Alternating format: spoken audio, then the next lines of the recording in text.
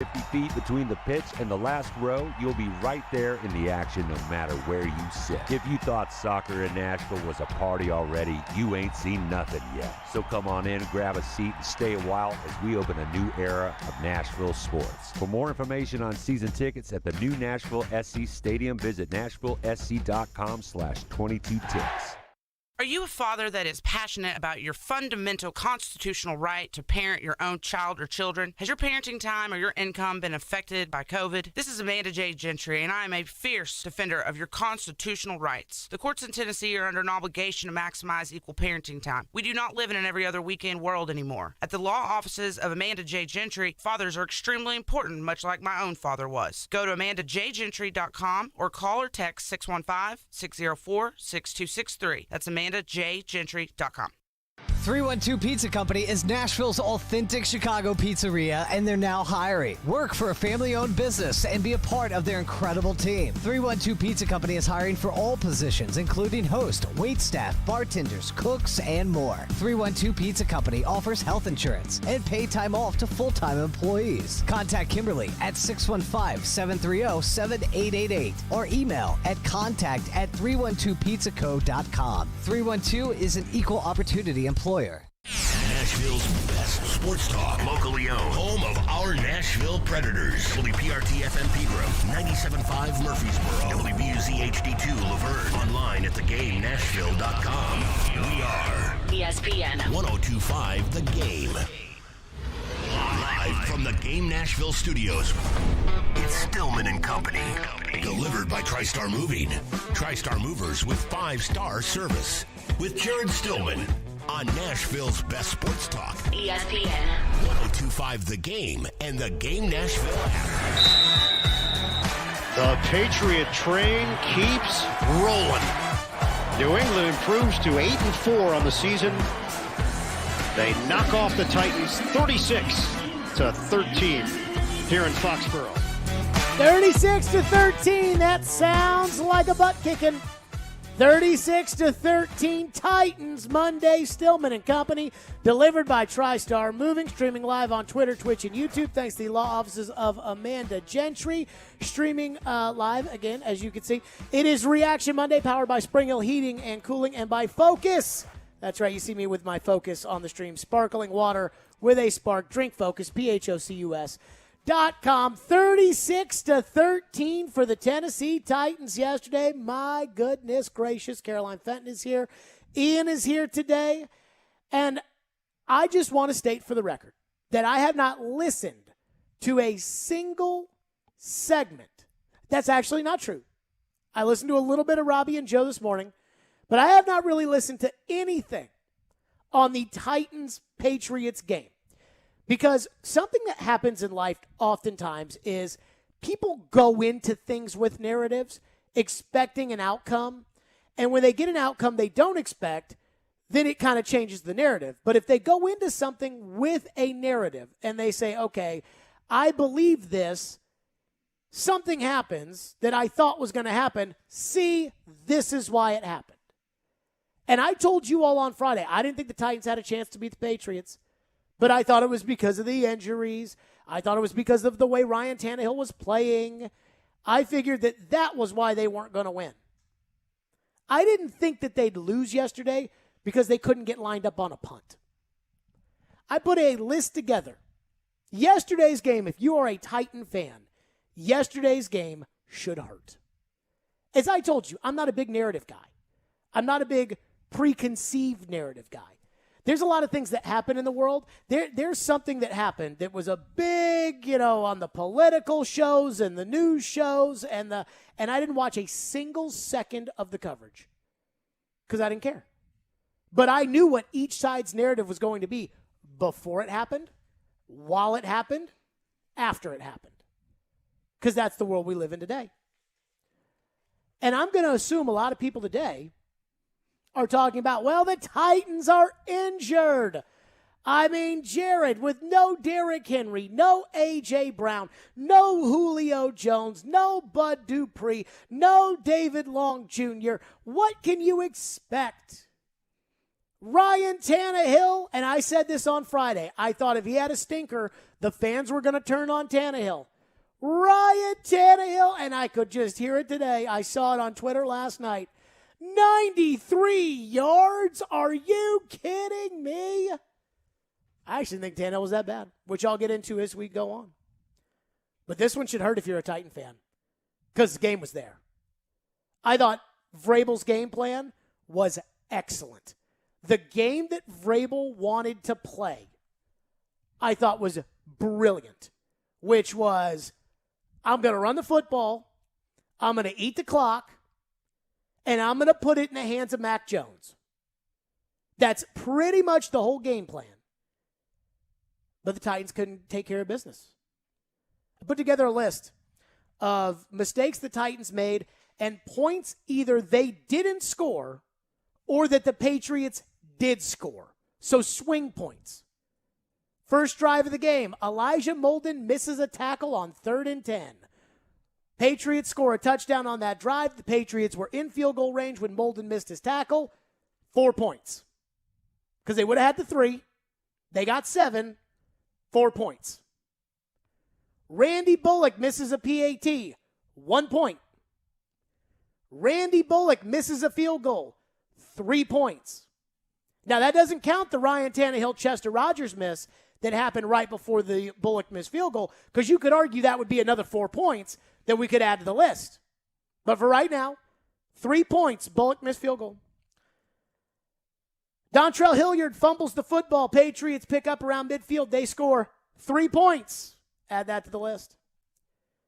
Dylan Cole drops a pick 6. The Patriots score a field goal on that drive. 10 points.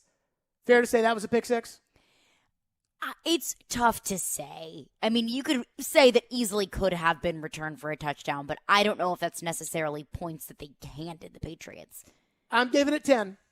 I don't know if I would. This is your Dante game. Foreman fumbles the football, 3 points, because you were already in field goal range when he fumbled that ball. And that right there, by the way, the Foreman fumble, that was the game. That play, it didn't end the game. The Todd Downing play call, which I'll get to in a second, that ended the game. But the Foreman, you very much had a ball game. And then J.C. Jackson makes a great play, and J.C. Jackson is a great player. And J.C. Jackson makes a play because Foreman's just exposing the football, and bang, pops that baby right out. Foreman's fumble, 3 points. Jack Rabbit Jenkins missed tackle on 3rd down on the Kendrick Bourne touchdown. By the way, everybody screwed up on that play. Byard screwed up on that play. Molden screwed up on that play. Jayon Brown, who screwed up on a lot of plays yesterday and might suck. Jayon Brown screwed up on that play. But Jack Rabbit Jenkins had an easy tackle. Missed tackle, touchdown. That's 4 points. Patriots were already in field goal range. Bad play call on the Tannehill interception. Oh, my God, Todd Downing. What in the world, what game was he watching? 4th and goal from the 2. Now, look, Foreman should have bounced it outside for a touchdown, which I think he would have walked into the end zone. If Foreman had seen it and had gone outside, he probably would have scored a touchdown. But it is 4th and goal from the 2. And you have Ryan Tannehill rolling out to one side of the end zone? So where you already have no space, you're going to cut your options down in half because now Tannehill's not a threat to run with the football. And neither are any of your running backs that are averaging about 7 yards a carry at this point. Your line that doesn't block well in pass protection but has been mauling the Patriots with run plays now has to pass block.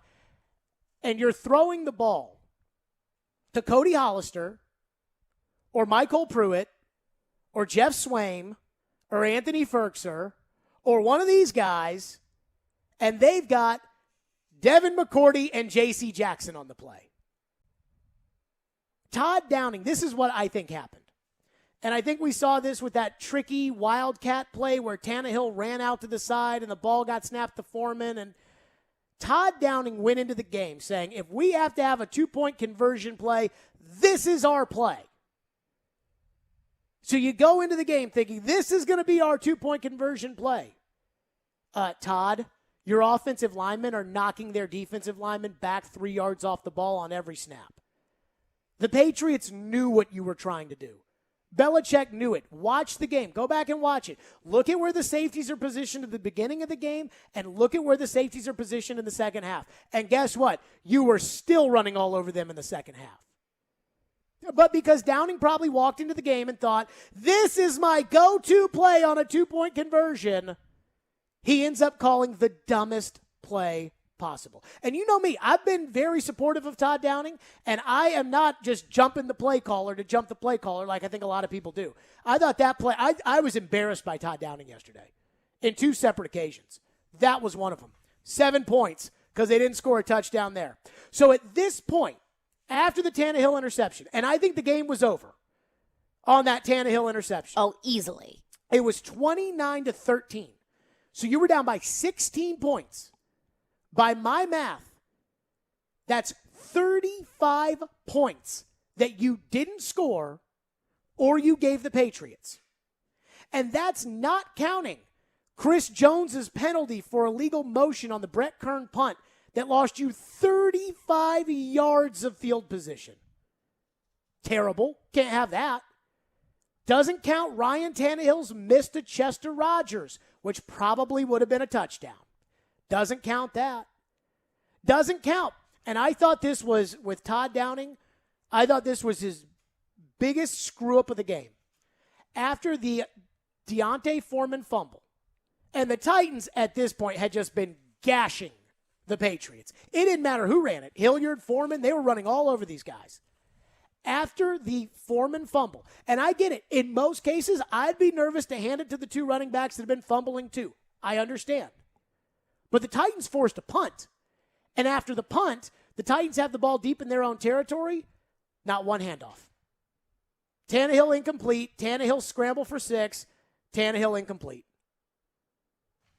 Do what got you there. Run the football. It doesn't count the 4th and 14 that I felt like they had to go for down by 16 at the end of the game.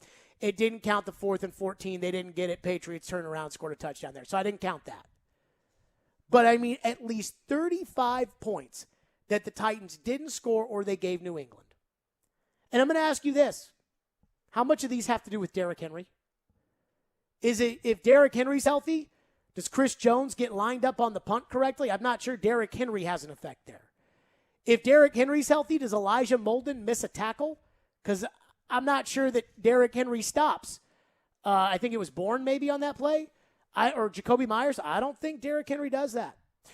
Kevin Byard whiffed on a ball that was thrown down the field. It was a 50-50 ball placed by Mac Jones. Byard tried to jump it. He missed it, and Jacoby Myers caught it. I don't think a healthy Derrick Henry affects anything on that play.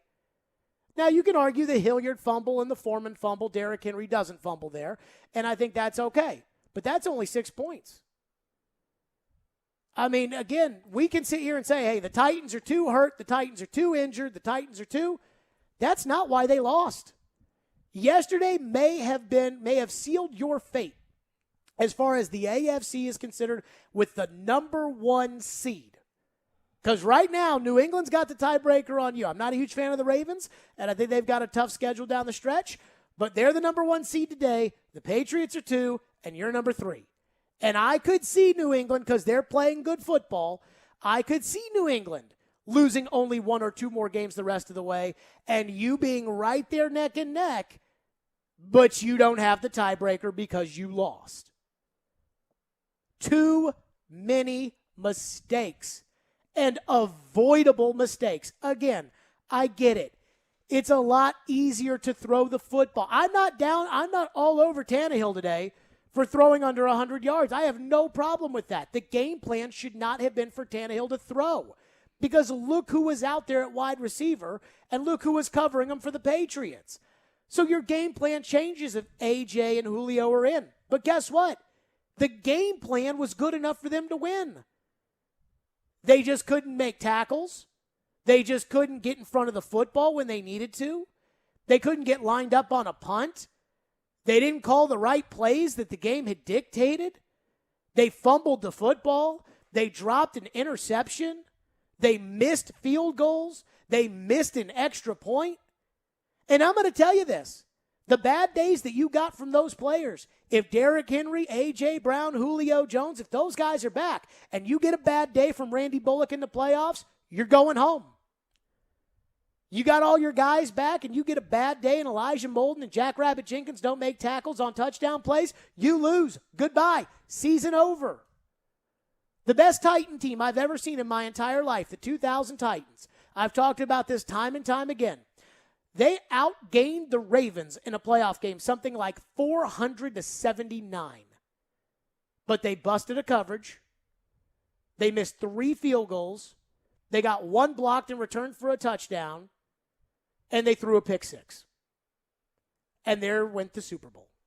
So I am really, really bothered by yesterday's loss because it would have been huge. Can you imagine the momentum for the Titans going into the bye week, which we all know they need, but the momentum for the Titans, if they had gone into Foxborough and beaten this Patriot team, which is a solid football team, but had they gone there and just made tackles and made field goals and caught the football or ran the right route or whatever happened on that Chester Rogers play, can you imagine if they had just put the ball in Tannehill's hands as a runner with an option for Foreman or an option for a Hilliard on 4th and goal at the 2? Can you imagine if they had just done the simple things? They win that game, everybody's talking about the Titans like there's no beating them. Like that Mike Vrabel can do no wrong. That this guy can have them up ready to play against anybody. It doesn't matter who's in, who's out. The amount of confidence the Titans could have walked away from in Foxborough if they had just made simple plays. I'm not asking Randy Bullock to hit a 63-yard field goal. What'd he miss from? 39? 44. 44. I'm asking you to make a chip shot. I'm asking you to make a PAT.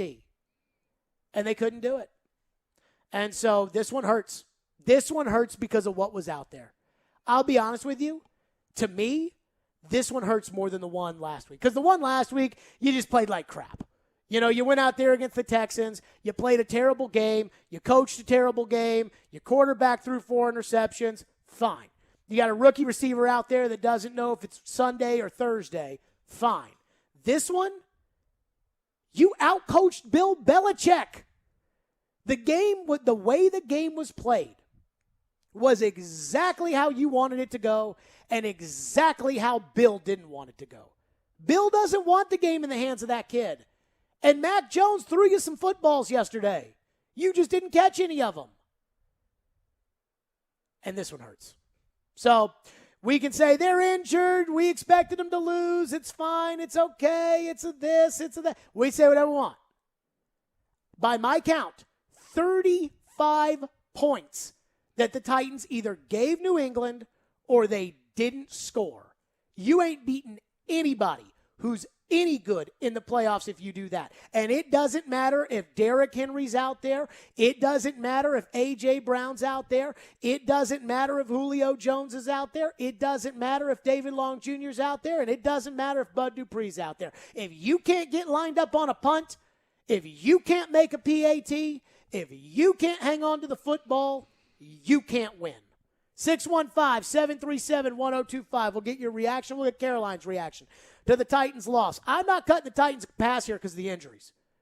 And I'm not dogging on Tannehill today. I thought the game plan from Vrabel was so awesome. I thought it was great. It was the game you wanted to play. And the Titans just couldn't come through on it. 615-737-1025 is our phone number. Again, it is, and I think this is great, it is a Reaction Monday, powered by Spring Hill Heating and Cooling and Focus Sparkling Water with a spark.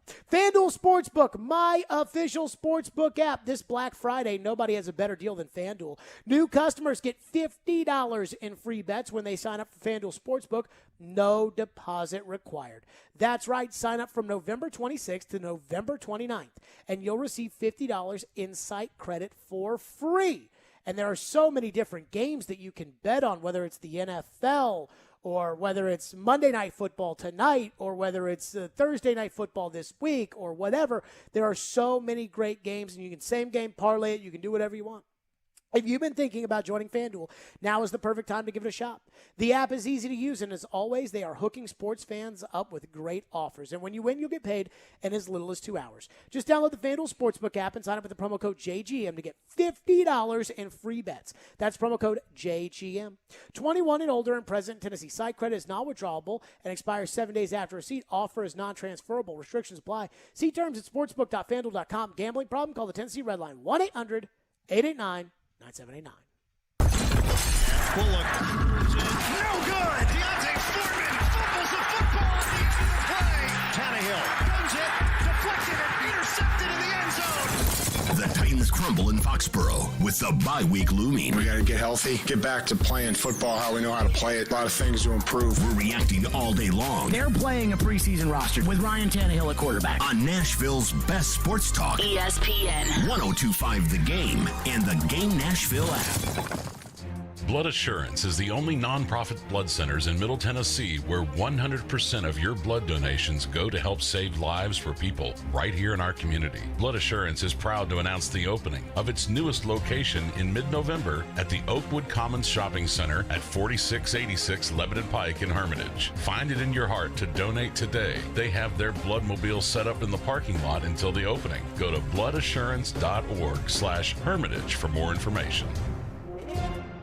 Let me tell you, the most expensive mistake a homebuyer can make is not shopping for the best mortgage. Hey, I'm Roger Moore, founder and CEO of Loan Pronto. It's a fact. Homebuyers who choose Loan Pronto save an average of $3,500. That is a ton of money for furniture or moving expenses. How do we do it? First, we don't charge our clients thousands in junk lender fees and closing costs, and our all-digital platform streamlines the process so you close faster and easier. Realtors love working with us, and we will work with your existing realtor, but don't make a decision about the loan until you call us. Listen, not all mortgages are created equal, and it pays to get a second opinion. Even if you've already started the process, we promise to beat your current offer, or we will pay you $1,000 for your time. So check us out at loanpronto.com or call us today at 615-499-5780. Lower rates, lower cost, and a stress-free experience. Again, loanpronto.com or call us at 615-499-5780. Equal housing lender, NMLS 1661781, subject to lender approval. Not all loans apply.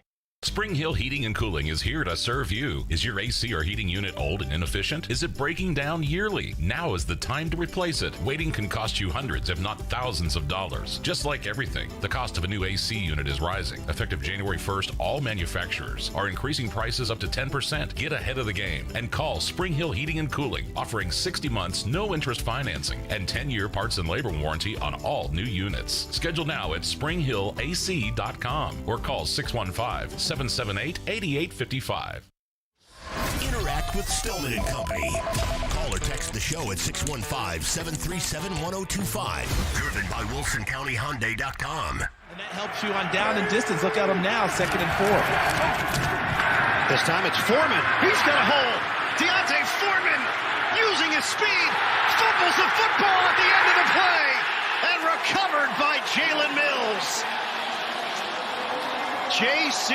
Jackson gets there defensively. I mean, I think you're always obviously disappointed and frustrated when you lose.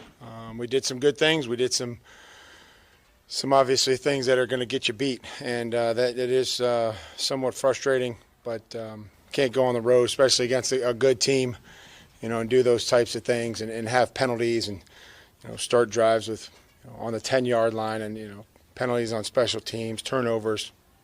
So you don't have to look too hard on why we lost. There you go. Again, by my count, 35 points. The Titans didn't score or they gave New England. And the Patriots are a solid football team. I do not think the Patriots will win the Super Bowl this year. I do not think they will go to the Super Bowl this year. But they are a solid football team. Titans had them. This is a game Titans could have won. Titans had them with essentially practice squad players. This was a game.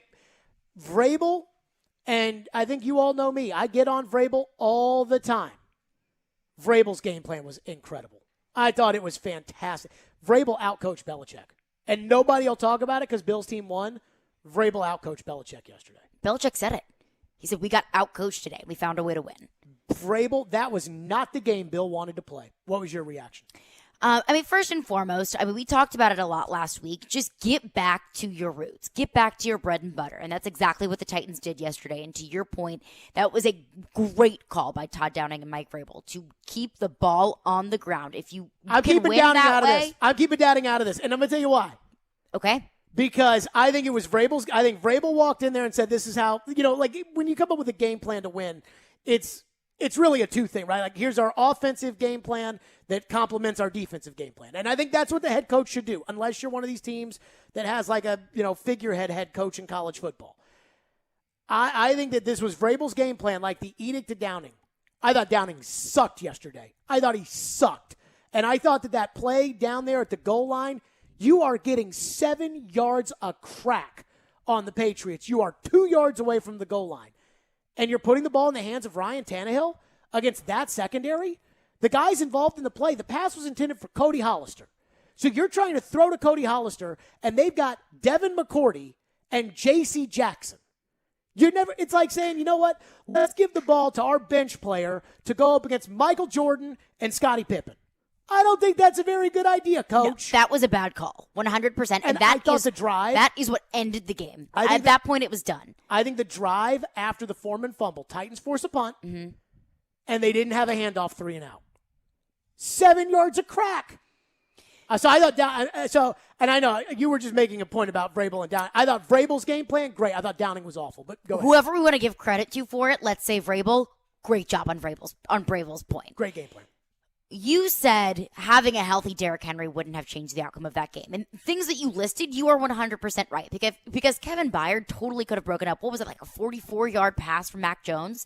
Just missed it. It just missed it. And you know what? You're going to miss balls. But it's your job to not miss those balls. And it's your job to stop those balls because the Patriots are a good enough team that if you give them the opportunity to move the ball 44 yards down the field, they're going to do it. Well, Byard gave him another opportunity, and Mac Jones missed a wide-open Hunter Henry for a touchdown. That is true.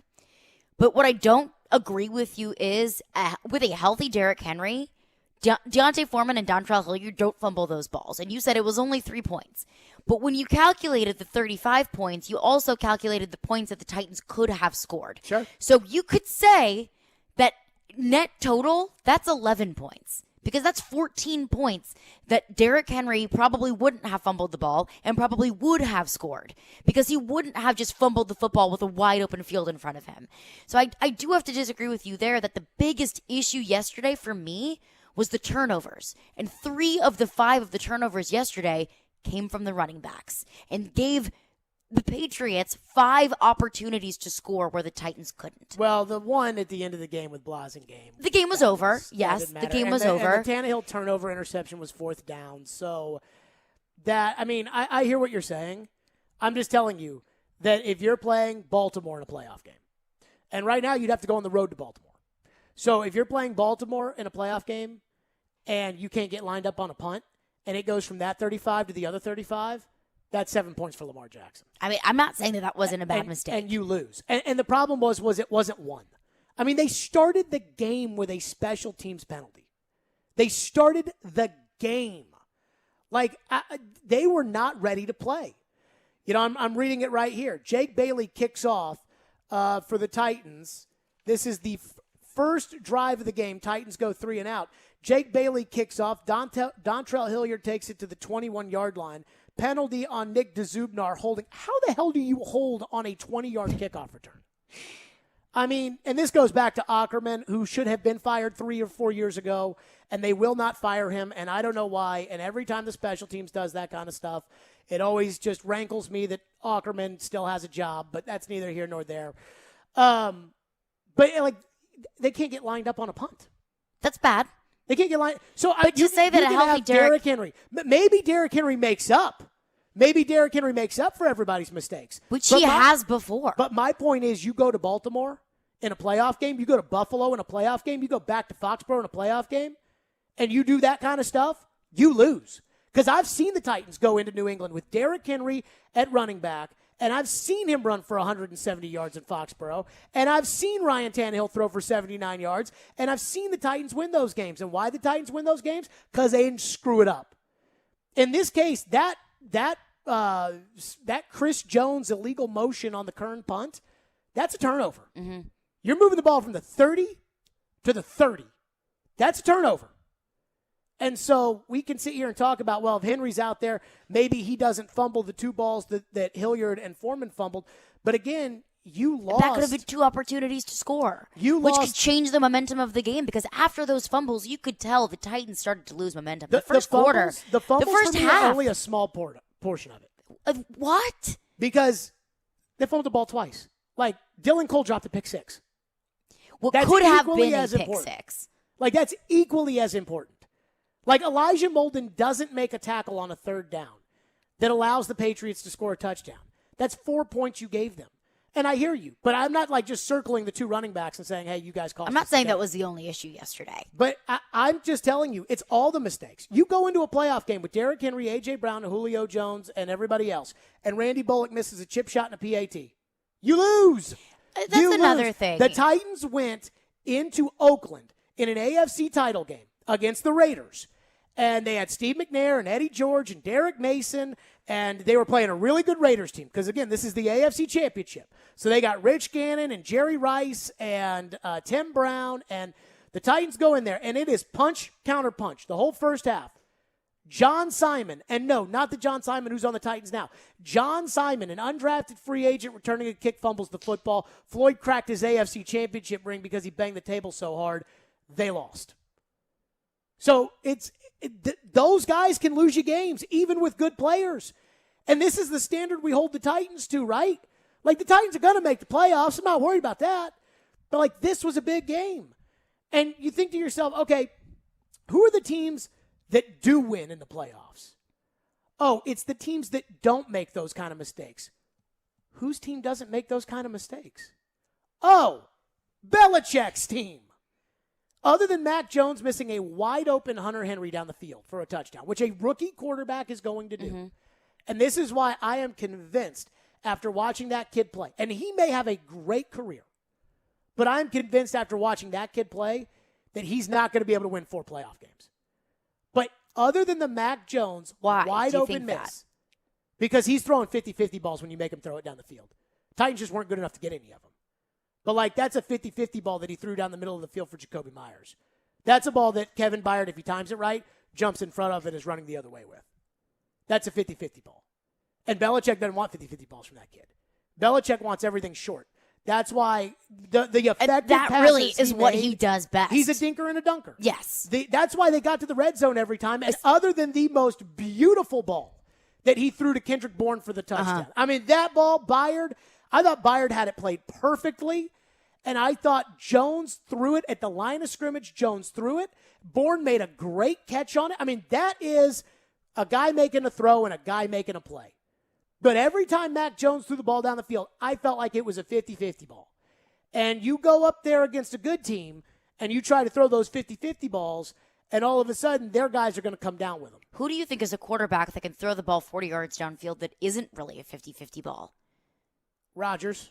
But are we expecting Mac Jones to be Aaron Rodgers in his rookie season? You know who you have to beat to win the Super Bowl? Aaron Rodgers. You got to beat those guys. Like Dak. Like, those are the guys that you got to, even in the AFC, you got to beat Patrick Mahomes. But he's still a rookie quarterback. That's why I'm telling you. That's why I'm telling you. I don't think he can win 4 games. Do I think he can have a great career and go down the line and eventually win, a Super Bowl or 2? I don't know. I mean, this time last year, everybody thought Justin Herbert was God's gift to football. And what's he doing now? So young quarterbacks are incredibly hard to evaluate. I'm just telling you, Bill doesn't trust that kid. That's why everything is a screen, everything is short, everything is, and that's why the game plan was so good from the Titans. Because Jones played the game. That's not what Belichick wanted. Belichick wants to run the ball, and the Titans knew it, and the Titans stopped it. And that's where the game plan for the Titans on offense, Titans didn't want to throw the ball. Titans had Nick Westbrook-Akina was the best wide receiver out there. Cody Hollister was the second best wide receiver. And that's another frustrating thing, is that the Patriots had to know that the Titans wanted to defer to running the ball, and they still couldn't stop the run. That's when you know you can run the ball. That's frustrating. When you can look at a guy and say, it's coming, and they get it, and they still can't stop it. Vrabel was great yesterday. I mean, Vrabel's coaching. Now, again, some of the other issues I didn't like. But I mean, this was how Vrabel wanted the game to be played. Titans just missed tackles, missed field goals, dropped interceptions, fumbled the ball. And you can't do that in the playoffs. And that's the standard that we're holding the Titans to. And so that's why I kept saying this one hurts. We're to your reaction next. 615-737-1025 is our phone number. 615-737-1025. Again, our phone lines are driven by WilsonCountyHyundai.com, which we'll get to.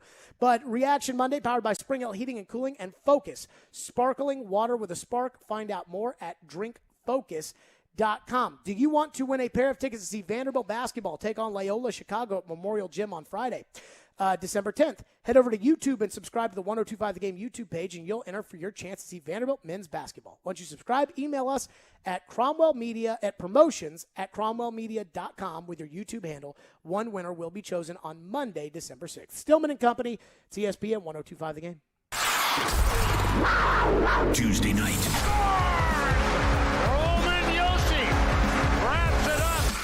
Roman Josi and the Predators return to home ice to kick off a homestand against the Columbus Blue Jackets. Pre-game at 6, face-off at 7 on Smashville's best sports talk. ESPN 1025 The Game and the Game Nashville app.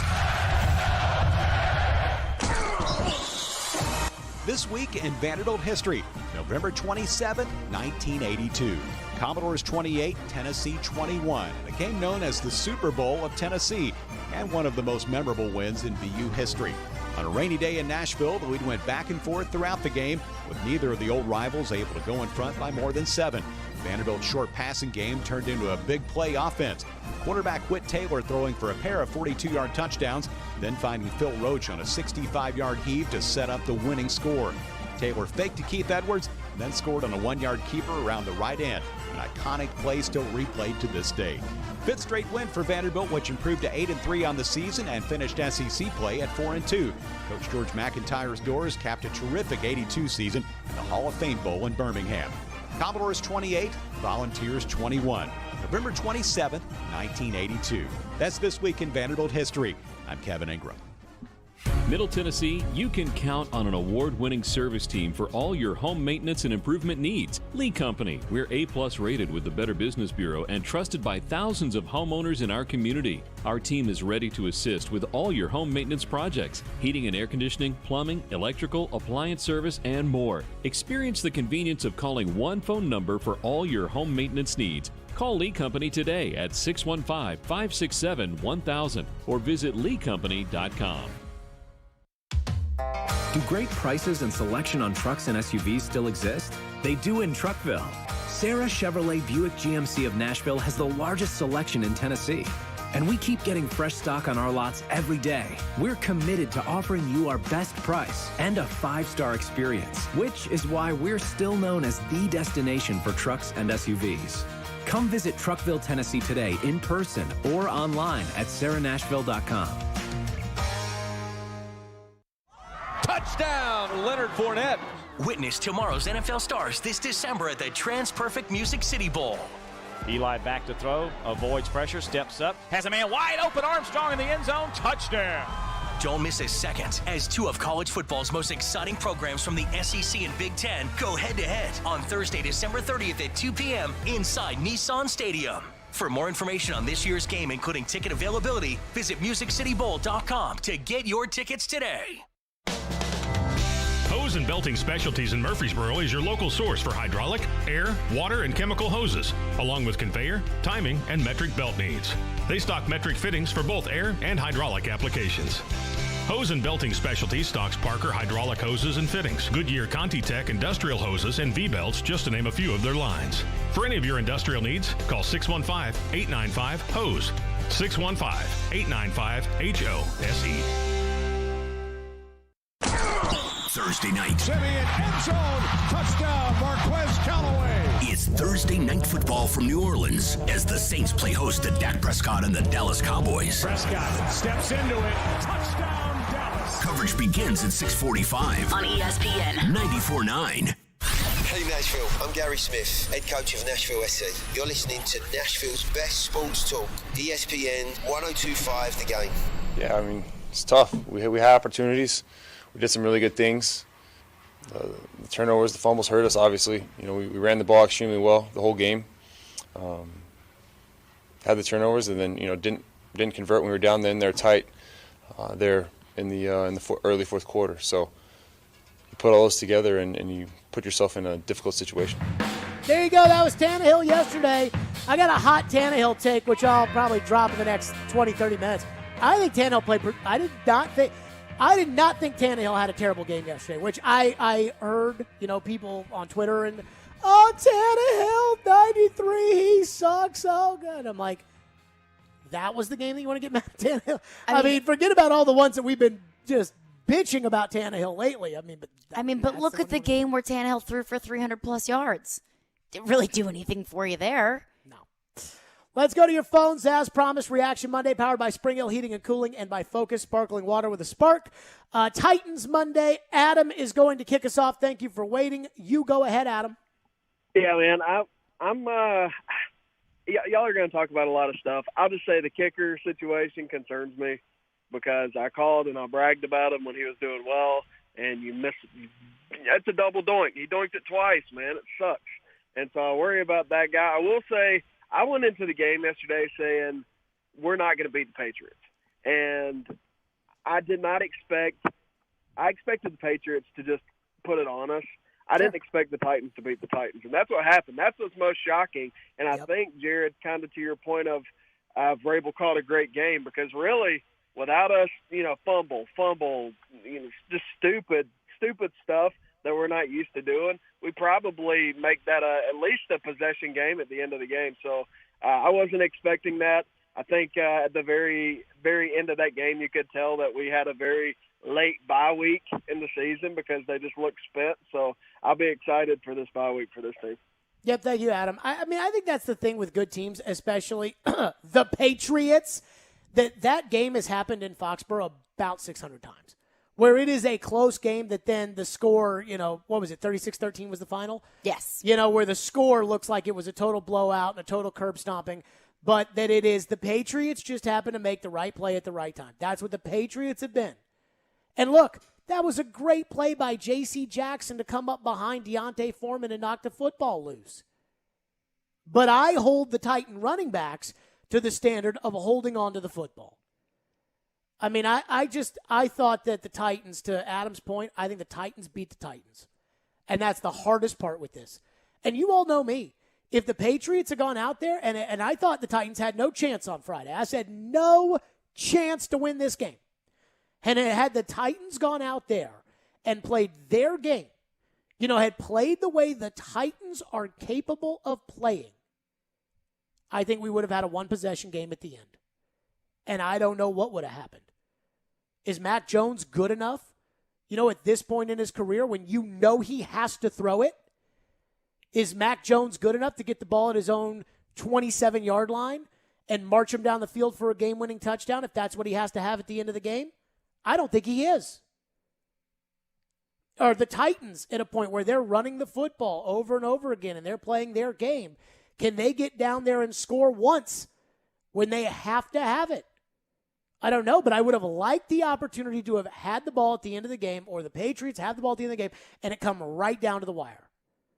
Again, you're not going to play mistake-free football, but you're also not going to give up 35 free points one way or another, you know, swing points you could have scored or you gave them, and expect to beat anybody in the NFL, especially the New England Patriots, who I thought yesterday gave the Titans 7 points. Or maybe, and I don't know how the drive ended where Jones missed Hunter Henry for the touchdown. Mm-hmm. Maybe it was 4 because they kicked the field goal. I can't remember. But, I mean, that was the one play where, I mean, Byard was dead to rights. And if the ball had been put on Hunter Henry, it would have been a touchdown. Ralph is up next here on Stillman and Company on Titans Monday. Thank you for calling. Go ahead, Ralph. Hey, Jared, how are you? Good. Ravens threw 4 interceptions yesterday, and they still won because they have studs on their defense. And Titans' defense became soft again, just like last year, especially with that guy, Jack Rabbits. I mean, I don't see never a bad play stay on the roster for that long. I mean, he was trying to tackle players from them helmets a couple of times yesterday, and he got called for one of them penalties. I got to throw up when I see him every time. I cannot stand that guy. Ralph, I hear you. Ralph, I hear you. I appreciate your call. I appreciate your call. Nowhere. Yeah. I mean, I do think Jack Rabbit kind of sucks. I mean, the face mask penalty. Although I thought that was kind of a soft call. He grabbed his mask and pulled him down. No, that was Farley who grabbed the mask. No, it was Jack Rabbit. I mean, Jack Rabbit's hands were like around the face mask, but I didn't think that he like grabbed the face mask. Like if this were the old days, I think it was a fair call. If this were the old days where there was the 5-yard face mask and the 15-yard face mask, it'd be the 5. I would have been okay with the 5. Yeah. On that one. But I didn't think that warrant. That's just me on that. But I mean, the attempt on the Bourne touchdown for the tackle attempt right there. I mean, that's just you can't win with that. I mean, that final, was that the last touchdown of the game, last Patriots touchdown of the game? Kendrick Bourne runs it in? No, they scored one after the Titans went for it on 4th and 15 and didn't get it. But the last meaningful touchdown was the one where Byard and Molden ran to the middle, and then Bourne caught it, and then he slipped out of Jenkins. Couldn't tackle And then Jayon anything. Brown was trying to run him down from the back. And I mean, tackling was an issue yesterday. by the way, Jayon Brown, woof. Maybe it's because we've gotten to see David Long Jr., who's much better than Jayon Brown. But, God, he stinks right now. Maybe he's just so injured that it does. But, woof. Let's go to Lorenzo, who's up next and has been holding patiently. Thank you for calling. Go ahead, Lorenzo. Hey, what's going on, y'all? Big fan of the show always. Thank you. So I think more than anything, we lost this game. You know, mistakes happen to those that are less talented. We didn't have a lot of talent on the field. And over Getting a lined quarter, up on a punt? Well, you look at it, you know, as far as fumbles. You know, Deontay Foreman and, you know, they were probably working at Home Depot just 2 weeks ago, and then they get a phone call to say, hey, you're about to be our starting running back. Do you think Austin Peay could beat Alabama? You know, over a 4-quarter period, talent oversees and overcomes, you know, lack of talent. And Here's yes, where I there disagree was- with you, though. Like Dylan Cole's an off-the-street guy, right? Yes. But don't we still expect him to catch it when Mac Jones throws it right to him? Yeah, for the most part, yes, I agree. But some mistakes that happened yesterday were, again, turnovers for guys that barely has even played in the preseason. I mean, these guys have just been picked up from working at Kroger, bagging But groceries. that's now you're on 3 points. Like, I hear you. I get you. That's 3 points, though, on the Hilliard fumble that New England scored, and it was 3 points that you didn't score on the Foreman fumble. That's 6 points. You know, like, and you should be able to overcome that. And I'll give you an example. Hilliard on the next carry goes for 65 yards and a touchdown. And we've always said this about the good quarterbacks, that they can throw interceptions because they'll make up for it. I mean, my bigger issue is you're missing PATs. You can't get the guys lined up for a punt. You're getting a holding call on the opening kickoff. You don't have to be good to not do that. Well, I think if those plays would have been executed, we still would have lost this football game. Because, you know, there were times New England made mistakes, too, where they could have scored some more points. So I think it evened out. I thought our offensive line played very well. I just, you know, those guys, those field position guys, I mean, we have the most injuries of any team in the league. Not to make an excuse, but it made a big factor in this game against a very good football team. Sure. So, Lorenzo, I appreciate your call. Yes, sir. I just don't agree with that. I don't agree with that. That's like the narrative that's coming out. And I only watched the very end of the Colts Buccaneers game. But so because I've heard a lot of people opine on the Titans Patriots that clearly didn't watch the game and understand what they were watching. But I mean, it seems pretty simple to me that you're up 28-14. Jonathan Taylor's running all over Tampa Bay. And then you stop, or you're playing well, and they're stopping Jonathan Taylor. And then you don't give the ball to Jonathan Taylor anymore, and you lose. And it's like, well, shucks, how did we lose? And it was like, because you didn't give the ball to Jonathan Taylor. And now people are coming out saying, that's not why they lost. And I'm like, it probably is. I think people have this narrative that, like, you know, the Titans were injured, so the Titans lost because they were injured. And I just don't buy that, like, the game wouldn't have been that close in the first half if it was a game that was unwinnable for the Titans. Well, and Ian, I want you to tell me if you think I'm right on this. I think that yesterday's game would have really bothered Floyd. Like the little mistakes, like especially the special team stuff, because he was a special team guy. For sure. Like that stuff really would have chapped his butt. I think Adam said it well. You know, it's one thing to get beat, but when you beat yourself, Yeah. I think that really drives coaches crazy. You know, when you make mistakes like that, you look undisciplined, you're taking penalties, you're turning it over. It does look pretty rough. It does feel bad, I'd say. Yeah. We're back to your phones next. 615-737-1025. 615-737-1025. Plus, is it time to go back to the kicking carousel? Is it time? It was nice. It was nice when they had a kicker you could count on. Are we back to the kicking carousel? That's next. Stillman and Company. It's ESPN 102.5 The Game. From the Fox 17 News Code Red Weather Center. I'm Fox 17 News Code Red meteorologist Dan Guthrie. Chilly this afternoon, highs in the low to middle 40s under mostly sunny skies. We will be a little bit warmer this weekend with highs back in the 50s. This weather report brought to you by Hiller Plumbing, Heating, Cooling, and Electrical. Call the Happy Face Truck today. We're painting the town Preds. Head to Bridgestone Arena Tuesday, November 30th to watch your Nashville Predators take on the Columbus Blue Jackets. Single game tickets are available now. Visit NashvillePredators.com/tickets. Don't miss out. Reserve your seats and grab your gold because Smashville is waiting for you. It's the Nashville Predators against the Columbus Blue Jackets. NashvillePredators.com/tickets. Grab your tickets and get your gold on, and we will see you at Bridgestone Arena. Let's go, Preds.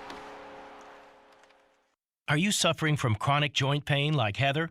I have terrible arthritis and have had it for quite a while, and I've gone to all kinds of doctors trying to figure out what to do, and everybody just said surgery, and surgery was months of rehab, and I didn't want to do that. But then Heather discovered QC Kinetics, local medical professionals who specialize in natural biologic treatments, non-invasive solutions designed to repair and restore damaged tissue in your joints. And she absolutely loves the results. I like to tell anybody who's suffering that there are options that are not steroids, that are not surgery. You owe it to yourself to find out about QC Kinetics and find out what they can do for you. No surgery, no drugs, no downtime. Discover QC Kinetics and learn more about natural biologic treatments with lasting results. Call QC Kinetics, 615-249-4024. That's 615-249-4024. Don't wait. Call today. QC Kinetics, 615-249-4024.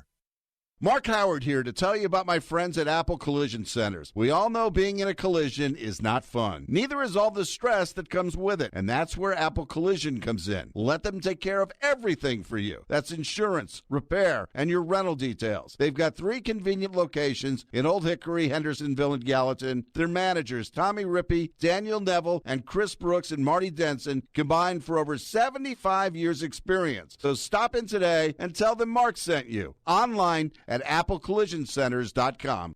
When a nasty cold keeps you up all night, Vicks NyQuil Severe gives you powerful relief from your worst cold and flu symptoms, which changes a night like this into a night like this. That's better. NyQuil Severe. The nighttime sniffling, sneezing, coughing, sore throat, stuffy head, aching, fever, best sleep with a cold, medicine. Use as directed. Find it in the cold and flu aisle at a Walmart near you. Darren McFarland. That should get you in the mood for a game tonight. Willie Donick. I think between 5.5 and 6 is probably in the ballpark. Chase McCabe. Typically, I like to take the most difficult task and do it first. Darren, Donick, and Chase have you covered weekdays from 10 to 2. Presented by Curacion CBD on Nashville's best sports talk. ESPN 102.5 The Game and the Game Nashville app. This is Stillman and Company. Delivered by TriStar Moving. Tune into the NFL Game of the Week on ESPN 102.5 The Game, brought to you by Red Spirits and Wine in Bellevue. The Game of the Week this Sunday on 102.5 The Game is the Ravens and the Steelers with a 3:25 kickoff. That's a big one. Titans are going to need the Steelers to win that for them. Okay, before we get back to your phones, Randy Bullock, doink, gets another crack at it. Doink. Doink! Is it time to go back to the kicking carousel? Here's how I feel about it. The Titans have been on and off the kicking carousel so many times this season. Am I ready to can Randy Bullock? No. Am I concerned? Extremely. How did the Saints lose that game here? Probably could be a couple reasons. Extra points. Extra points. And I'm really worried that if Randy Bullock continues to go down this road, which I don't think he will, because if you see the sample size of what he's been able to do for the Titans versus some big doinks, he's done way more good than bad. But I'm concerned because we've seen it come down to extra points before, and it will happen again. And a 44-yard field goal, you have to be able to hit that. So if 50, 52, 54, if you doink it, that's fine. If I were John Robinson, this is what I would do. I'd bring out every kicker this week during the bye week, and I'd work them all out. And I'd make sure that Adam Schefter and Ian Rappaport and all those losers know that. Hey, we're working out Zane Gonzalez. I'm sure he's on a team now. I don't. We're working out Bobby Lewis is coming out here to go try out. Elliott Fry is coming out to work out for us. Who are some other kickers here? Kerry Spear, we're working him out today. I know he's got a real job, but we're bringing him out. We're working them all out. We're working out every kicker. Can you kick? Work them out. Sarah Fuller, bring her in here, work her out. I'm working them all out. And if I like one, I'm signing them to the practice squad. And I want Randy to know. Randy, you're kicking the next game. But I don't know if you're kicking after that. Your leash is short now. I don't know if you know. Because there is nothing that I'd rather. There's certain positions where you can't put pressure on. You can't put pressure on Tannehill not to turn the ball over. You just have to hope that he stops doing it. Kicker is not one of them. Making extra points is your job. People were tweeting me yesterday, and they were saying, hey, they were telling me, hey, he's had a bad day. He's had a lot of good days so far. He's had a bad day. No. Kickers work 17 days out of the year. 17. Well, they go to practice. 18, 19, 20, maybe 21 if you're lucky. You can't have a bad day. You can't have a bad day as a kicker in the National Football League. And I also don't want to hear Titans fans say, no, I don't want to go back on the kicking carousel. Would you rather have a kicker that misses 40-yard field goals and 2 extra points over going back into the kicking carousel and finding a guy who can? Now, I'm not saying that I'm ready to get rid of Randy Bullock. I'm working them all out this week, though. I'm working them all out. Your leash is an inch short, Randy. Oh, my God. Inch Wednesday. Short. Line them up. Who's the director of player personnel or whatever the title is? Ryan Cowden? Well, line them up, Ryan. I want 7 kickers in here this week. I want it to look like Nashville SC out there.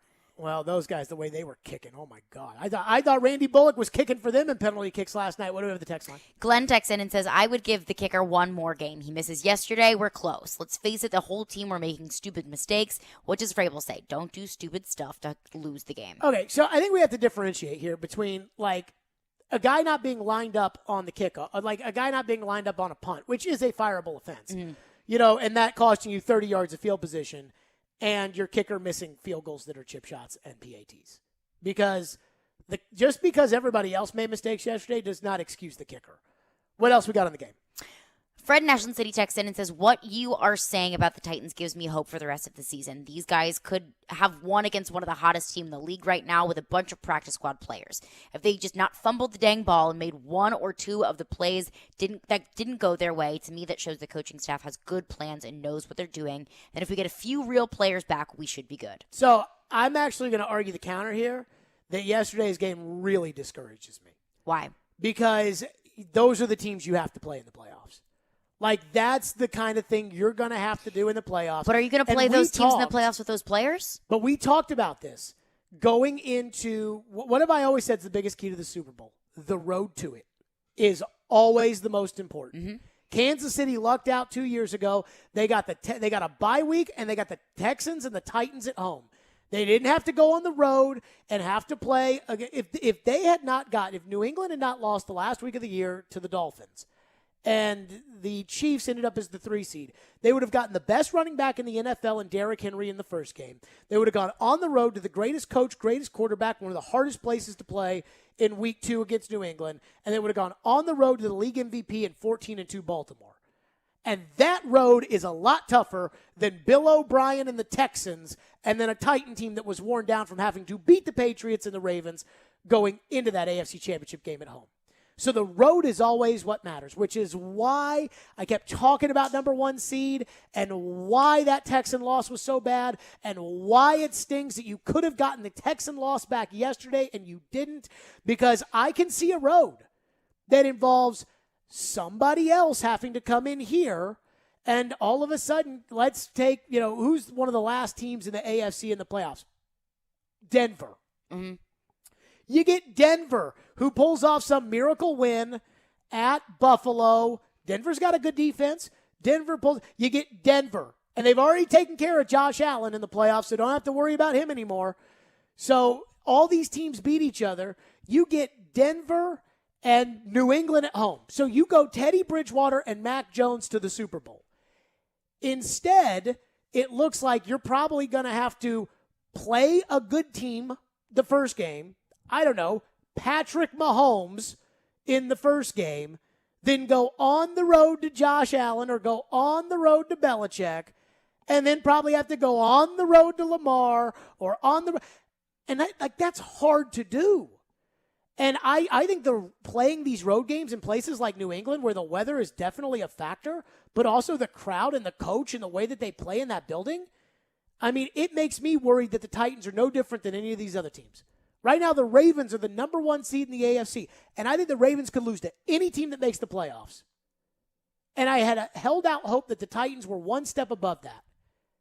And now I think the Titans are right there with everybody else. I think the Titans are right there with Cleveland right now. Now, they got a better record because Derrick Henry helped them get a better record to start. But I think there's no difference between the Titans and every other team in the AFC right now. And that scares me because now you're losing games that are going to keep you away from playing at Nissan Stadium and are going to keep you away from the most advantageous matchups come the playoffs. Do you give any sort of injury pass? And I know that the NFL doesn't care if you have injuries. I do not for yesterday because of how the game shook out. Had the Patriots just gone in there and just beaten the Titans, then I think you could have had some sort of an injury pass. But also, other than Derrick Henry, I'm not sure I can trust the health of any of these guys. I mean, AJ's always hurt. Julio's always hurt. Bud Dupree's always consistently hurt. And I could make the argument that I think Bud Dupree is honestly maybe the second most important guy who's gone behind Derrick Henry. Because when Bud Dupree was healthy for the 2 games he was healthy. Ooh, that defensive line was a force. The Chiefs and the Rams. I mean, look at what they were in the Chiefs and the Rams. So make of it what you will. 615-737-1025. We're back to your phones. Coming up next. Boy, a lot of people are mad at Tannehill. Is it right to be mad at Tannehill? We'll discuss. Stillman and Company, it's ESPN 102.5 The Game. From the Music City Bowl, 84 yards for the touchdown, to the Rose Bowl and Sugar Bowl on New Year's Day, touchdown, to the College Football Playoff and National Championship. Gets around and leaps to the end zone. Your home of college football's bowl season. This is an incredible moment for our program. Is 102.5 The Game, ESPN 94.9, and the Game Nashville app. ElectronicExpress.com. We make it happen. Hi guys, it's Andrew with Hillside Medical Clinic. Are you struggling with erectile dysfunction and sick of the pills? Well, we have a major medical breakthrough. The Wave technology at Hillside Medical Clinic was tested by Cambridge University and the Cleveland Clinic, and the results are in. It's proven to increase blood flow by repairing blood vessels. No pills and no side effects. If you're ready to put a stop to your ED by treating the root cause, call us now. And not only will the assessment and blood flow ultrasound be free, we'll also include something unique that produces powerful results in the bedroom. I don't think I've ever seen it fail. This is a $600 value, free to those that call in the next 2 minutes. 615-576-5000. That's 615-576-5000. Guys, put a stop to your erectile dysfunction and get your love life back. Call Hillside Medical Clinic now to qualify. 615-576-5000. Hey. Hey. Nice tailgate setup. Thanks. Dos Equis? Sure. Really hits the spot. Oh, yeah, that's good. Well, I hope your team never wins as long as I'm alive. Same to you. A dose of respect. Brought to you by Dos Equis, proud sponsor of college football. Get a dose. Enjoy Dos Equis responsibly. Copyright 2021. Imported by Cervezas Mexicanas, White Plains, New York. Hey, it's Jared. Your body needs water. That doesn't mean it has to be boring. And I'm here to tell you to give Focus a try. Focus is a sparkling water with a spark. It's infused with a boost of natural tea caffeine, so you get clean energy without sugar, calories, or crash. Go to drinkfocus.com to find the full lineup of flavors and get them delivered right to your door. Enter promo code GAME at checkout for 15% off your first order. Focus is also available at your local Publix. That's Focus, P-H-O-C-U-S, on the web at drinkfocus.com. Hey, it's Chase McCabe of Darren Donick and Chase. Your favorite game, Silly Underdog Picks, it's back. Get your friends and sign up to play today. Pick 3 football underdog teams each week that you think will win outright for a chance to win weekly prizes. Then go to thegamenashville.com or the ESPN The Game Nashville mobile app and sign up and play. Then tune in every Thursday at noon on our show to hear former NFL players Chris Sanders and Kelly Holcomb plus Darren McFarland and yours truly make our picks. It's Silly Underdog Picks, presented by Volunteer Hose and Gasket. Treating erectile dysfunction with acoustic wave therapy has been getting a lot of attention lately. But you should know that some are promising results we just haven't seen and charging a lot of money for the treatments as well. This is Kim for the Tennessee Men's Clinic, and if you're looking at acoustic wave therapy or any option to help your ED, you really should call us first. Unlike wave therapy-only clinics, the Tennessee Men's Clinic wave therapy protocols do use acoustic wave technology, but we also often combine it with other treatments that can give most of our patients far higher satisfaction rates.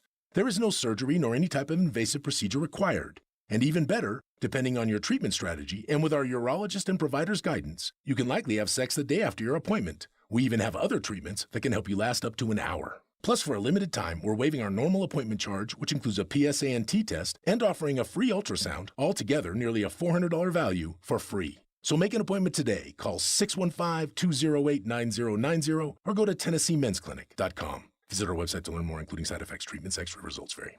Nashville's best sports talk, locally owned, home of our Nashville Predators. WPRT FM Pegram, 97.5 Murfreesboro, WBUZ HD2 Laverne, online at thegamenashville.com.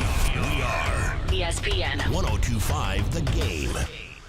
Live from the Game Nashville studios, it's Stillman and Company. Delivered by TriStar Moving. TriStar Movers with 5-star service. With Jared Stillman. On Nashville's best sports talk. ESPN 102.5 The Game and the Game Nashville app. Stillman and Company is delivered by TriStar Moving. ESPN 102.5 The Game, streaming live on Twitter, Twitch, and YouTube. Thanks to the law offices of Amanda Gentry. Reaction Monday, powered by Spring Hill Heating and Cooling and Focus Sparkling Water with a spark. DrinkFocus.com. Titans lose to the Patriots 36-13, though it was much closer than the final score indicated. Ryan Tannehill, 11 of 21, 93 yards, 1 touchdown, 1 interception. He was sacked twice for 8 yards and had a quarterback rating of 60.2. Now, I said on Friday's show to Chase McCabe that I believe Titan fans were going to turn on Ryan Tannehill if he threw out a stinker against the Patriots. Now, whether or not that would be right, whether or not it'd be Tannehill's fault, whether or not I didn't know any of that. But I thought the Titan fans would turn on Tannehill.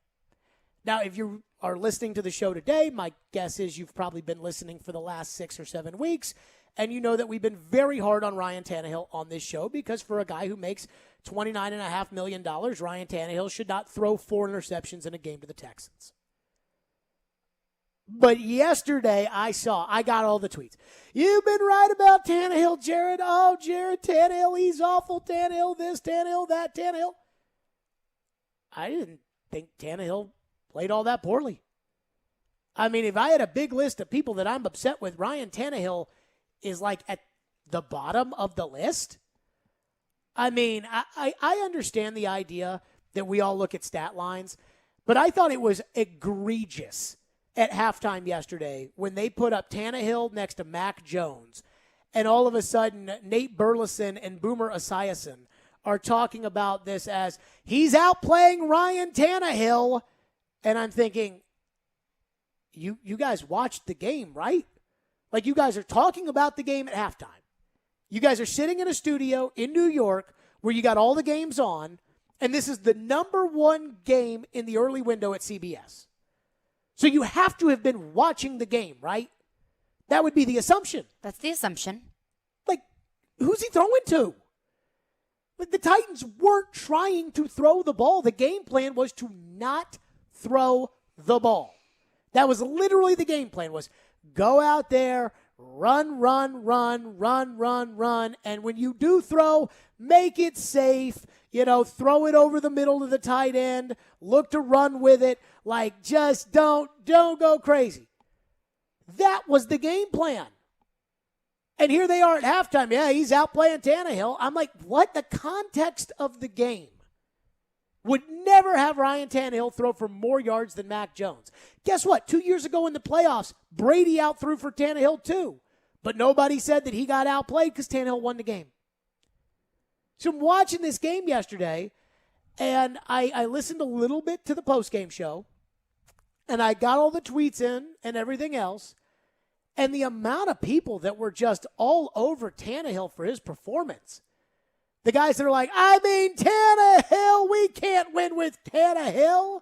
I'm like, Tannehill played this exact game in Foxborough 2 years ago, and you beat Tom Brady. The exact game. And now you're mad at him? Because it didn't work. He threw one interception, and it was on a fourth down play where the ball had to come out anyways. It wasn't like, hey, if we don't get this one, if you don't have it open, throw it into the eighth row. It wasn't one of those plays. It was 4th and goal at the 2. Logan Woodside was really good about not throwing the football to the other team in training camp this year. They go down to Tampa Bay, and Logan throws 3 interceptions in a row in a goal line drill against the Buccaneers. And I'm like, what in the hell has gotten into Logan Woodside? And so I asked Vrabel after the practice, I'm like, what was up with Logan's interceptions? And Vrabel said, well, that drill was a last play of the game scenario, so the ball has to come out. Well, in that case, for the Tannehill interception, the ball had to come out. Now, I thought it was a terrible play call, but I don't think that's Tannehill's fault. I mean, the fans have got to understand when to be mad at Tannehill and when to not be mad at Tannehill. And yesterday, I think Tannehill played okay. See, I get mad at Tannehill when the decisions are bad. I get mad at Tannehill when, in a game against the Chiefs that they pretty much have in the bank, he gets scared of the rush and throws the ball over to the middle right into the hands of the linebacker. That's what I don't like. I don't like when he's about to get sacked against Indianapolis and he just throws the ball and it aimlessly falls in the middle of the field because he's trying to get rid of it. Or the intentional grounding he took against the Texans the other day. I can't stand those. That interception down around the goal line, I got no beef with that one. I have no problem with Tannehill for that. Tannehill could not throw to win this game. He didn't have any players to throw to win this game. They never got him a tight end. He had no wide receivers. Titans were running it at 7 yards a crack. The game plan was spot on. So again, know when to be mad at Tannehill, know what to blame Tannehill for, but yesterday it wasn't that. And I'm afraid of this. I'm afraid that the fans are just going to look at the stat line. And that bothers me because you all watched the game. The stat line and the score, because both of which I don't think tell a true story of exactly how the game looked yesterday. No. And to the fans that are upset at Ryan Tannehill, I defer to the Texans game. Because after the Texans game, after Ryan Tannehill threw 4 interceptions and threw for 300-something yards, the fans were saying, run the ball, run the ball, run the ball. Don't all of a sudden try and recreate the wheel just because you don't have... I don't know if the fans were saying that. I know I was saying that. I think the fans were. I think the fans were. Maybe I'm wrong. Maybe I'm wrong. I think the fans should have been saying that.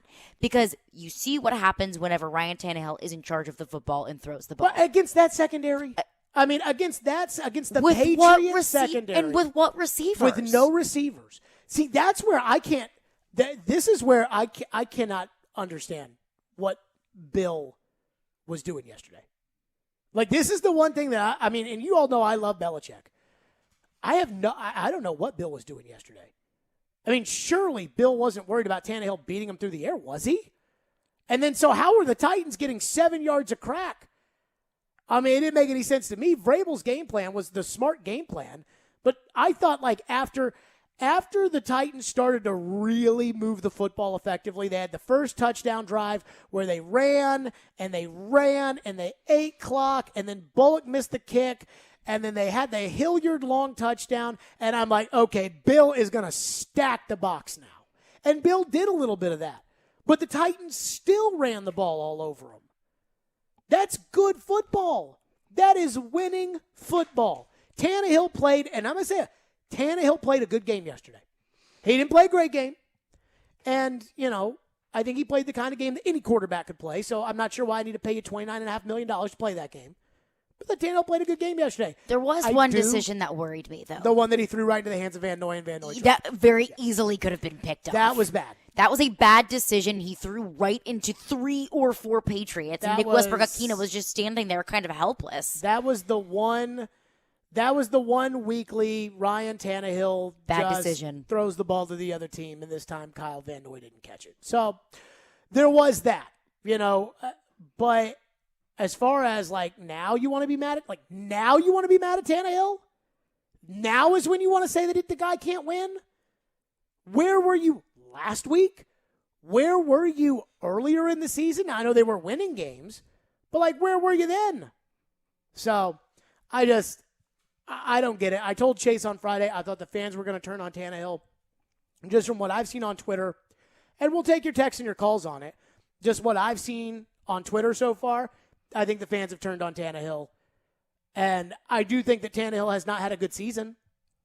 I think Tannehill's done a lot of bad decision-making. But every time that I would talk about it, you guys would blow up the show and say, stop bashing Tannehill. Now he throws for under 100 yards, and you all want to dump on him. And I'm like, nah, he did what the game plan told him to do. And I thought he played pretty well yesterday. 615-737-1025 is our phone number. 615-737-1025. Tannehill, the least of my concerns. Todd Downing. And I have not been a get on the offensive coordinator, but I'm about to get on the offensive coordinator. We'll do that coming up next. 615-737-1025 on a Reaction Monday. It's also a Titans Monday right here on ESPN 1025. The Game Reaction Monday is powered by Spring Hill Heating and Cooling and by Focus Sparkling Water with a Spark. Go to thegamenashville.com/deals to check out Nashville's best deals. Deals include half-off gift cards to these great Nashville locations: Nashville Armory, Brooklyn Bowl, Nashville, the Beanbag Coffee and Tea Shop, 312 Pizza Company in Germantown, and Fat Cat Slims in the Gulch. Get your deal now at thegamenashville.com/deals. Bullock. No good. Deontay Foreman fumbles the football at the end of the play. Tannehill runs it, deflected and intercepted in the end zone. The Titans crumble in Foxborough with the bye week looming. We got to get healthy, get back to playing football how we know how to play it. A lot of things to improve. We're reacting all day long. They're playing a preseason roster with Ryan Tannehill at quarterback. On Nashville's best sports talk. ESPN 1025 The Game and the Game Nashville app. Staples Connect is a new world of possible with innovative tools for small business and remote workers and learners. Explore more at your local Staples store or staplesconnect.com. Hey, Nashville, looking to spruce up your home for the holidays? Social Furniture on the West Side has you covered. They're packed with items you can either take home with you or have them delivered to you the same day. You've heard of inventory shortages. Well, not at Social Furniture. At Social Furniture, you can get your new furniture today. Yes, the same day. For instance, take this designer leather sectional. For not $3,000, it's only $1,299 with today's delivery. At Social Furniture, the savings are huge out there. They're located on the west side, 5412 Charlotte Avenue near White Bridge Road. Maybe you need some chairs for your table, or you have guests for the holidays and need furniture fast. Well, you can find it all at Social Furniture. They have thousands of combinations to choose from, and they'll deliver today. And guess what? The best thing is you don't have to pay today. You can take 12 months to pay with no interest. So load up the family and come to Social Furniture today on Charlotte Avenue in West Nashville.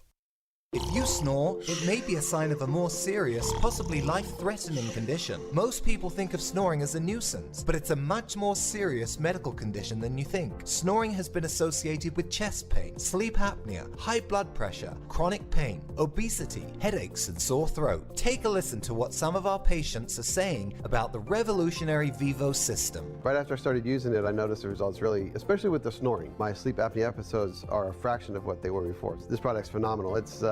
It changed my life. I am 100% happy that I did this, and I'm thankful every day that I have it. If you're curious about our sleep devices, call now for a sleep consultation. Don't let your spouse have to sleep in the guest room, and don't risk the severe health complications of snoring and sleep apnea. Dr. Kelly Rice is certified to provide the Vivo system to open the airway for a better night's sleep. Call 615-373-4488 or go to BrentwoodSleepApnea.com now to see which therapy can work best for you. Individual results may vary. Always seek the advice of your health provider with any questions regarding a medical condition. Hi, this is Todd Rodermel with the Omni Nashville Hotel. We have a lot to be grateful for this year, and I wanted to personally say thank you to our customers in Nashville and throughout the Middle Tennessee area. We hope everyone has a safe and happy holiday season. Spring Hill Heating and Cooling is here to serve you. Is your AC or heating unit old and inefficient? Is it breaking down yearly? Now is the time to replace it. Waiting can cost you hundreds, if not thousands of dollars. Just like everything, the cost of a new AC unit is rising. Effective January 1st, all manufacturers are increasing prices up to 10%. Get ahead of the game and call Spring Hill Heating and Cooling, offering 60 months, no interest financing, and 10-year parts and labor warranty on all new units. Schedule now at springhillac.com or call 615-778-8855. If you've missed any of today's show, just search Stillman and Company on Apple, Spotify, or your favorite podcast platform. Fourth and goal from the 2. Motion man is Swain. Fake the handoff. Tannehill looking, guns it, deflected and intercepted in the end zone. J.C. Jackson is Mr. Pick. J.C. Jackson. Now, I understand that when we look at the end of the season, Tannehill's got 13 interceptions. You know, that's fourth and goal. The ball has to come out. You don't really have a choice. I don't really hold that one against Tannehill. I do want to say this before we get to the phones. I think you guys can back me up here. I have not at any point gone after Todd Downing. Fair? You've actually been the most pro Todd Downing person on this show, I would have to say. I might have been the most pro Todd Downing person on the radio station, maybe. Honestly. And I really haven't. I thought he's called good games, and you know, do I think he's as good as Arthur? No, but it takes time, and you know, whatever. I thought Todd Downing's head was so far up his rear end yesterday, it made me sick. And I'm going to go back to 2 separate instances that I just found to be reprehensible. That interception I thought was terrible because you're getting 7 yards a carry. You're 2 yards out. You've got a mobile enough quarterback. I get it. You don't have Lamar Jackson, but Tannehill can run with the football. They've done it only 1,000 times over the last 3 years, including this year. So I'm sitting there like, okay, here you go. Fourth and goal, got to have it at the 2. This needs to be a play where Ryan Tannehill has the football in his hands and can either give it to one of the running backs or keep it himself. And instead, it was a rollout to Cody Hollister. Oh, my God.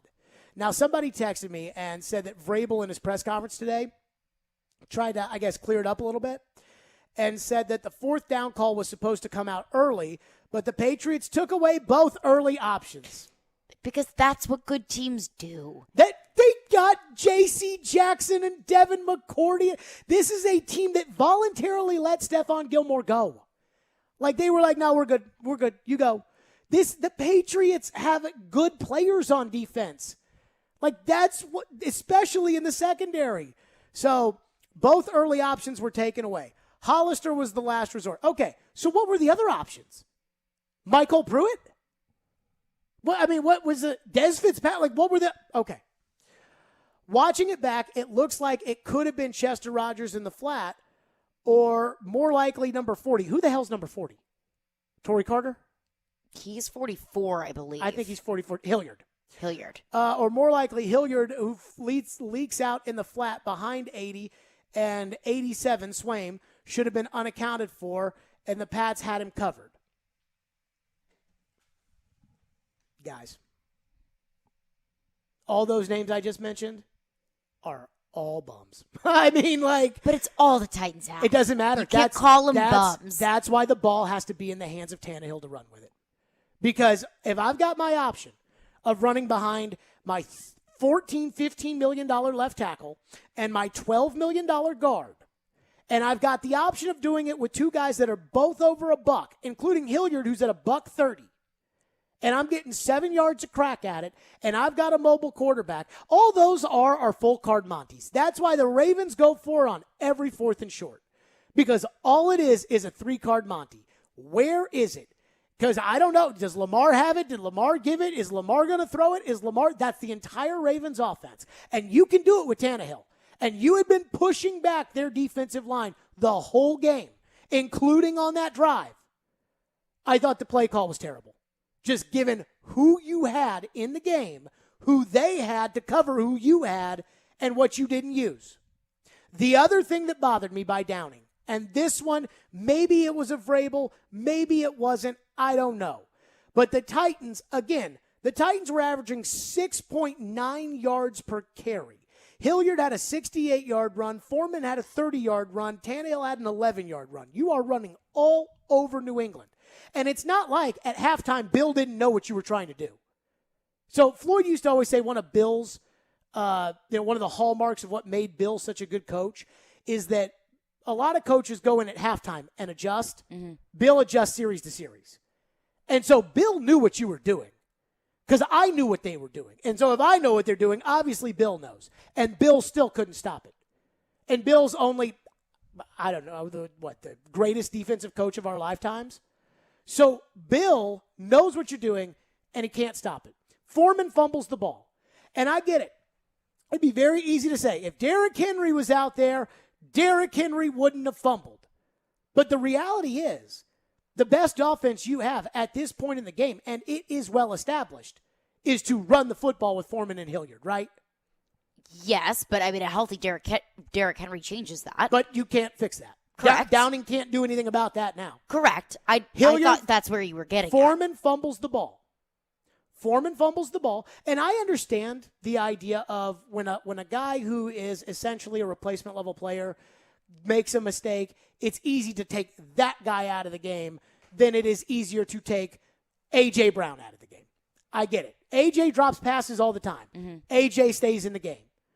And Tannehill trusts A.J. Well, I mean, I think they know A.J. is going to drop more, but they just keep throwing it to A.J. because it's better than not throwing to A.J. But Foreman fumbles the football. New England punts to the Titans. 5 plays, 4 yards. Ball goes to the Tennessee Titans at the New England 41. By the way, from the New England 41 to the Titan 11. Great job by the defense to get the ball back and not turn what could have been a game-ending fumble into more than it was, which was a game-changing fumble. Titans first at 10 in the 11. Tannehill incomplete to Torrey Carter. Tannehill scrambles right for 5 yards. Tannehill shotgun incomplete to Cody Hollister. You're averaging 7 yards a carry, and at not one point do you hand off to your running backs. And while in a normal situation, I would understand the 2 running backs have fumbled the ball, so I'd rather throw the ball to A.J. Brown. I'd rather throw the ball to Jonnu Smith. I'd rather throw the ball to Corey Davis or Julio Jones. But those guys aren't out there. The only chance you had to win was to run the football. You get the ball at the 11. It's still manageable because even though the fumble shouldn't have happened, it's 19-13, and the Titans at their own 11 don't run a handoff one time. Just stupid. Just common sense. I'm running it for 7 yards a pop. I've busted 2 big ones today.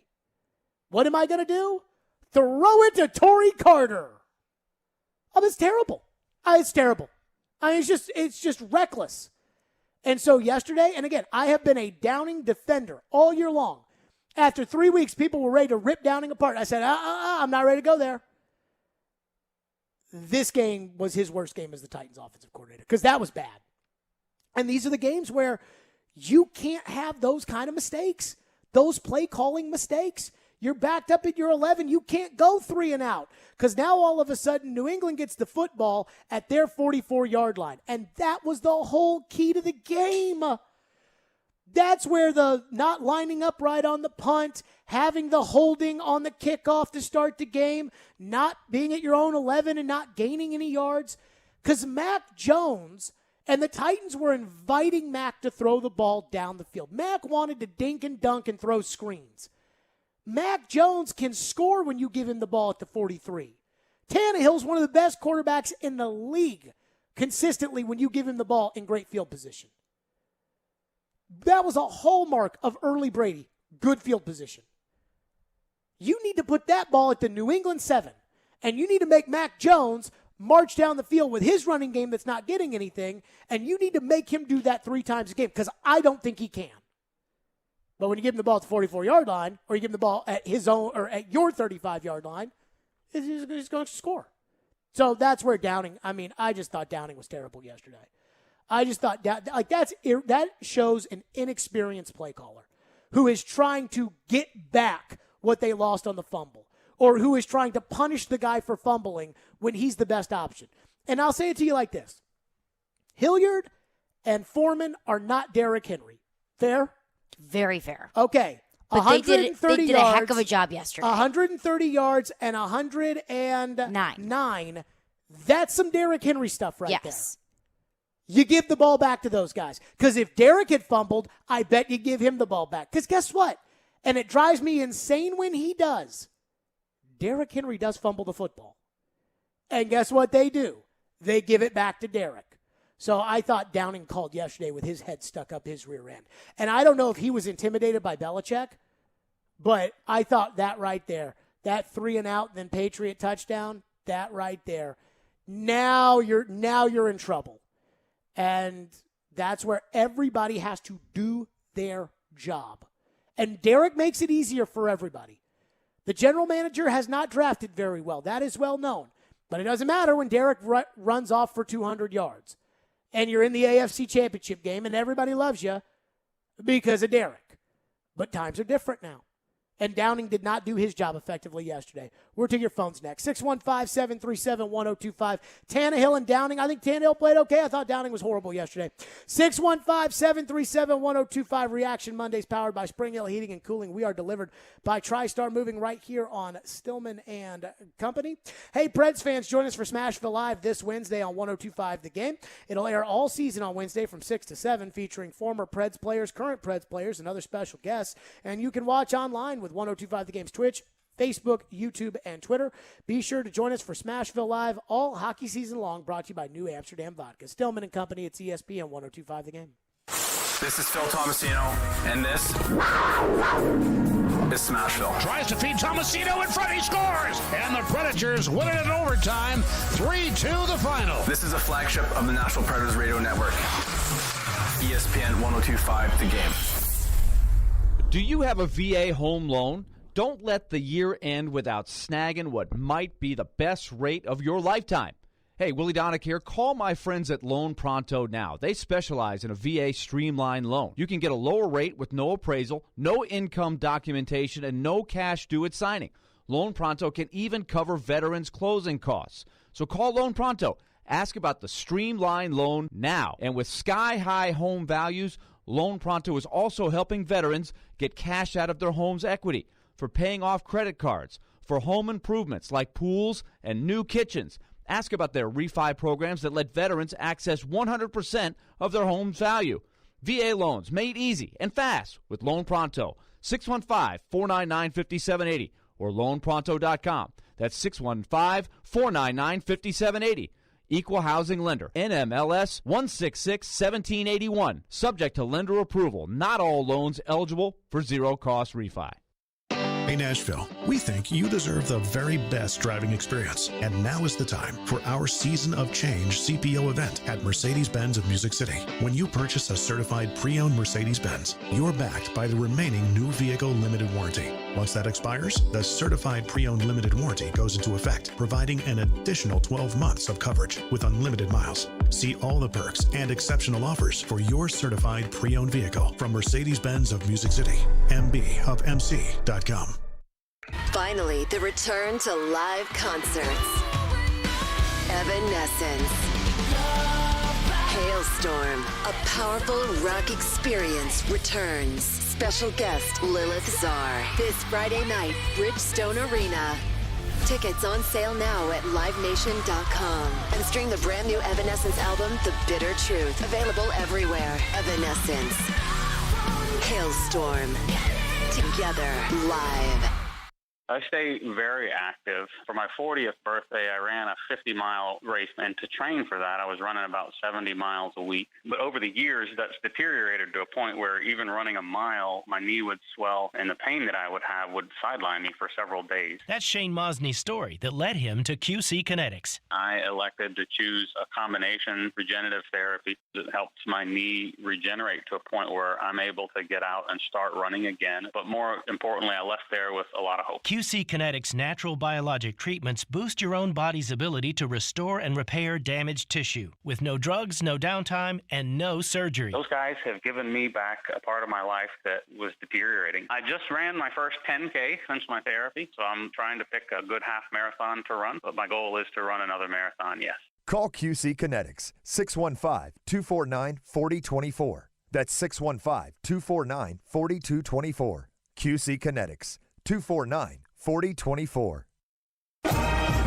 Hey Nashville, Vanderbilt football coach Clark Lee here, inviting you to tune in on ESPN 94.9 every Monday at 6 p.m. for the Commodore Hour, providing you with exclusive insights on Vanderbilt athletics. What's happening in Nashville? This is Scott Van Pelt. You're listening to Nashville's best sports talk, ESPN 102.5 The Game. I like how this game is playing out. They are staying close to New England, and many thought that wouldn't happen. Second down and 10. Oh, the ball is loose. Recovered by the Patriots. Hilliard coughs it up. Kyle Duggar. Oh, my goodness. Oh, my goodness. At least Hilliard made up for it later in the game with the 65-yard touchdown run right before the half, or right out of the half. I can't remember. I mean, Hilliard is right before that. It's right before the half. Yeah, Hilliard made up for it with the touchdown run. Good for him. Let's go to your phones. As promised, Titans, Patriots on the table. Downing, Tannehill, you name it. Phone lines driven by WilsonCountyHyundai.com. Grant is up next on Ryan Tannehill. Thank you for calling. Thank you for waiting. Go ahead, Grant. Hey, thank you for taking the call. I just want to, I think those are some good points you're making about the play calling. But I will say this, Tannehill had a pretty darn good game yesterday, and I think if it weren't, he threw a touchdown pass that hit the guy right in the chest, he gets dropped. And if that doesn't happen, that interception won't happen if the guy catches the easy touchdown pass. So you're talking about the ball to Pruitt in the back of the end zone. I thought Pruitt probably should have caught it, but it was also behind him. So, he had to make an adjustment on the ball. I appreciate your call, Grant. He had to make an adjustment. He had to make an adjustment on the ball. And I didn't think that was – in fact, I think Tannehill missed the wide-open guy. Swain was standing wide open in the middle of the end zone. On the play that he threw it to Pruitt, and it was incomplete. I just hate the play call. I just hated getting away from running. And I especially hated getting away from running on fourth down. You're doing one thing that is highly effective, and Bill hasn't been able to figure it out. So what do? You do the opposite. Okay. You know what this reminds me of, Ian? Remember any time that we would talk about like coaches that didn't take timeouts, or we used to always argue this when Rick Barnes would coach. Rick Barnes at Tennessee never calls timeout. So the other team can be on like a 17-0 run in an NCAA tournament game, and Rick Barnes will just sit there on the bench like the four guys in the alley on King of the Hill that just say yep as they drink their beer. And that's like a Rick Barnes hallmark, and it drives me nuts. And Floyd used to always say, well, you know how many meetings they've had about calling timeouts? And so I don't want to sit here and criticize when you haven't taken the time to do the meetings that they've had to discuss these things and the time that they've da-da-da-da-da. I bet you they spent a lot of time last week on their two-point conversion play. Because that's what that was, that 4th and goal from the 2. That's essentially a two-point conversion, right? And that's their go-to. Right. Like we're down 28-26. We score a touchdown. We gotta go here. for 2. All right, run the play. And I'm going to assume that that's the play on 4th down that they would have used had they had to go for 2. Okay, I get it. I understand it. I'm sure you had a lot of meetings to discuss it. But it wasn't the right call at the right time given the way the game was being played. And I feel like Todd Downing kind of took his hands off the feel of the game. You're not going to go down to the red zone and outsmart Belichick. It's just not going to happen. And so that's what really gets me. What do we have in the text line? LC texts in and reverberates a sentiment that we've seen from a few texters. Says, I feel like it's time to draft a quarterback, develop him for a year if possible. Yeah, so I try to explain this to people, but like sometimes I have a friend who's a doctor, right? So I actually now have a lot of friends who are doctors. But I have a friend who's a doctor. And I was talking to her like the other day. And I forget exactly what we were talking about. I think it was something vaccine related. I can't remember. And she was talking about how hard it can be sometimes to have discussions about medical issues with people that literally have zero basis for understanding it. And I remember telling her when she said that, I go, okay, now imagine being Floyd Reese and doing that for 4 hours every day for 5 years. Because that's what this show was. Like, I would come on the air, and I would just start spouting off about the Titans game, just like I am now, and then he'd be like, in his head, and Ian, I think you can back me up on this, we could see this, from him, but, like, he just would kind of dumb certain things down or whatever, and, answer the calls on Ask the GM, and he had a great personality, and I think Floyd had a lot of talent as a broadcaster. But I'm not saying that wasn't what he thought, but that isn't completely what he thought. If he were to have a discussion on a Titans Monday with Vrabel, like if it were to be instead of me, him, and you all, if it were him, Vrabel, and John Robinson, the discussions would have been a lot different. Because we just don't know anything that he knows. Like, he knows he can look at a guy's butt and tell you if they're going to be a good defensive tackle or not. I can't do that. You can't do that either. And so, like, that's how I feel when this comes to the whole Tannehill discussion about the texter who says, time to start thinking about drafting a quarterback. You can't. You can't think about drafting a quarterback. You're going to be picking 26th this year. How many quarterbacks are available at 26 overall? So what are you going to trade up to go get a quarterback? Oh, boy. No. So I got Derrick Henry. But you have so many holes on your roster as is. I've got Derrick Henry in the middle of an all-time great run right towards the end of the prime of his career. And I'm going to invest my entire draft that's going to have to make up for the last couple years' drafts, and I'm going to have to invest that draft into a quarterback that's not going to play while Derrick Henry's here. Because that's what San Francisco's doing right now.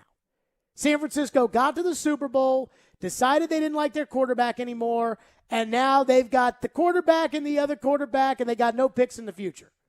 So that's what you want to do, because that's what you're doing. The difference between you and San Francisco, though, is San Francisco wrote Garoppolo's contract that was basically like, after the second year of this contract, it's year to year, which was the original Tannehill deal. But then you all had to have Julio Jones, so they did, and they extended Tannehill's contract, and you are stuck with Tannehill for this year, next year, and the year after. Now, you all said do it, but I've learned that with draft picks and salary caps and things like that, fans don't care about it. Like, they don't care. Well, it's not a sexy thing to talk about. They don't care. It's like, nope, oh, yeah, they trade a first-round pick for this guy. Odell Beckham Jr. Okay, all right. What else we got? Jeff texts in and says, the Titans have shown us over the last several years that they must do things the hard way. They're never able to receive and then take advantage of any good fortunes either earned or thrust upon them. And when looking at the future salary cap numbers, they had better get it in gear this year. So here's where I'm going to agree with the caller. Do you know who the Titans play if the playoffs were to start today? And remember how much just talking I have done about the road to the Super Bowl. The Titans' road to the Super Bowl as of today would include the Buffalo Bills at Nissan Stadium in the wild card round. So Josh Allen, who might be a top 3 quarterback in the game, is now coming to Nissan Stadium. You do realize if you had the 1 seed, so all you had to do is beat the crap-ass Texans.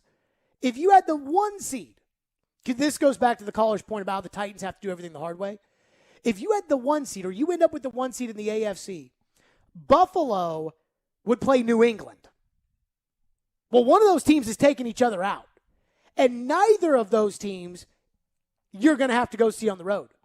So let's say you're the Titans, and you turn around and you beat the Buffalo Bills at home.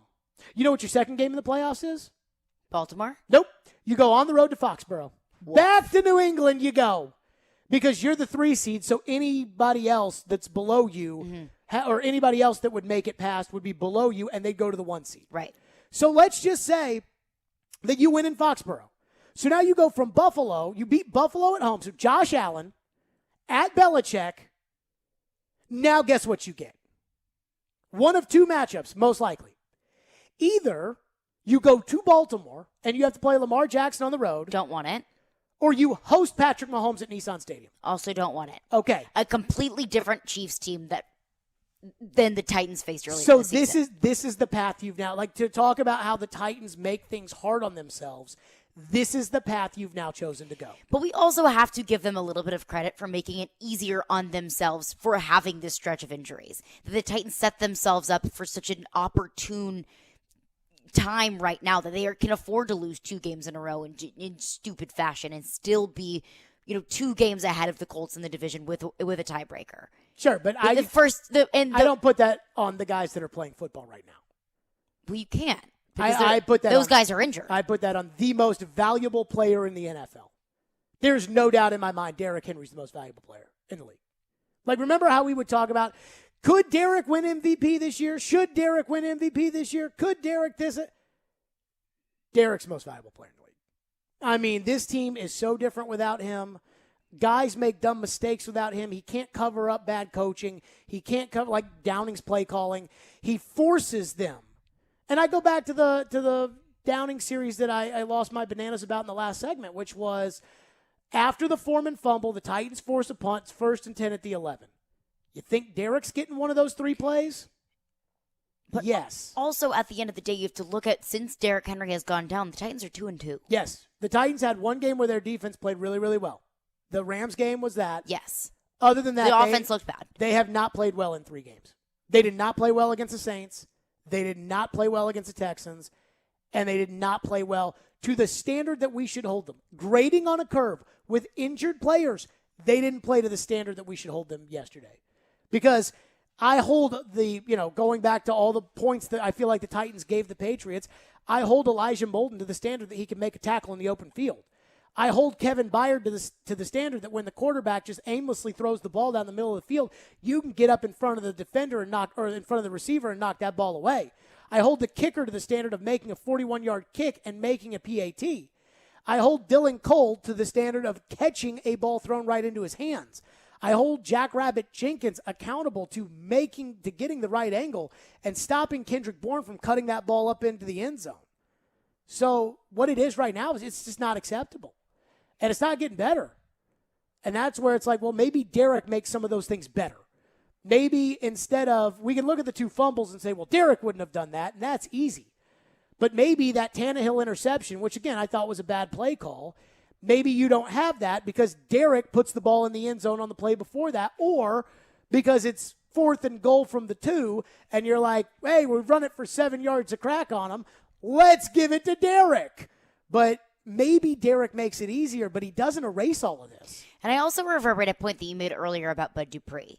How different could this game have been if Bud Dupree was in? It was in because Mac Jones was throwing the ball all over the place. I don't know off the top of my head how many 20+ yard balls he threw, but a lot. No. Like balls that traveled 20+ yards, or balls that were a screen pass that ended up being a 23-yard gain. Well, I guess both. Okay, because I think there's a big difference there. I mean, I think Jones threw... Because I don't think he throws that many if Bud Dupree is in there and that defensive line is putting the same amount of pressure that they put on Patrick Mahomes or Matthew Stafford. I think Mac Jones threw one great pass yesterday. That was the touchdown to Bourne on 3rd down. And he threw that ball at the snap. Like, that was balls there. He saw the coverage he liked. He just put it up there. I mean, that was just a beauty. Other than that, I thought every time Jones threw the ball down the field, Titan player had a chance to make a play on it. Now, he threw a lot of short ones where they cut it up and ran with it. He threw to the tight ends a lot. I mean, he did a lot of things that if you gave Tyrod Taylor those players, Tyrod Taylor probably could have done.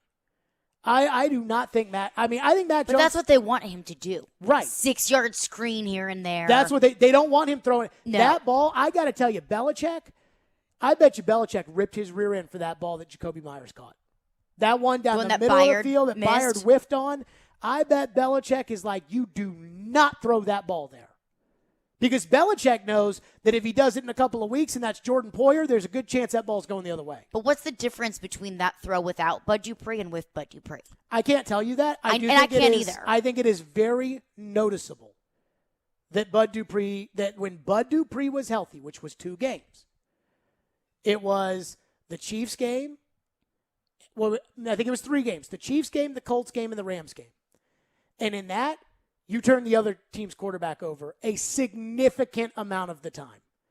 And in this game, Jones wasn't throwing interceptions because, 1, when he threw you a ball you could take, you dropped it. Or 2, because Jones literally could just sit back there and do whatever he wanted to do. And I think the hamstring's bothering Landry. We're back to your phones next. 615-737-1025, Stillman & Company, delivered by TriStar Moving. It's ESPN 1025 The Game. From the Fox 17 News Code Red Weather Center. I'm Fox 17 News Code Red meteorologist Dan Guthrie.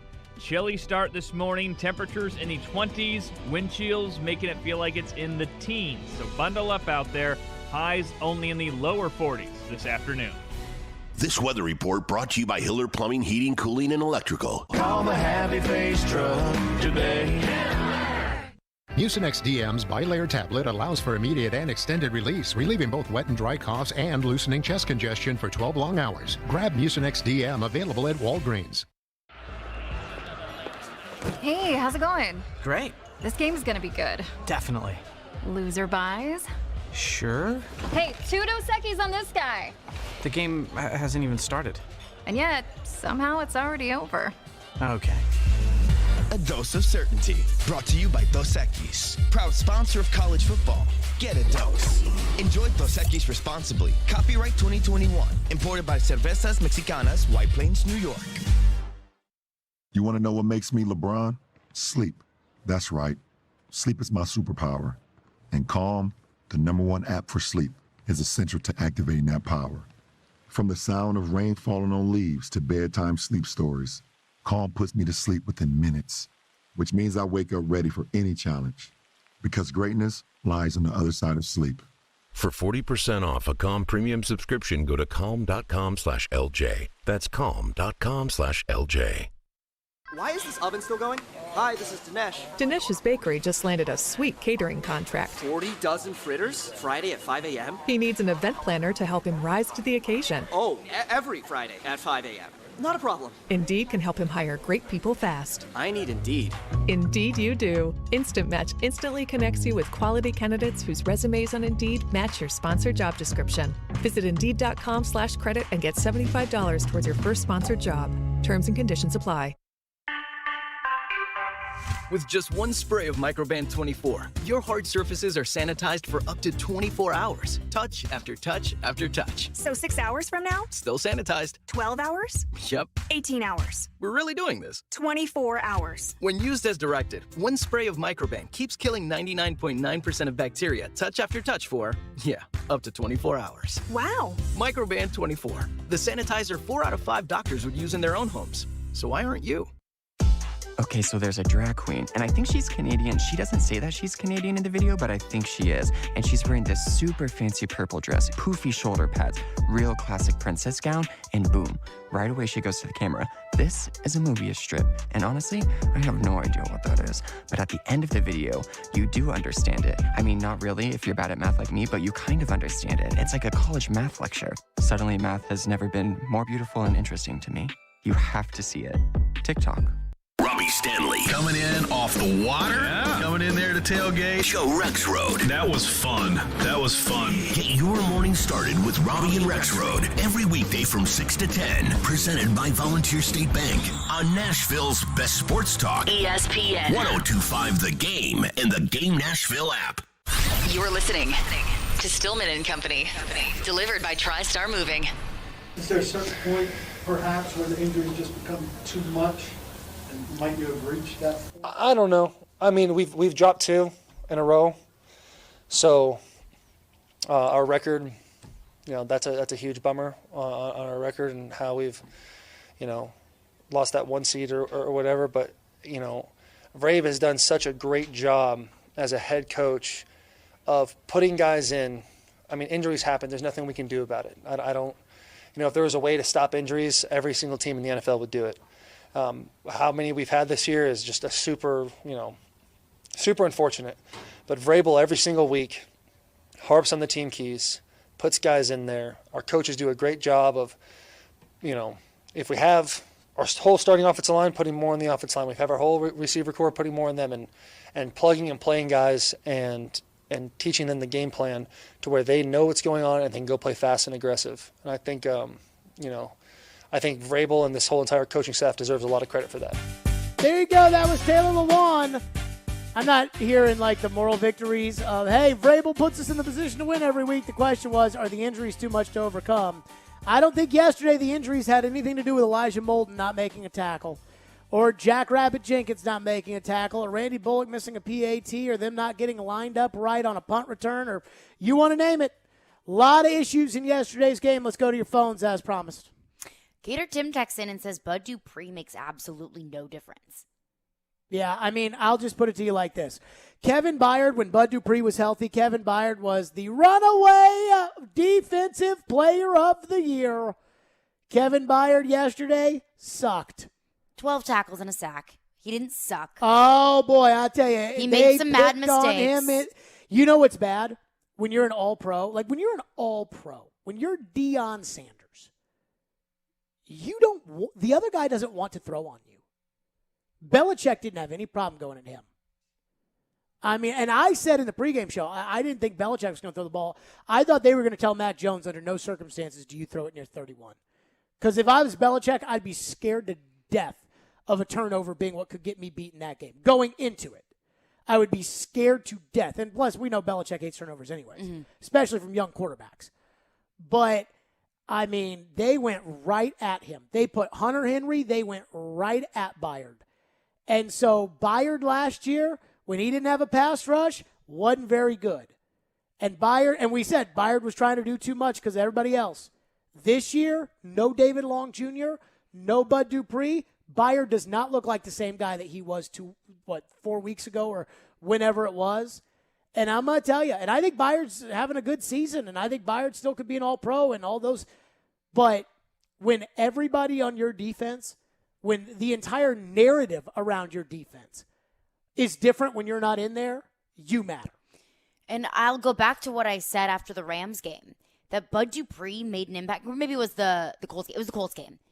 Bud Dupree made an impact on that game that will not show up on any sort of box score. That's not going to show up in any sort of highlight reel. He makes an impact on the defense that you don't really see, but he makes opportunities for Kevin Byard, for, possible turnovers, for forcing interceptions. Bud Dupree puts pressure on the quarterback that allows Kevin Byard to take advantage of it. The last play of the game on the 4th and 1 against the Rams was a Stafford rollout that Bud Dupree sniffed out, and Stafford threw the ball into the ground, and that was it. Yeah.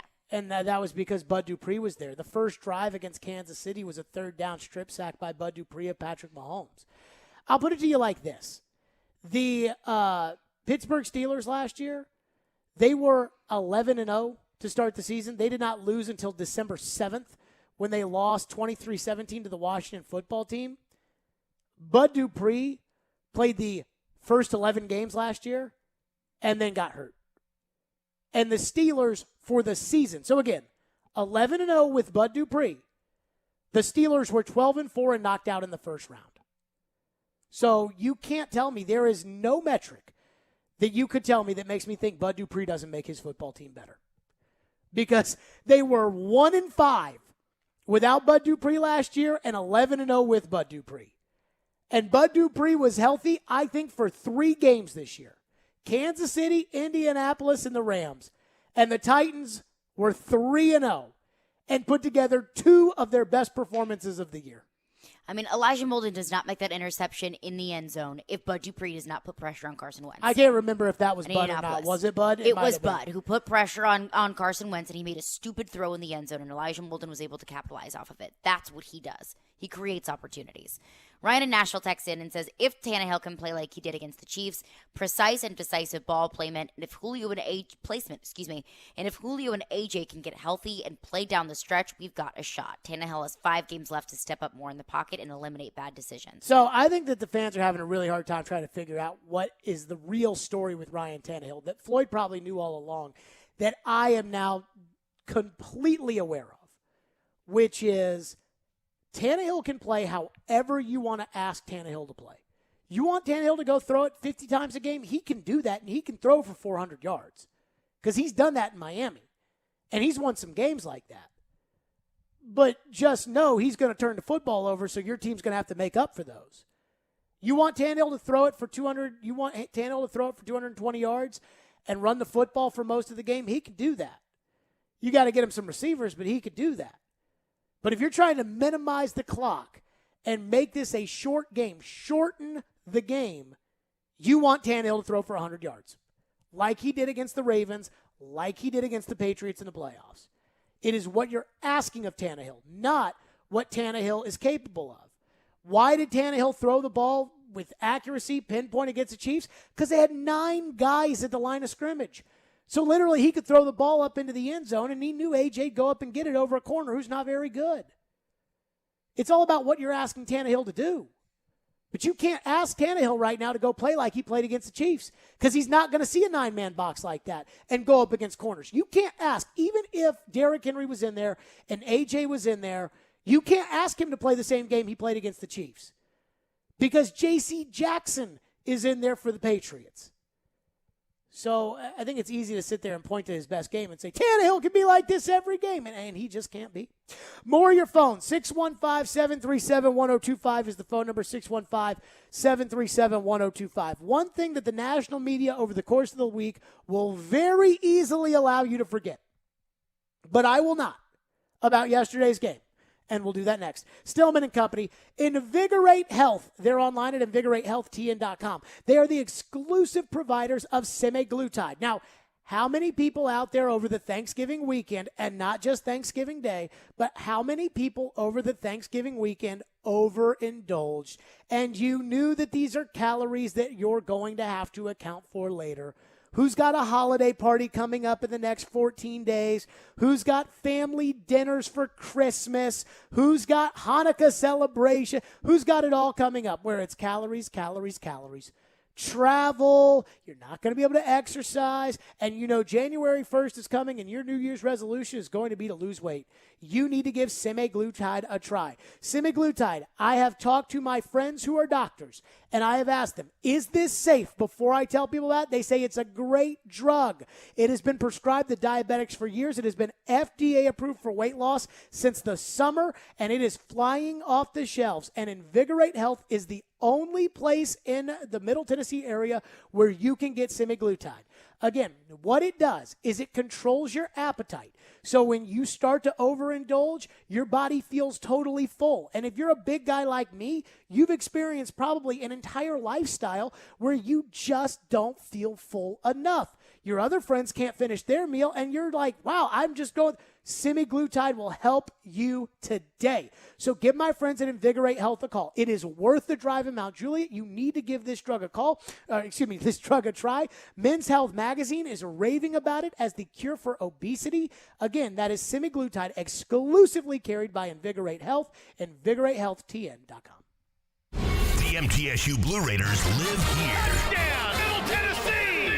3-ball, yes, sir! And when you're in the borough, tune us in on 97.5. In the end zone, caught, touchdown! We are Nashville's best sports talk. ESPN 102.5 The Game. ElectronicExpress.com. We make it happen.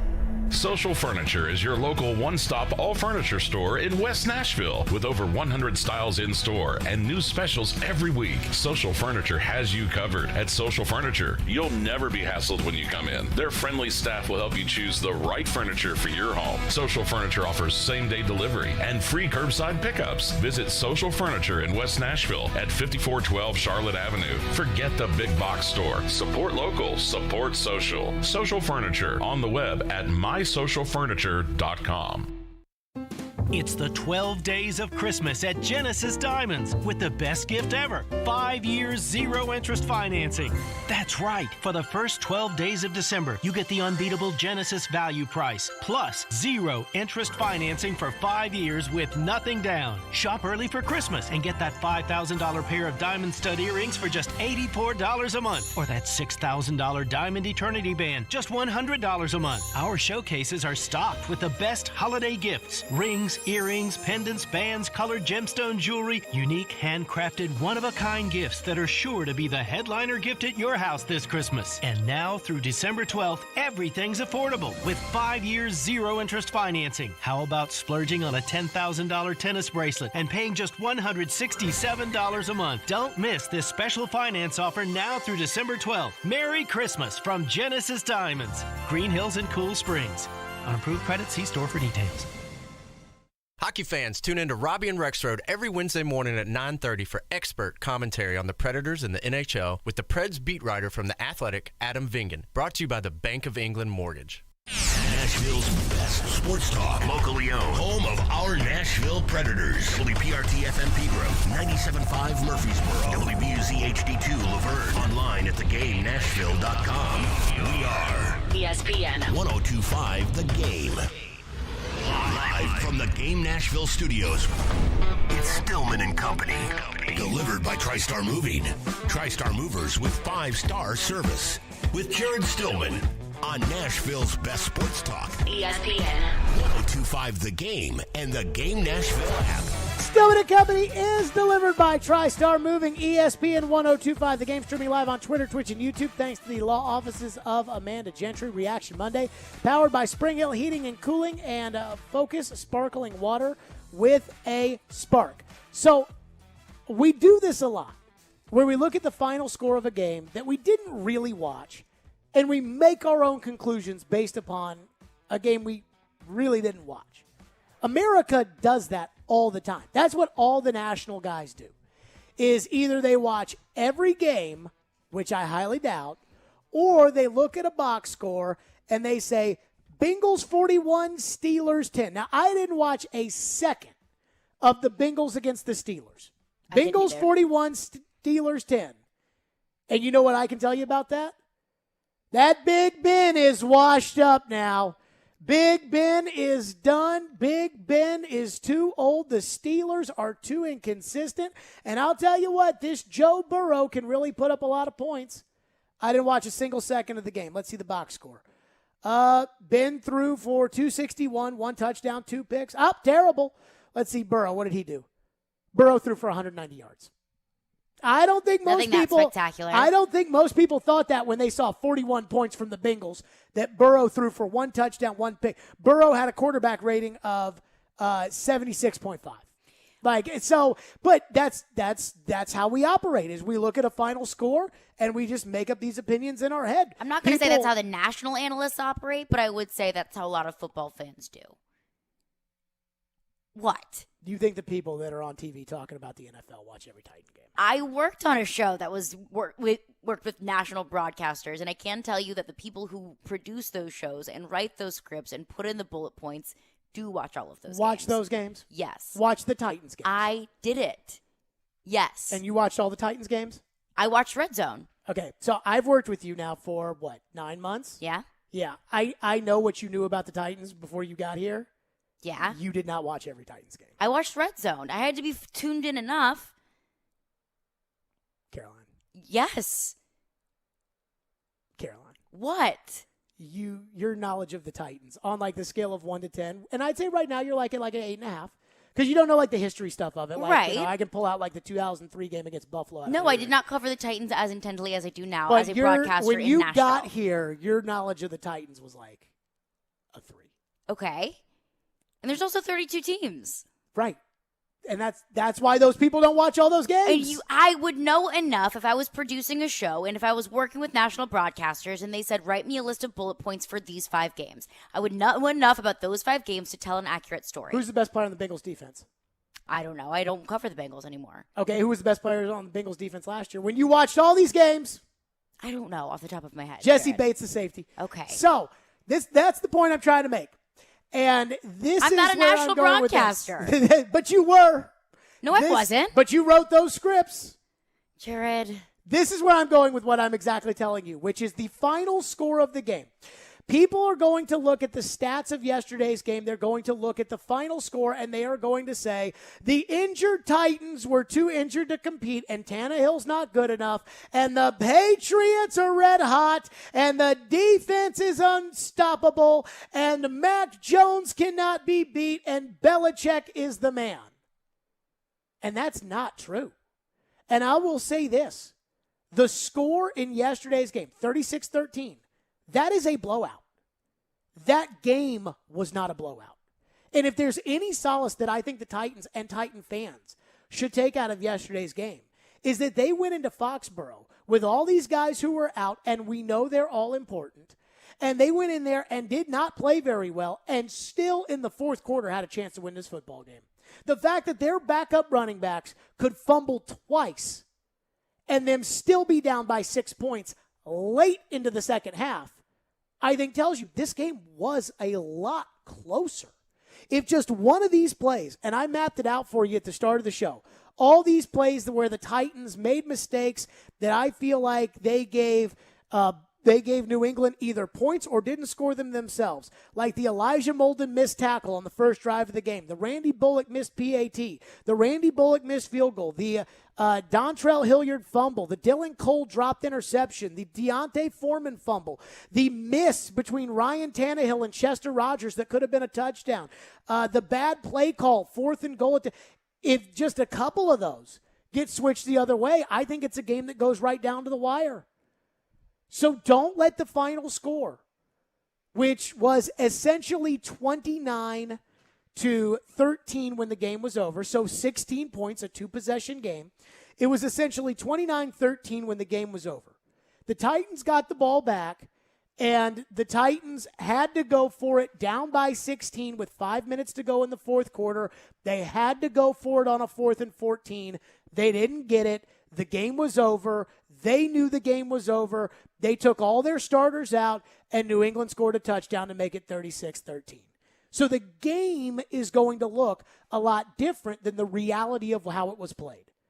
So that's the only thing I'm saying, is for all the national media people out there that I'm sure, and I haven't watched today, I haven't watched ESPN, I haven't watched Colin Cowherd. I'm sure Colin Cowherd today got on his knees and talked about how much he loves Mac Jones. I'm sure of it. Well, because that's such an easy storyline to make. It is, but it's not reality. Like, they're two totally separate things. Like, what actually happened and what people are going to think are two totally different things. And I think a lot of it is because people are comfortable thinking, well, Ryan Tannehill's really not that good, and he couldn't even throw for 100 yards, and Belichick's the greatest, and Mac Jones is the next Brady, and like they want to think, Colin Cowherd wants to think that. So that's what he's going to think.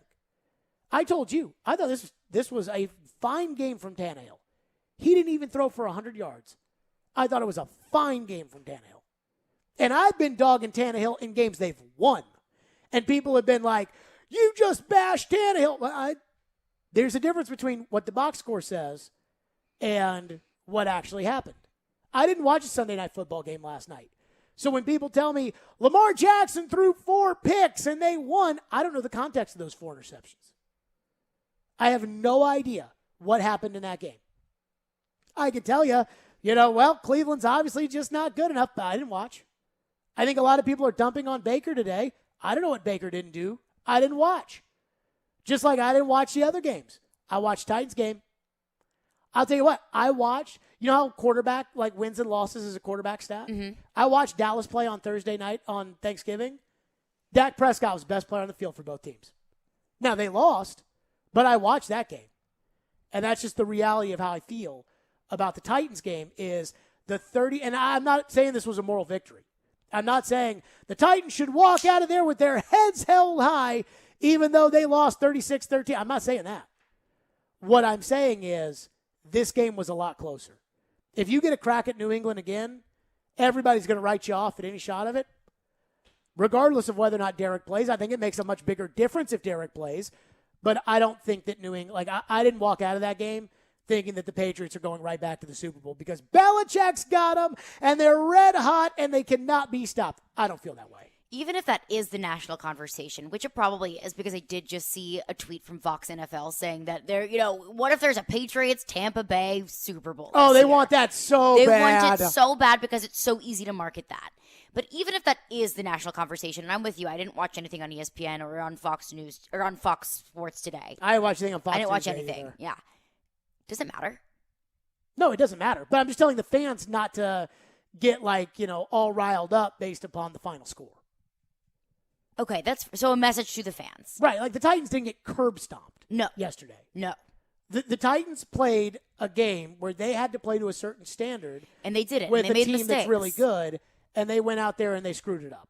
That's the way I view yesterday's game. Let's go to your phones. 615-737-1025. Add that to the kitty. Phone lines driven by WilsonCountyHyundai.com. Titans and Truth. Chris is going to kick us off this hour. Thank you for calling. Go ahead, Chris. My friends, how you doing? Good.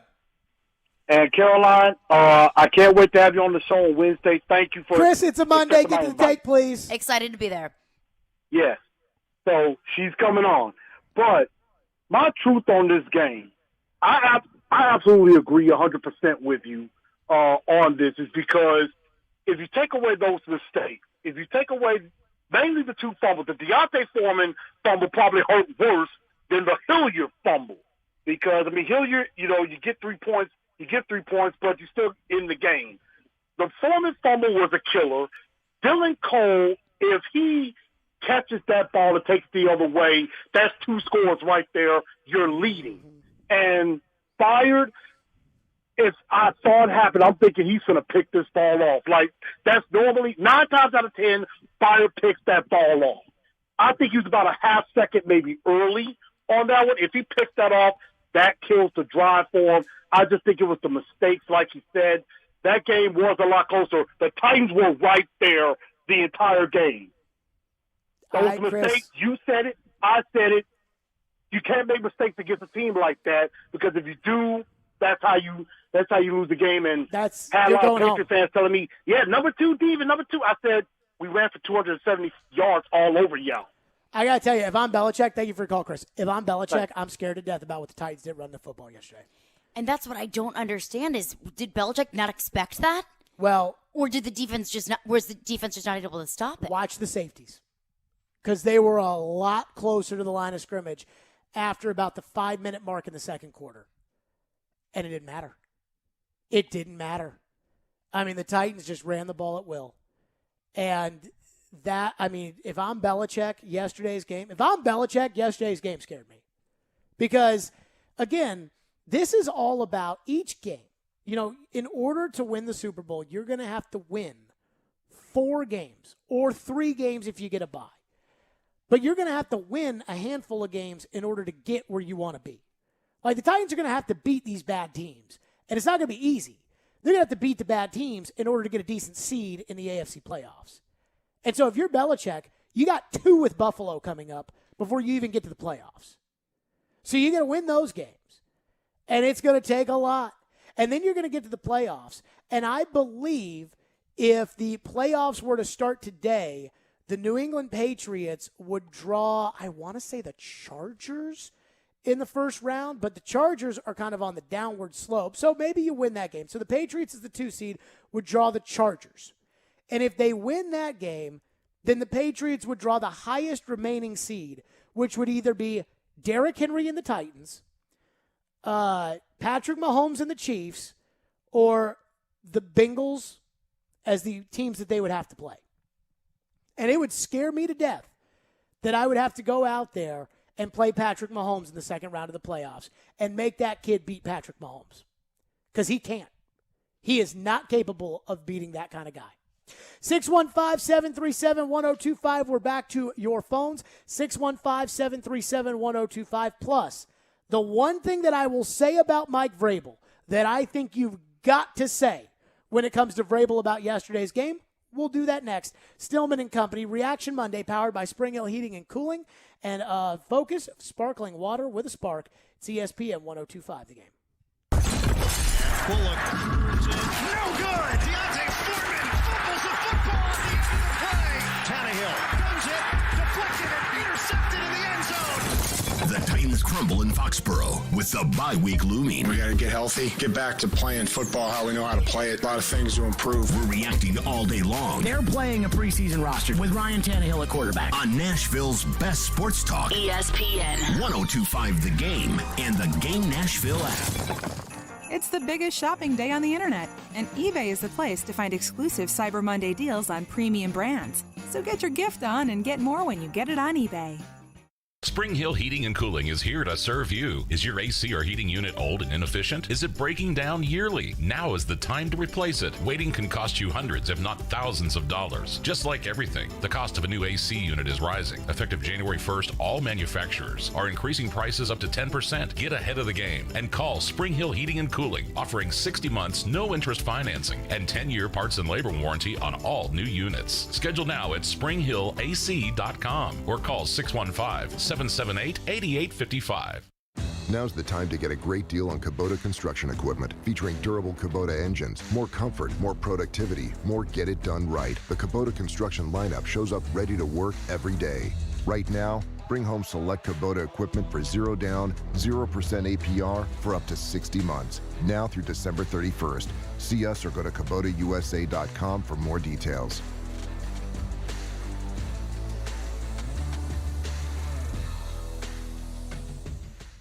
Yo, this is Justin from Music Vintage.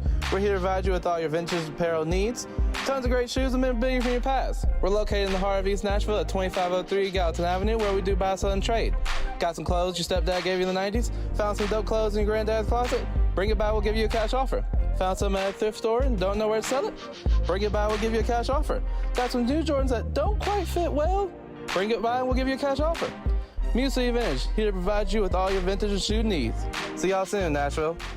Hockey fans, tune in to Robbie and Rexroad every Wednesday morning at 9:30 for expert commentary on the Predators and the NHL with the Preds beat writer from The Athletic, Adam Vingan. Brought to you by the Bank of England Mortgage. From city streets to back roads. From road warrior to carpooler. There are some things you can always count on. Like the reliability, durability, and power of Die Hard. America's most trusted auto battery. No matter where your journey takes you, count on Die Hard to get you started on the road ahead. Available at your local Advance Auto Parts and participating CarQuest stores. Houston Clinic Orthopedics is conveniently located where you live and work. With over 10 locations in Nashville and surrounding communities, Houston physicians specialize in spine, joint replacement, knee, hip, upper extremity, as well as many other orthopedic conditions. At Houston Clinic Orthopedics, they are strictly adhering to all CDC guidelines for both their patients and staff safety. To experience world-class orthopedic care and to see a list of all Houston physicians and specialties, visit their website at tn.houston.com and book your appointment online today. Interact with Stillman and Company.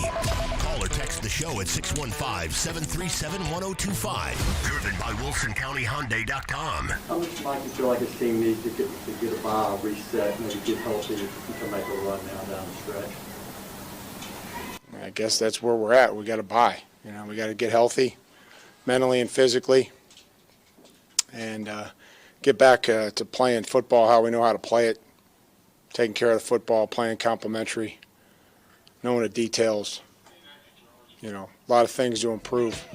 There you go. That was Vrabel yesterday after the Titans lost. So we live in a society where all that matters, Bill Parcells, you are what your record says you are, and there's probably a lot of truth to that. But I'm going to say this, just about yesterday's game, I am not saying that Mike Vrabel is a better coach than Bill Belichick. I thought Vrabel absolutely outcoached Belichick yesterday. And honestly, I don't even think it was close. And Belichick said it in his postgame press conference. We got outcoached. I mean, I think, and this is crazy, because I went in to yesterday's game, and you all heard me last week saying you got to run, run, run. You got to run. You got to be willing to punt. You got to eat clock. You got to do all these. The game plan has to be. You cannot ask Ryan Tannehill against that defense to go out there and try to throw the ball. And Vrabel didn't. But there is another coach on the other side. And his job is to get you to do what you don't want to do. What the Patriots don't want to do. And I know Mac Jones' stats looked pretty yesterday and everything else. And again, I don't know what Colin Cowherd is saying, but I guarantee you it's something that is just in love with the performance from Mac Jones and how great Mac Jones is. When you look at Mac Jones' stats, Belichick is telling you how he wants to win with Mac Jones as his quarterback. It's very similar to how Belichick won with Tom Brady throwing 145 yards in a Super Bowl. He wants to win with defense. He wants to control the ball, running the clock. And then if the quarterback throws the ball a little bit, he's fine with that right now. But this is not the 2007 Patriot team where they're trying to go out there and throw it all over the yard. Mac Jones threw for a career-high 310 yards yesterday. How have they been winning with Mac Jones since they've won all these games in a row? They've been winning with 217, 139, 198, and 207. They want to run. How did Ramondre Stevenson do yesterday? Because he's been their big running back. Damian Harris has been their other running back. Brandon Bolden. Those have been their running backs. How did they do yesterday? Stevenson, 9 for 46. Harris, 11 for 40. Bill doesn't want to run it for 86 yards. Bill wants to run it. Bill wants to keep the ball out of the quarterback's hands. Every throw Mac Jones had yesterday was something short. They were dinks and they were dunks. He had the one beautiful throw in the red zone to Bourne for the first touchdown. That was a beautiful pass by Mac Jones. I mean, that was a great read at the snap, ball in the air, great play by Bourne. Byard had it covered well. There's no defense for the perfect pass. That was it. Other than that, how'd the Patriots do when they got inside the red zone? Not very good, because Mac Jones is not a big-time, right now, tight window thrower. Belichick doesn't want the game in his hands. Now, the game wasn't necessarily in his hands because of a lot of the mistakes you made. But Bill wants to run it 30 times right now. And so the game was played the way you wanted it to be played. That's good coaching. That Vrabel goes in there knowing, hey, we have to play a specific way in order to have a chance to win. And if we don't play this way, we will lose. And they did play that way, and they had a chance to win in the second half. They just didn't make the plays. And you know me, I'm usually a coach blamer around here. But I thought Vrabel outcoached Bill. And the other thing that I think makes this a big deal is if Mike Vrabel outcoaches Bill Belichick once, it's like, wow, oh my God, he outcoached Bill Belichick. They've matched up 3 times. The first time was here at Nissan Stadium, and Vrabel pulled a game plan out of his rear end that nobody saw coming. Bill wanted to put Stephon Gilmore on Corey Davis and just not worry about him. And this was before A.J. Brown was on the Titans. And Bill and instead of saying, oh, wow, okay, they're putting Gilmore on Davis, so I can't do that, Vrabel went right at it. Vrabel said, you're not going to give this guy any help because you don't respect it. And they went right at Gilmore, and they crushed Gilmore. Floyd said he had never seen Tom Brady play a game as bad as they played against the Titans in 2018. Floyd was upset with Belichick's game plan in the 2020 playoff game. I shouldn't say upset because Floyd wanted the Titans to win, but he was disappointed with Belichick's game plan in 2020 because he thought that Belichick was so spooked from Mariota and Davis throwing the ball on Gilmore that he conceded the run with Derrick Henry, and that was the perfect game plan for the Titans to win that night. And this time, again, I thought the perfect game plan for the Titans to win. Think about that. 3 chances against Belichick. 3 times he's outcoached him. And I'm not saying Vrabel's the greatest guy in the world and greatest coach in the world. And you guys know that I'm not the biggest, I am not a Mike Vrabel we trust guy. In fact, I rip Vrabel's ass on a far frequent basis. But I do think that, no one else is going to say it. Everybody's only looking at wins and losses, and I get from a giant national perspective, that's how this league works. But I thought Mike Vrabel outcoached Bill Belichick yesterday. I think it's funny. Some of the national headlines, I think it was NFL.com maybe, or maybe it was ESPN. Some of the national headlines, Belichick proves he's coach of the year with that win yesterday. Vrabel was the better coach yesterday. And Vrabel's not going to win coach of the year. But had he won yesterday, had Elijah Molden made a tackle, had Randy Bullock made a field goal, had Janoris Jenkins decided to show up, had those things happened, and Vrabel wins, everybody would be talking about his greatest coach ever. I thought Vrabel's game plan was excellent yesterday. Thought Downing kind of screwed it up a little bit, but I just thought Vrabel's game plan was fantastic. To be fair, that was and there may have been an article on NFL.com, but there was an article on ESPN.com. It was the overreactions, or fair to say, on ESPN.com. Dan Graziano did it, and the first one was Bill Belichick is already a lock for NFL Coach of the Year. Listed that as an overreaction. Yeah, I mean that's crazy talk, but I mean Bill will probably win it, and that's fine. But Bill, you mentioned Mike Vrabel in this article as well. Bill was not the best coach on the field yesterday. Bill was not the best coach on the field. And so we dog them when they lose, and but I'm telling you, Vrabel's game plan, I thought it was outstanding yesterday. Let's go back to your phones. Ryan is up next on the Titans loss. Thank you for calling. Thank you for waiting. Go ahead, Ryan. What's up, guys? Honestly, I know the Titans had a lot of injuries yesterday, and there's really no excuse, the next man up mentality. But that's got to be Tannehill up in his game. I mean, I'm not saying there's no Aaron Rodgers, but look what Rodgers did against the Cardinals. He had none of his top wide receivers. He was able to elevate his game to make sure they got the win. Tannehill has to do the same thing, especially the amount of money he's getting paid to become a quarterback. And, and talks about quarterback of the year and all that last year. He's got to be elevating his game to elevate the team, put it on his back to go win a game. So I just don't think he's capable of doing that. Thank you for your call, Ryan. I don't think Tannehill's capable of doing that. He definitely wasn't capable of doing that against that team yesterday, which is why Vrabel made the right call to not have him do it. I would say this.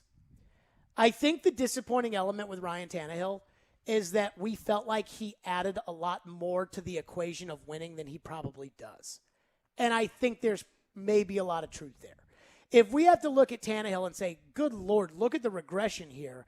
Well, he doesn't have Arthur Smith. And, well, he doesn't have Johnny Smith. And, well, he doesn't have Corey Davis. And, well, they should never trade for Julio Jones. And, well, A.J. Brown's hurt. Well, Derrick Henry's hurt. Well, then I can just go get you anywhere I want. I can go get that. I mean, I can go get Case Keenum. Case Keenum got the Minnesota Vikings to the NFC title game. I can go get that. I can go get Jimmy Garoppolo. I can get those kind of guys. And I don't have to pay him what I'm paying you. And so I can get those guys, and then I can get a Jonnu Smith. But a lot of us, myself included, took the cheese that there was something about Tannehill that he leading this team, elevated the team, and not the team elevating Tannehill. And I think a lot of us now are of the belief that the team has elevated Tannehill. This is why I think Derrick Henry's so good, because I think Derrick makes everybody better. Just like, take all those guys in the Bulls. And I know that Jerry Reinsdorf and Jerry Krause are real easy targets to go after. Why'd you end the Bulls dynasty when they had this and they had that? And Jerry Reinsdorf says, all these guys that were on the Bulls all got bigger contracts somewhere else and never lived up to them. Luke Longley got a contract in Phoenix. He played 30 more games in his career because Luke Longley was never that good. But he fit a role on Michael Jordan's Bulls. Then he had the name recognition, and he gets a big contract. And Pippen went out and got a big contract and never won anything that mattered. And Harper went off and got a contract. And they all got contracts. That's what Derrick's done for all these other people. Corey Davis got his big contract with the Jets. He had one game against the Titans, and other than that, you ain't heard from Corey Davis. What'd they say in the broadcast yesterday about Jonnu Smith? Boy, the Patriots really want to get Jonnu Smith going here because this is the best game. Really using him a lot against his former team. Yeah, because Jonnu Smith, because Derrick elevated. Because Derrick's elevated all these guys. He's elevated Tannehill. He's elevated your offensive line. He's elevated Jonnu Smith. He's elevated Corey Davis. I'm sure he's elevated A.J. Brown a little bit. I mean, that's how good Derrick is. And I took the cheese on Tannehill. I took the cheese. You mentioned the offensive line. And I don't think I have too many nitpicks about the offensive line yesterday. I mean, they created enough holes for Deontay Foreman and Dontrell Hilliard. But everybody tells me this line's so bad. I mean, we do hear that this line is so bad. But I mean, but I personally don't it's have the same any line, right? I don't have any nitpicks from the game yesterday about the offensive line. But it's the same line, right? From the week before? Uh-huh. Yes, it is. And for most of the season? Yes, it is. So, what? But you guys tell me that I don't.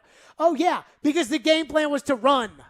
Because it wasn't to drop back 52 times like they did the week before. Vrabel's game plan against Texas is terrible. We said it. They said it. When Derrick Henry got hurt, they said we cannot all of a sudden just recreate what we are because Derrick Henry went down. You can't do that. And that's exactly what went wrong in the Texans But they game. did. But they did. They did. And that's what went wrong. And now they figured out the error in their ways. And that's what surprised me so much about the Patriots' inability to stop the run yesterday, because they could not, no way in the world would they assume that the Titans would stick to their game plan against the Patriots that they did against the Texans.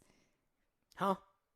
No way would the Patriots believe that the Titans would have stuck to their game plan. Sure. I mean, I'll say this.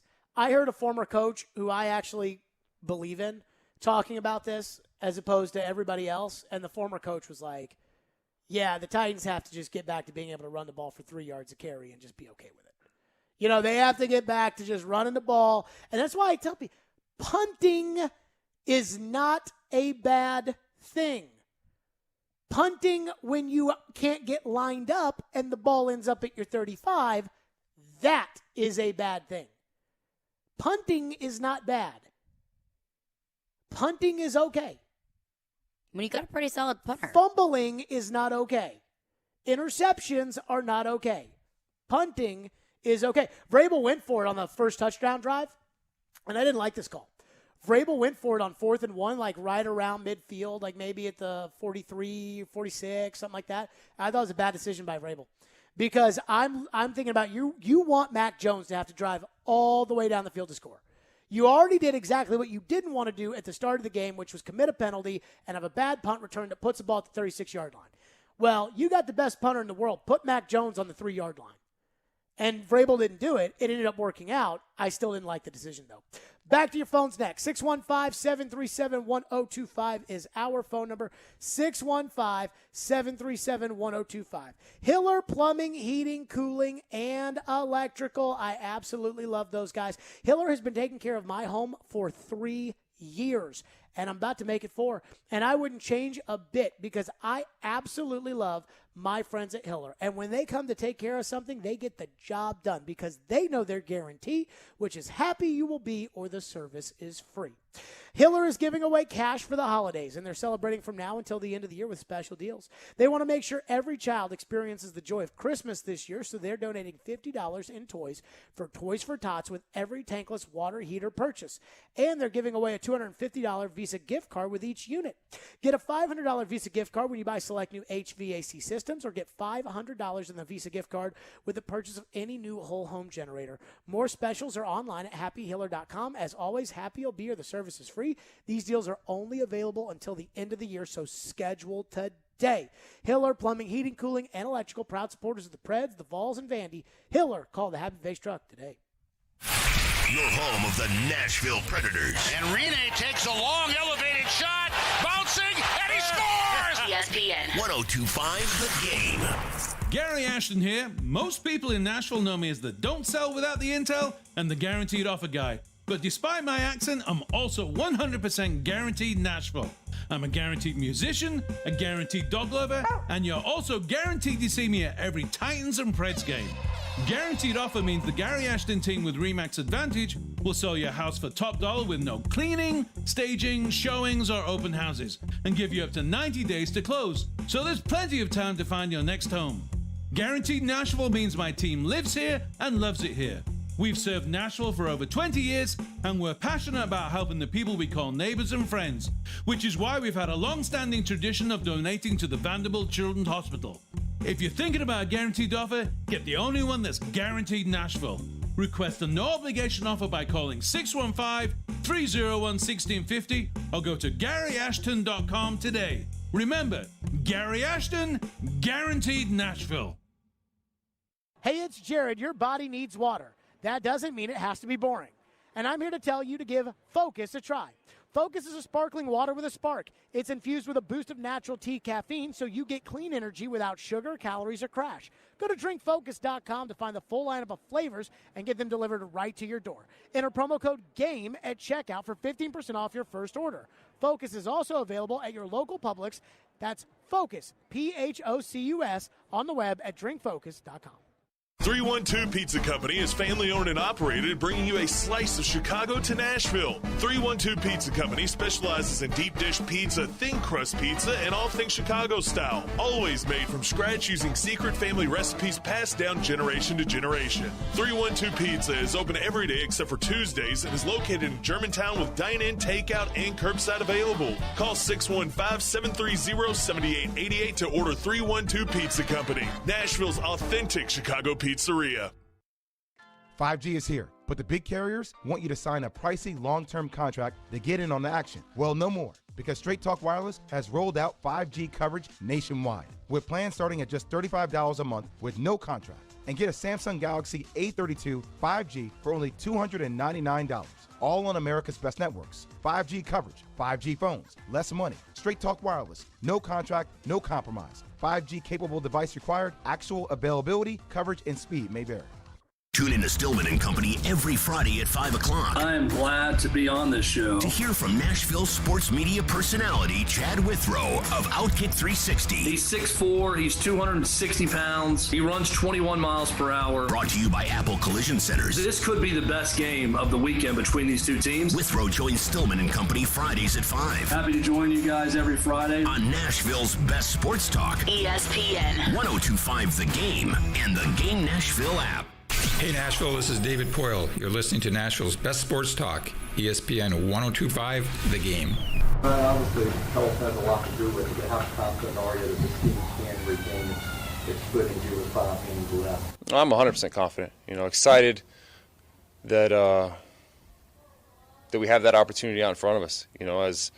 As things hopefully start coming together for us a little bit, we clean up some of the details and the turnovers. Obviously, as we get this thing going again, we're going to be in good shape. There you go. That was Tannehill yesterday. Let's get to your phones. As promised, phone lines delivered or driven by WilsonCountyHyundai.com. What do we have in the text line? One texter texts in and says, so Vrabel outcoached Bill Belichick. Would you care to explain the goal-to-goal situation where instead of running the ball 4 times to get the touchdown, he passes twice, and on 4th down, the ball is intercepted in the end zone? Your Titans bias is showing. So I think there's a difference here. First of all, let's keep it real. Is there anybody in town who goes after Mike Vrabel as much as I do? That is pretty fair. You're up there. I'm the one person who has asked Vrabel a question that he's literally turned and said, I guess I'm just not a very good coach, Jared. I'm the one person. And I like Vrabel. And I think Vrabel likes me. But if I think Vrabel's doing something wrong, I'm going to rip his ass. And I think I've done that over the last 4 years to the point that Vrabel knows that I do it.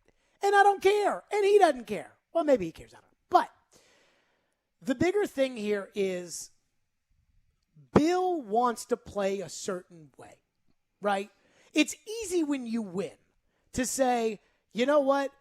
Bill played this certain way, and I'm going to give you an example. Bill's first Super Bowl against the Rams. They played the greatest show on turf. Kurt Warner was the quarterback. All those guys are in the Hall of Fame. Marshall Faulk, Ike Bruce, I believe is Isaac Bruce. I think he's in the Hall of Fame. I believe so, yes. Torrey Holt's probably going to end up in the Hall of Fame. I thought he was better than Isaac Bruce, but I don't think he even really belongs in the Hall of Fame. But that's neither here nor there. All those guys are going to end up in the Hall of Fame. And it's easy to say that Bill Belichick outcoached Mike Martz because everybody thinks that Mike Martz is kind of a doofus and that Bill Belichick is the greatest coach of all time. But it's really the style of game that was played. The greatest show on turf, the St. Louis Rams, had the number 1 offense in the NFL that year. They were scoring points. Just their wins in the playoffs alone. They scored 45 on Green Bay. They scored 29 on Philadelphia. They scored 17 on the Patriots. That was the way Bill wanted to play, which was you guys move it all up and down the field, and then we're either going to get a turnover or we're going to hold you to field goal. But we're going to be physical, and we're going to make the game physical, and that's exactly what they did. They got their turnovers. They had the interception return for a touchdown. They had the one drive where Brady threw a beautiful pass to David Patton in the back of the end zone, and Kurt Warner still got his. He threw for 365 yards. They moved the ball all over the field. But that was the style Bill wanted to play. And in the end, it was 17-7. John Madden was saying you got to take it to overtime, run the clock out, go to overtime. Let's just say they had done that. Bill had a masterful game plan in that game. They go to overtime. They lose the coin toss. St. Louis moves down the field, kicks a field goal. Rams win the Super Bowl. Did Bill still not have a good game plan? He did. But they lost. You can have a good game plan and lose. And that's my point. And that's exactly what happened yesterday with the Titans. A good game plan and sloppy play. And we go off sometimes when Vrabel has a bad game plan and they still win. We go off. So, to me, this is, I think you said Bill said it after the game. I think that was a message for the coaching staff. Mm-hmm. Bill telling the guys, hey, they should not have they should not have run for 300 yards on us.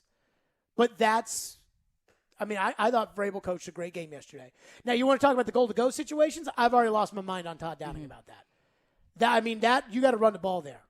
That you got to run the ball. And after the Foreman fumble, the 3 passes, those are the 2 things that got me with the coaching. What's next? On that same note, another texter texts in and says, Vrabel did not outcoach Bill because he has not fired Todd Downing yet. Our offensive coordinator position is a revolving door, but Bill has Josh McDaniels locked down. Why? And why do we have such a scrub, can't call Pop Warner level plays offensive coordinator? Bad coaching on Vrabel's part. So I don't think Downing has been that bad for the season. I wouldn't say you can't call Pop Warner football games. I do think that Downing had a bad day yesterday, and he can't have bad days. He made a couple bad calls. Here's the thing about a bad day, and this was something that I stole from Floyd, which was he was talking one time. He was at some kind of charity gala or something, or whatever the way he sets this story up. And the Oilers had just gotten their ass kicked.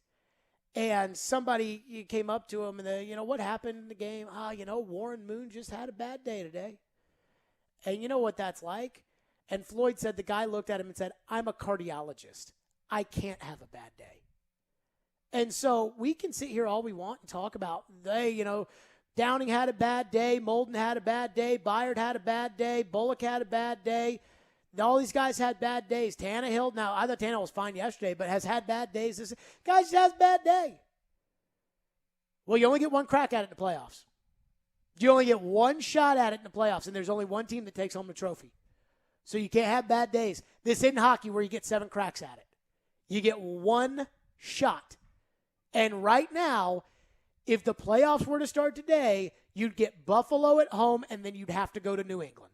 So you'd have to play them again. And you can't have bad days. 615-737-1025. We'll get back to your Titans calls and texts. But coming up next, college football movement all around.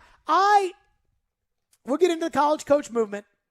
But I have a bigger issue that I think college football has to address. And I'm not sure they're going to be smart enough to do it. We'll get to that next. Stillman and Company. It's ESPN 1025 The Game. From the Fox 17 News Code Red Weather Center. I'm Fox 17 Code Red meteorologist Greg Bobis. Calm conditions continue.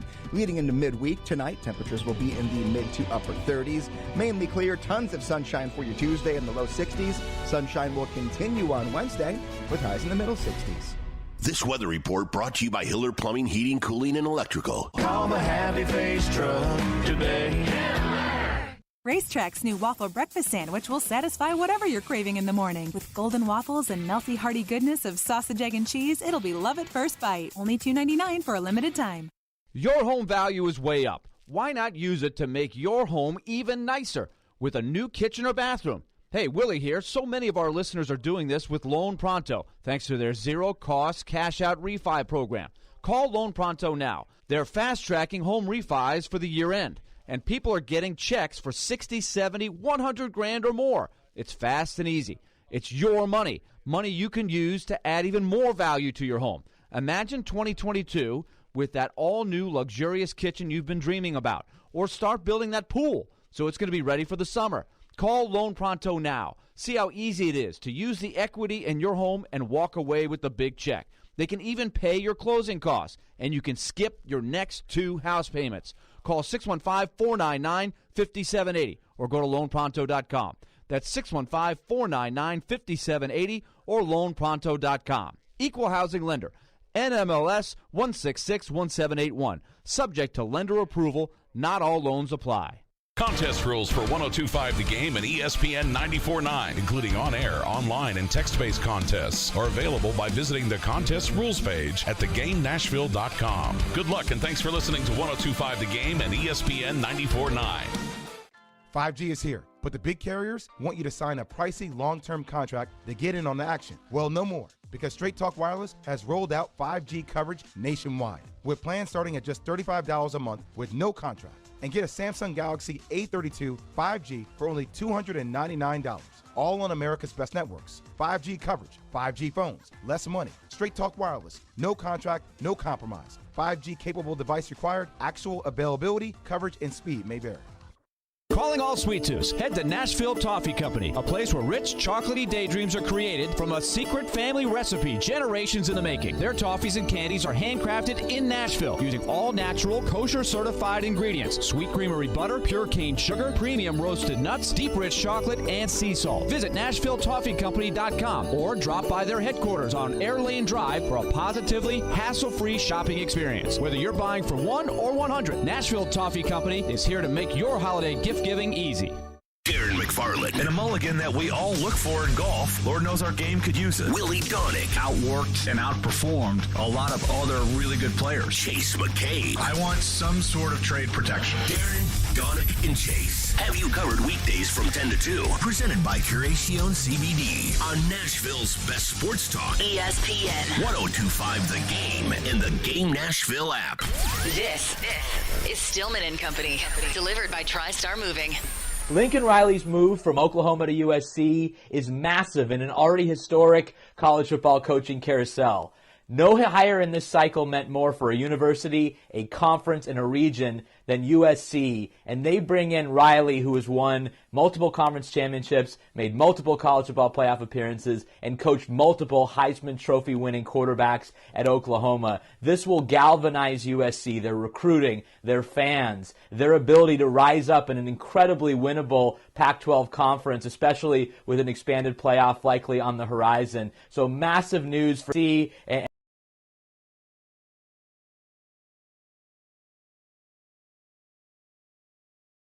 And ways on his offense, his quarterback development, that will very much be missed. And while the Oklahoma fans were breathing a sigh of relief on Saturday night when Riley said he wasn't going to LSU, angst and anger likely on Sunday as he is now headed to USC to be the new head coach of the Trojans. A massive move by athletic director Mike Bohn. Huge for USC, huge for the Pac-12, and huge for the West Coast.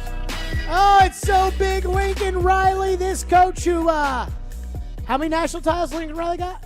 None. Oh, okay. And this quarterback whisperer, who this quarterback god that he brought in that was supposed to be the next coming, who was benched this season. Yeah.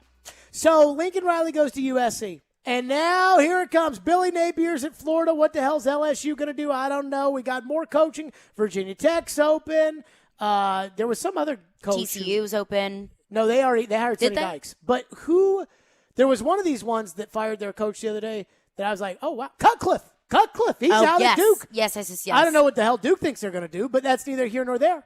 And so now it's football coaching search season, and that should be exciting, right? Because there's nothing that is more talked about on TV and radio and everything else than this coach going here, that coach going there, or this plane landing there, or the flight tracker going here.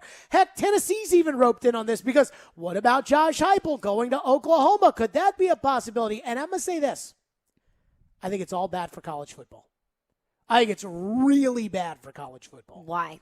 Because we had great games Saturday. Auburn, Alabama was a great game. Michigan's win over Ohio State was a great game. Bedlam had serious playoff implications, Oklahoma State and Oklahoma. And I wouldn't say it was a great game because both teams fumbled the game away, but it was a down-to-the-wire barn burner. Saturday was a great day of college football. It was. And nobody's celebrating it.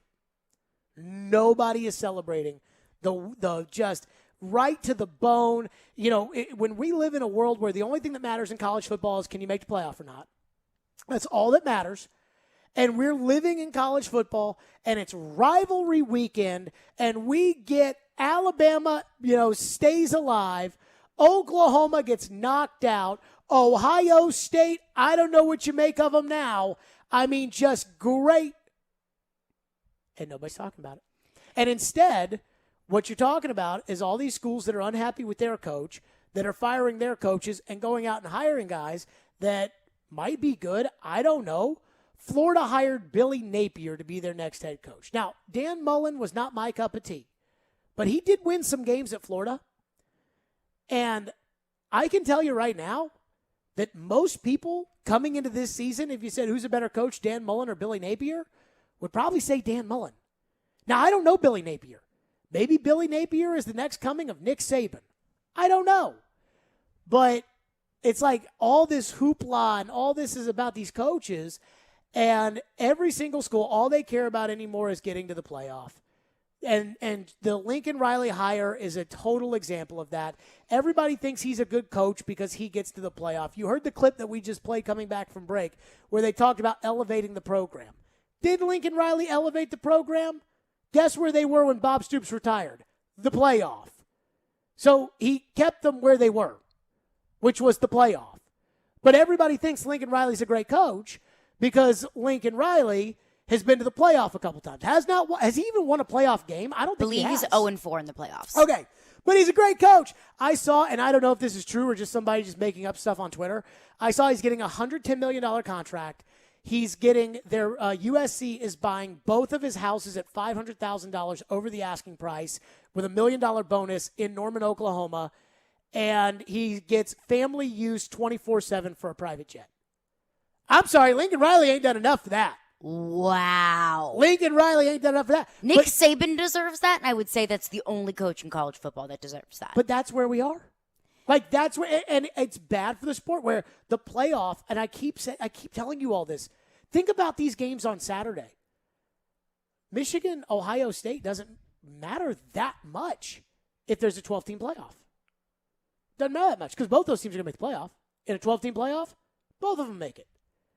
So now you're cheapening these games, and so the games themselves aren't becoming that important. And now it's all about the coaching and who's going here and who's going there and what plane is going over here. And now you've turned into the NBA. Because the July 1st period of the NBA is way more interesting than the NBA itself. I'm sorry, I haven't watched a regular season NBA game start to finish this year. And I'm not sure I have any plans to do so. Have you? No. Okay. And that's what you're doing to college football. So is your problem with the coaching? Is your problem with the 12-team playoff? I think it's kind of everything wrapped into one. I think it is the fact that, as Nick Saban said, you go to a playoff, you're gonna cheapen this. You're not gonna value certain things. He said that you're not going to care about winning the SEC anymore, and I think there's a lot of truth there. Well, that's what this has become. In this current model, winning the SEC would give you an automatic bye in the first week. So that isn't necessarily true. Winning the SEC gives you a huge advantage in the playoff. 12-team playoff isn't even coming to fruition yet. It might. It's looking like it was a sure thing. Now it's not as much of a sure thing. But I think with the coaching carousel, you are right in the fact that there were so many great games on Saturday. Nobody's talking about them. That's not true. People were talking about them. They were on Saturday. Yes. But they're not talking about them anymore. And that's also just part of college football. That's part of any kind of sport. Whenever there's a move from a big-name coach that's going from one big-name program to another big-name program, it doesn't matter if it's college football or hockey or baseball or the NFL. It doesn't matter. That's a huge storyline. The NFL does not allow you to make moves like that inside the week of the Super Bowl. For that reason, you cannot hire your head coach inside the week of the Super Bowl. For that reason. So is your problem with the timing of it? Oh, my problem is how my problem is how it has ruined every. Because I think the coaching carousel makes college football so much more exciting. I think it's totally the opposite. I think what it does is it takes away from the games. Nobody cares about the games anymore. I don't know. LSU played Texas A&M this week, right? Yes. Like Texas A&M's a good team, and LSU beat them. I had no idea. In the very last few seconds. I had no idea, and nobody cared. Like I think that you are so off. Oh, so many people care. Check the ratings. Watch the TV ratings. Michigan, Ohio State is going to score one of the highest television ratings over the last. God, I bet you the ratings for that and the ratings for the Iron Bowl are going to be just through the roof. And guess what? Nobody's talking about it today. And that's bad for your sport. Like that's What do you mean bad. by nobody's talking about it? But are we breaking it down? Are we saying, well, we were in Nashville and there was a Titans game What do we yesterday. think about Auburn at the end of the game choking it away? And what do we could talk about it. But we're not. Because there was a Titans game And they're not talking about it on TV. But they are talking about the coaching carousel on TV. And like on ESPN. And I'd love to see what they're talking about on Pardon the Interruption. And I'm sure that because they work in with all the different little things. They got 20 seconds for everything. Right. I'm sure they worked in like a tidbit about Michigan, Ohio State. But I bet you the number one college football story is the coaching. And that makes you the NBA. And nobody wants to be the NBA, right? What do you mean by that? Like it's player-centric? Oh, all anybody cares about the NBA. I mean, we went through like a 5-year period in the NBA where the only thing that mattered was who were the Lakers going to sign on July 1st and who were the Knicks going to sign. And it was like every day was like, well, there's a report that AD wants to play with KD, but the problem is that KD is talking to Kyrie, and we know that Kyrie doesn't want to play with LeBron, and that's why AD and Kyrie probably aren't going to get along because AD wants to be with LeBron, and he's going to force a trade because KD told Kyrie, who said to Russell Westbrook and James Harden, and that's the league. That's the league. It's very dramatic. Yes. The It NBA is very more drama. dramatic than the Milwaukee Bucks winning the championship. And that's bad.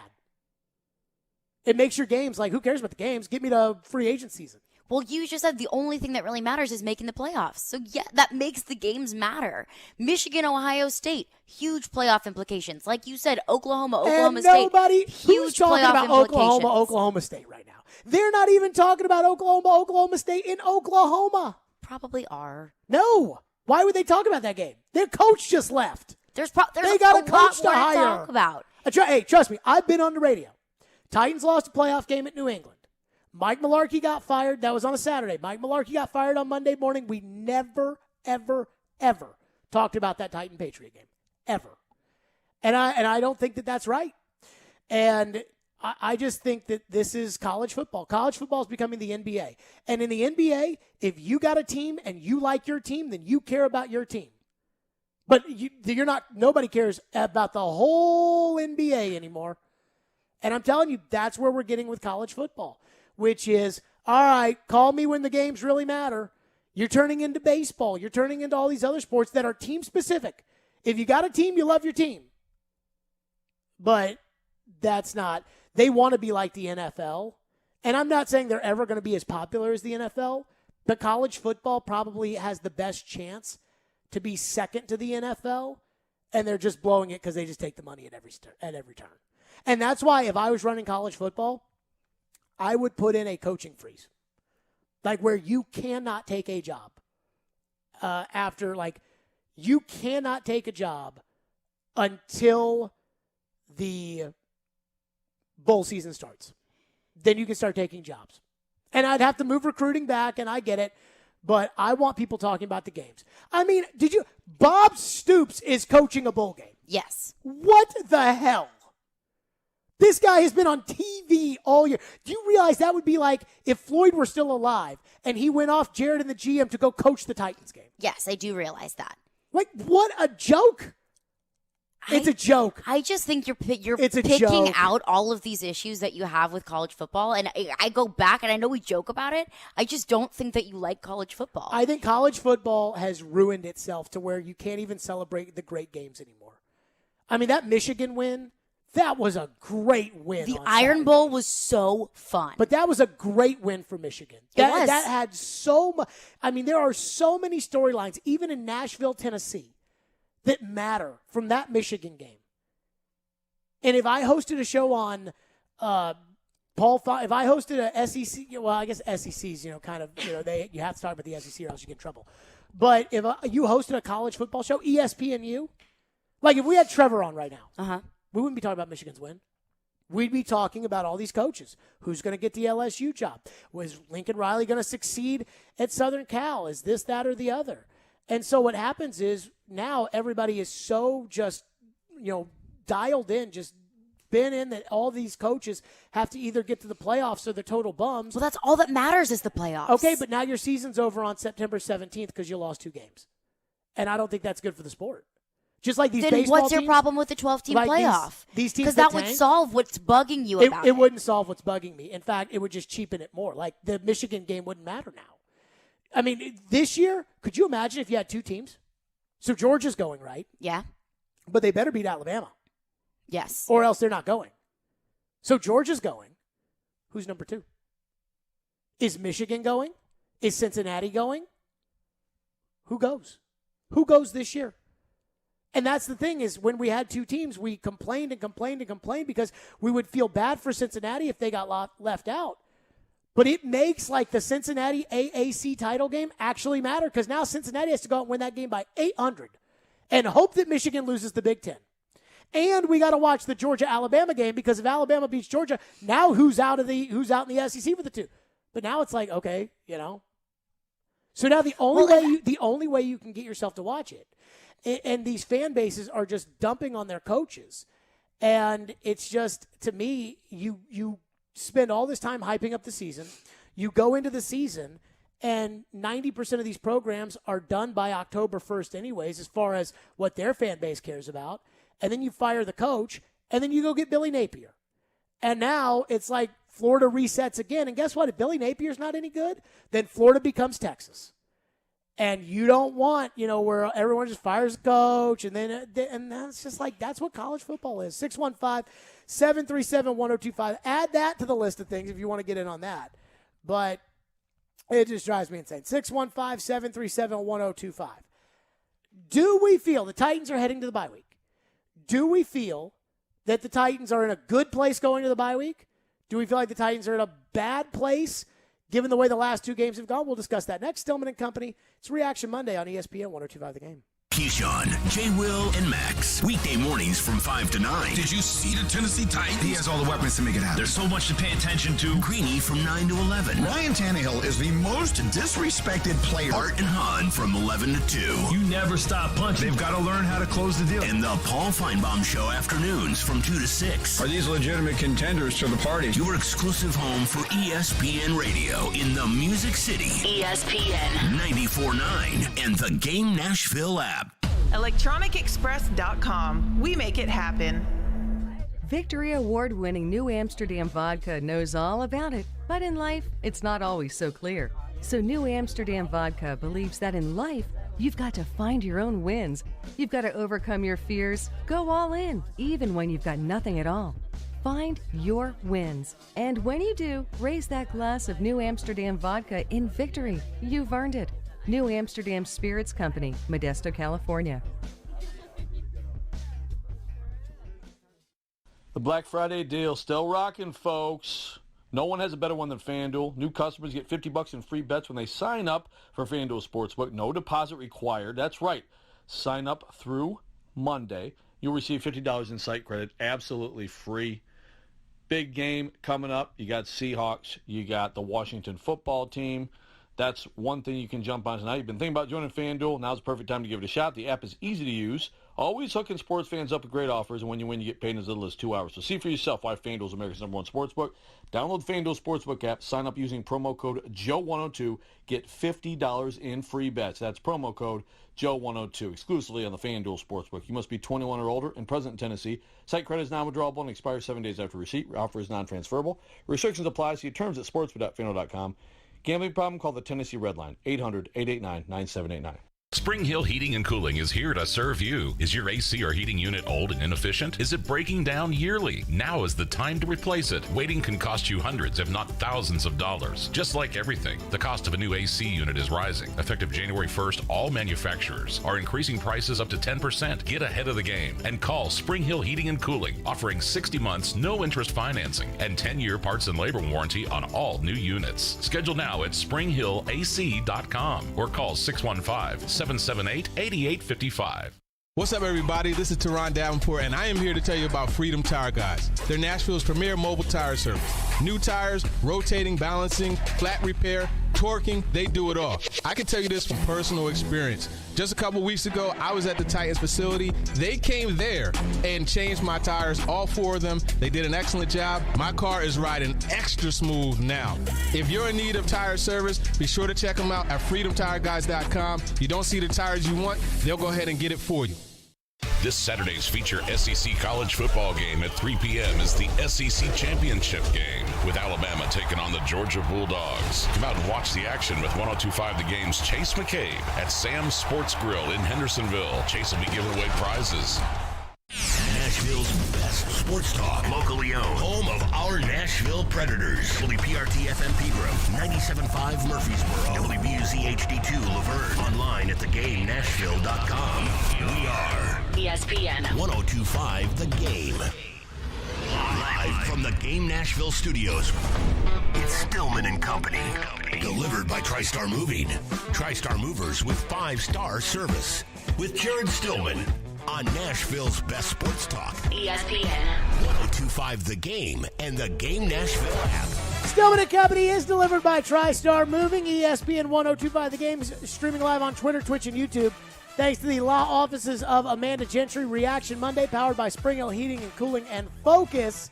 Sparkling water with a spark, P-H-O-C-U-S. DrinkFocus.com. By the way, apparently USC has a press conference to introduce Lincoln Riley. USC AD Mike Bond calls this, quote, one of the biggest moves in the history of the game. Oh, my barf.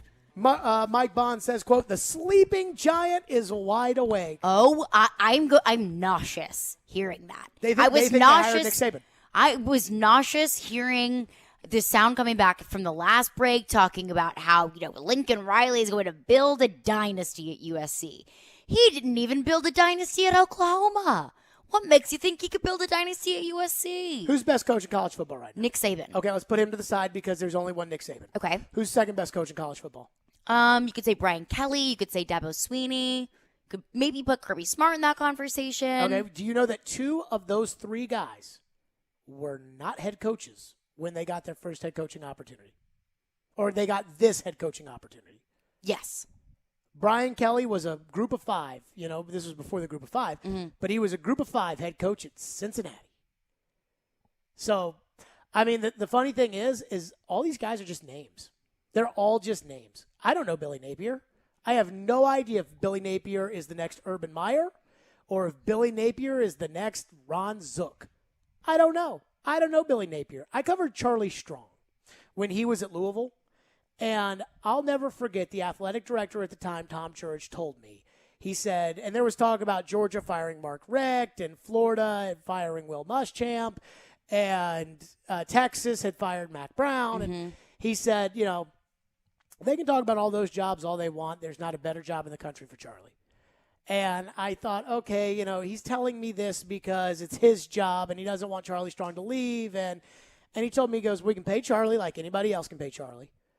We've got, the expectations here are not the same as they are at Texas and everywhere else. And he didn't need to say this to me, but Louisville's a basketball school. So all you got to do is have a decent season and then turn it over to basketball. And everybody cares about basketball. Instead, Charlie Strong, not a great public speaker and not one that was nice with the media whatsoever or really had any clue as far as marketing his program was concerned, goes down to Texas where they have their own TV network. It was never going to work.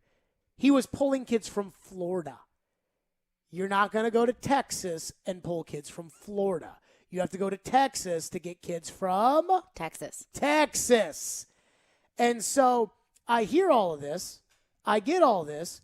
But, like, I've been talking to people. Mark Stoops' name is rumored in a lot of these jobs right now. And I understand. If somebody came up to me and offered me a big-time job, would I be able to stay at a medium-sized job but for big-time money? And some guys have the ego to say, hey, I can go do this at the premier job in the country. And Notre Dame has always been my dream. We've heard, how many times have we heard them talk about Urban to Notre Dame? Because they say that that's the one job that Urban would go to no matter what happened, because I think Urban's Catholic. And I think Urban grew up a Notre Dame fan, and that Urban would take whatever. The same thing with Dabo to Alabama. Sure. But that's his dream that job. You would take that job no matter what. Yeah. Mark Stoops has a great thing going at Kentucky. He's been there for almost 10 years, and he has not once found a serviceable quarterback. Not once. They have not been able to throw the ball his entire tenure there. But they get the second-best players out of Ohio, and they get some players out of Florida, and everybody else in the SEC is so desperate to win championships that they blow up their programs because they want to be Georgia or Alabama, so there's no continuity anywhere.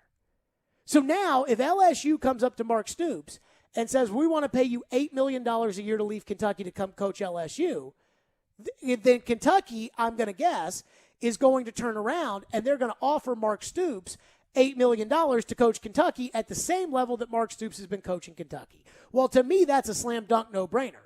Because if you go to LSU, they're going to want to be in the college football playoff. And when they're not, they're going to fire you. So do you want to coach for the next 15 years at Kentucky and do what you've done? Because Mark Stoops is not an elite coach. No. And I can tell you this because I've covered Mark Stoops. He's never going to be an elite coach, no matter where you put him. You can put him at Alabama.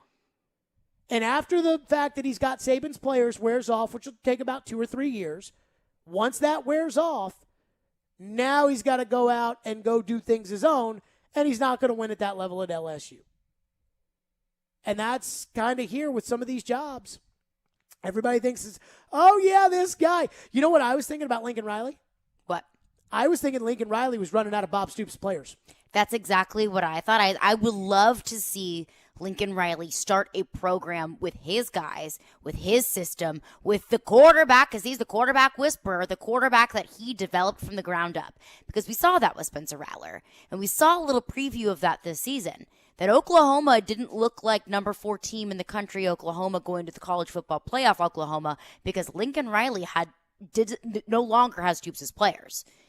The quarterback that he was supposed to develop, the quarterback that was God's gift to college football, was on the bench. Oh, if I was Ohio State, trailed Kansas at the half. If I was Ohio State, I'd be scared to death of what Ryan Day's teams are going to look like when he loses Urban's players. Because all those great players they have right now, Garrett Wilson and Chris Olave, and a lot of those are Urban's guys now. And guess what? When they had Urban's guys, they were in the playoff and they were in the national championship game, and now they're probably not. And I don't think that is a hiccup, and then you get back to being what you were. I mean, I think that that's the reality of Ryan Day. You better go get guys like Urban had, because if you don't, I've seen it.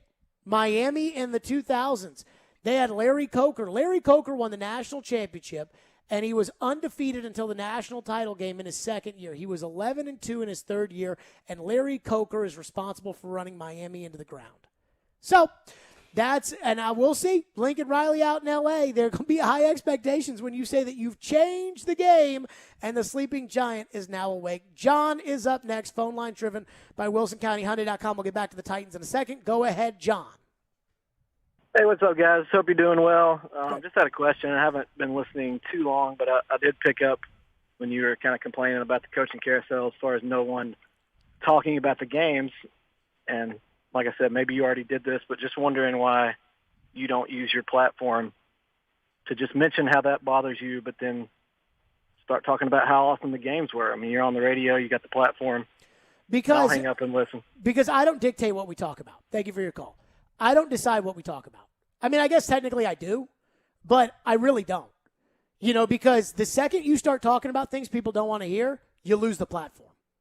And I've seen very established broadcasters that have sat there and said, well, I don't want to talk about what other people want to talk about. And they're not as established anymore after they do that. And this is not like a Jared Stillman streaming service where I am only looking for people who care about what I care about. There'd be a lot more women's basketball talk on the show. There'd be a lot more baseball talk on the show. There'd be a lot more of that if I got to pick what we talked about. But the reality is we talk about what you all want to talk about. And I'm just telling you that if I ran a college football show, I wouldn't be talking about the great Michigan-Ohio State game. I mean, you could spend 4 hours just on Michigan-Ohio State alone. Oh, 100%. But it wouldn't be the pressing topic, and you got to talk about what the people want to talk about. I mean, even this segment where we got carried away talking about college football, I'm like, I probably need to be back on the Titans. I probably need to get back on the Titans.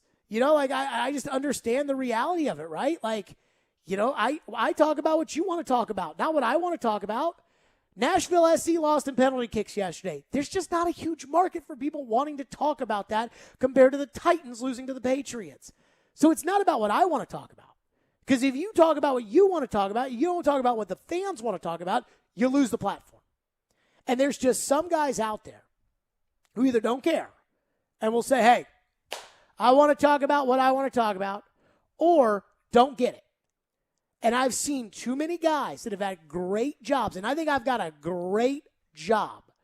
I have seen too many guys in this industry that have great jobs that lose their jobs because they're not willing to talk about what the fans want to talk about. I've seen it happen in Boston. I've seen it happen all throughout the country. And I will say this. I know I'm not Howard Stern, so I know that I can't just start talking about whatever I want to talk about, and you all will come listen to me. I think we can do that a little bit more than we could have done before because I think you guys know me a little bit better. But I don't think we can sit there and do Jared talks about whatever Jared wants to talk about. Like if Rush Limbaugh just decided, I'm done talking conservative politics, I want to talk about cooking, I'm not sure that would have bode well for his career. 615-737-1025 is our phone number. We're back to the Titans, I promise. Back to the Titans, 615-737-1025. Are we worried about the Titans? Because I think a lot of fans aren't. And I'm thinking maybe we should be. So we'll get to that coming up next. Stillman & Company right here at ESPN 102.5 The Game. TriStar Moving. Those guys are my official movers. I moved with TriStar Moving over a year ago, and it was one of the best decisions that I ever made. I used to hate moving, and I still kind of do, but you don't hate it as much when you got movers like TriStar. They made the entire process so simple, and that's why their motto is TriStar Movers with 5-star service. From the initial phone call to the final signature, moving was a breeze. My friends at TriStar Moving offer home protection, so they cover your floors, banisters, railings, door jambs, and even the doors themselves. They're always upping the game when it comes to mover training. They've got a brand new state-of-the-art storage facility in Mount Juliet as well. Their owners, Garrett and Robert, are true Nashvillians, and they are on the rise quickly with TriStar Moving because of the high standard they hold. If you're looking to move, give my friends at TriStar Moving a call, 615-640-1219, or visit that website, NashvilleMoving.org/radio, where they'll give you 5% off your entire move. That's TriStar Moving, 615-640-1219. NashvilleMoving.org/radio. Tell them Jared Stillman sent you for 5% off your entire move. TriStar Moving, my official movers. Bullock. No good. Deontay Foreman fumbles the football at the end of the play. Tannehill runs it, deflected and intercepted in the end zone. The Titans crumble in Foxborough with the bye week looming. We got to get healthy, get back to playing football how we know how to play it. A lot of things to improve. We're reacting all day long. They're playing a preseason roster with Ryan Tannehill at quarterback. On Nashville's best sports talk. ESPN 102.5 The Game and the Game Nashville app. Winter's a bad time for your furnace to go out, but it's never a bad time to call Lee Company. Our heating and air conditioning pros are available 24/7. No heat? Don't wait. Call Lee Company now at 615-567-1000. Our expert technicians will diagnose the issue and fix it right the first time. When you're cold, you need someone you can count on to bring the heat. Call Lee Company now at 615-567-1000 or visit leecompany.com. Hey Nashville, get ready to party Smashville style. On February 26th, the Nashville Predators will make history with the first ever outdoor NHL game in Tennessee as they host the 2022 Navy Federal Credit Union NHL Stadium Series. The Preds will take on the back-to-back Stanley Cup champion Tampa Bay Lightning in front of 70,000 rockin' fans. Visit NHL.com/Stadium Series tickets. Do great prices and selection on trucks and SUVs still exist? They do in Truckville. Sarah Chevrolet Buick GMC of Nashville has the largest selection in Tennessee. And we keep getting fresh stock on our lots every day. We're committed to offering you our best price and a 5-star experience, which is why we're still known as the destination for trucks and SUVs. Come visit Truckville, Tennessee today in person or online at sarahnashville.com. Paul Feinbaum here for the Southeast leader for cranes and equipment rental, Craneworks. The Craneworks team in Nashville, Birmingham, and Mobile is ready to make your next construction or maintenance project a big success. Give Craneworks a call for your next lift, machinery moving, or rigging project. And don't forget, RentalWorks has a full line of rental equipment for jobs both big and small, and now offering qualified operators for all equipment, including aerial and earth-moving equipment. Call Craneworks at 877-282-LIFT or visit them on the web at craneworks.com. If you've missed any of today's show, just search Stillman and Company on Apple, Spotify, or your favorite podcast platform. 4th and goal from the 2. Motion man is swing. Fake the handoff. Tannehill looking, guns it, deflected and intercepted in the end zone. J.C. Jackson is Mr. Pick. Yeah, I mean, it's tough. We had opportunities. We did some really good things. The turnovers, the fumbles hurt us, obviously. You know, we ran the ball extremely well the whole game. Had the turnovers and then, didn't convert when we were down there in there tight there in the early fourth quarter. So you put all those together and you put yourself in a difficult situation.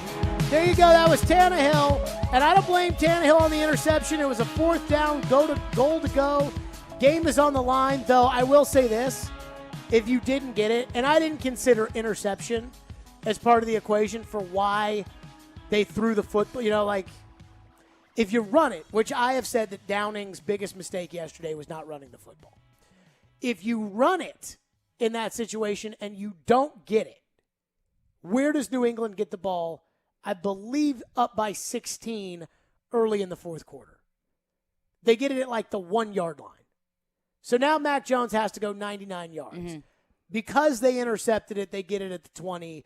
You could make an argument that if New England, if you run it and you don't get it and they get it at the 1, you can try to get a safety that will immediately get you the ball back, plus the 2 points, which, again, you're down by 16. Take any point you can get. Well, what's a safety do for you?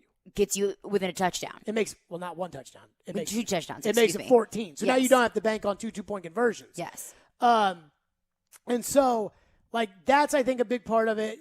But the interception, I don't pin that on Tannehill. I thought it was a bad play call, and I'm not mad that they turned it over. It's easy to look at the box score and say, 5 turnovers, and say that's the ball game, when in reality, the Tannehill interception was a turnover, but you would have turned it over on downs anyways. And the Blasingame fumble, I think they had 4 turnovers, right? They had 5 fumbles. No. Or 5 turnovers, 3 of which were fumbles, and then an interception, and then... So they had 4 turnovers.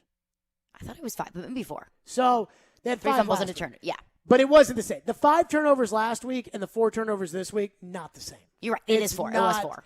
It's not the same. So I do think this, though. I heard a lot of... Well, just the Titans needed to get to the bye, and they looked like a team ready to get to the bye, and here comes the bye, and on to the bye, and they need the rest, and they need the guys back, and they gotta. And I think that is maybe letting the Titans off the hook a little too much. I don't feel that way right now. I mean, I look at the Titans, and I think right now of a football team that is getting real sloppy. And look at the Patriots. And this is a team that has a rookie quarterback, and they're not getting sloppy. They made 2 big mistakes yesterday, both by the rookie quarterback. One was a ball into the hands of Dylan Cole that he didn't catch, and the other was an overthrow of Hunter Henry. But other than that, they weren't very sloppy. They let you do the sloppy, and then they take care of it after the fact.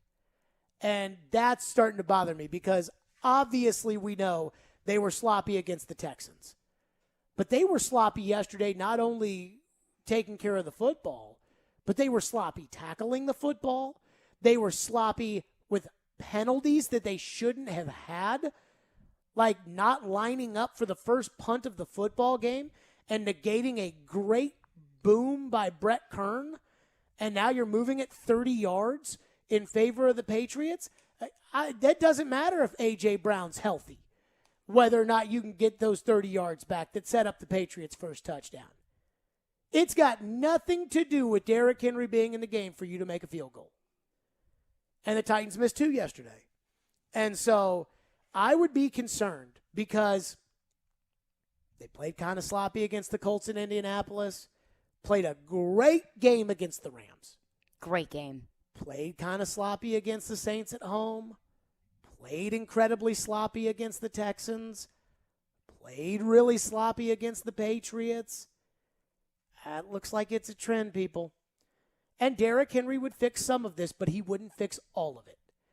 And if you're going to win the Super Bowl, and I keep saying this, because this is the one thing that I sometimes feel like Titan fans don't listen enough to.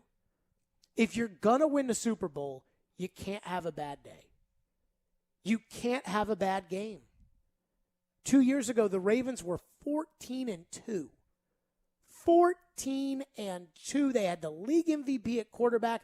I don't think they had trailed in a game since October. They had a bad day. Lost Khalif Raymond in coverage. Jonnu Smith made a great catch. Derrick Henry ran all over him. They couldn't convert fourth downs. Lamar Jackson, though, had an interception to start the game. Titans went 3 and out. Lamar Jackson's moving right down the field. He throws the ball for Willie Snead. That's just a little bit above Snead. Ball pops off of Snead's hands into the arms of Kevin Byard. Kevin Byard runs it down to the other side of the field. Lamar Jackson tackles him by the helmet, tack on 15 yards, and the Titans are in business. Goodbye, season. Goodbye, 14-2. And that's the thing that I look at when it comes to the Titans is I think about how does this team get to the Super Bowl? Knowing that their quarterback can't bail them out of a tough spot. Kansas City can look at their road right now, which would not be easy. You know, the Titans' road today would be Josh Allen and Buffalo at home, on the road to the Patriots, and then either on the road to Lamar Jackson and the Ravens or at home against Patrick Mahomes and the Chiefs. And that's today. If the Titans drop another Texan game, then they may have to go on the road for all these games. But the road right now for the Chiefs, they would get Cincinnati and Joe Burrow at home in the first round of the playoffs. Now, I haven't watched Cincinnati play enough, but I know that they just hung 41 on Pittsburgh, and I do think Joe Burrow's a pretty good quarterback. So they would get Cincinnati at home. Then they would go on the road to Baltimore. Then they would play the winner of New England, Tennessee on the road. So Baltimore's road is, or Kansas City's road is going to be emerging Cincinnati, Lamar Jackson on the road, and either the greatest coach on the road or the best player in the game, Derrick Henry, on the road. But if I'm a Kansas City fan, I think, well, I got Patrick Mahomes. So Patrick Mahomes can win those games for me. Like, Patrick Mahomes can go to New England and win a game, and you feel like, hey, why do you think you're going to win? Because they got him. By the way, you saw the Patriots play yesterday. At home, electric atmosphere, scored a bunch of points, got turnovers. New England, Kansas City at home, Mahomes versus Mac Jones. Who would you rather have? Mahomes. There you go. The Titans don't have that. And the Titans are never going to have that. So you have to make it as easy as possible on yourself to get to the Super Bowl. And that's what the Titans aren't doing right now, is even if their guys are back and they're healthy, Elijah Molden still misses the tackle. Randy Bullock still misses the PAT. Randy Bullock still misses the field goal. Now, maybe Dontrell Hilliard doesn't fumble and Deontay Foreman don't fumble, and instead of Dylan Cole, David Long Jr. does pick the ball off for a pick six. Which could potentially be 21 points. But Jack Rabbit Jenkins is still out there to miss a tackle that allows Kendrick Bourne to run in the end zone for a touchdown. Todd Downing's still going to get out over his skis and stop running the football like he did in that one drive, or come up with that stupid play call on the fourth down that ended up being an interception. Would he have stopped running the football if the running backs hadn't fumbled the football? I don't know. Because that's one thing is that he'll never say. But that was one thing was that we always wonder, why are they not passing the ball more to Foreman? Is it because they're so terrified of him fumbling the football? And he did it, and it's almost like confirming those concerns. So they panicked and said, okay, Boy, what a let's lazy get carry. the ball out of his hands and let's just throw the ball. What a lazy carry by Foreman. And you Protect could see the football. You could see it on J.C. Jackson too. And now the New England Patriots, they are ball hawks now. They want to pop that ball out. Bill's done that for 20 years. And there's one thing when you want to pop the ball out, everybody wants to force fumbles and everybody wants to have interceptions, but the Patriots, they go after the ball, and they always have. Buffalo is another team that always goes after the football. Mm-hmm. And, he was just carrying that thing like a loaf of bread. He was just rocking it down and bam. And so, again, sloppy. Tannehill misses the pass to Chester Rogers. Now, I think Chester Rogers screwed it up and not Tannehill. Mm-hmm. And they'll never tell you who did screw it up, and you'll never know.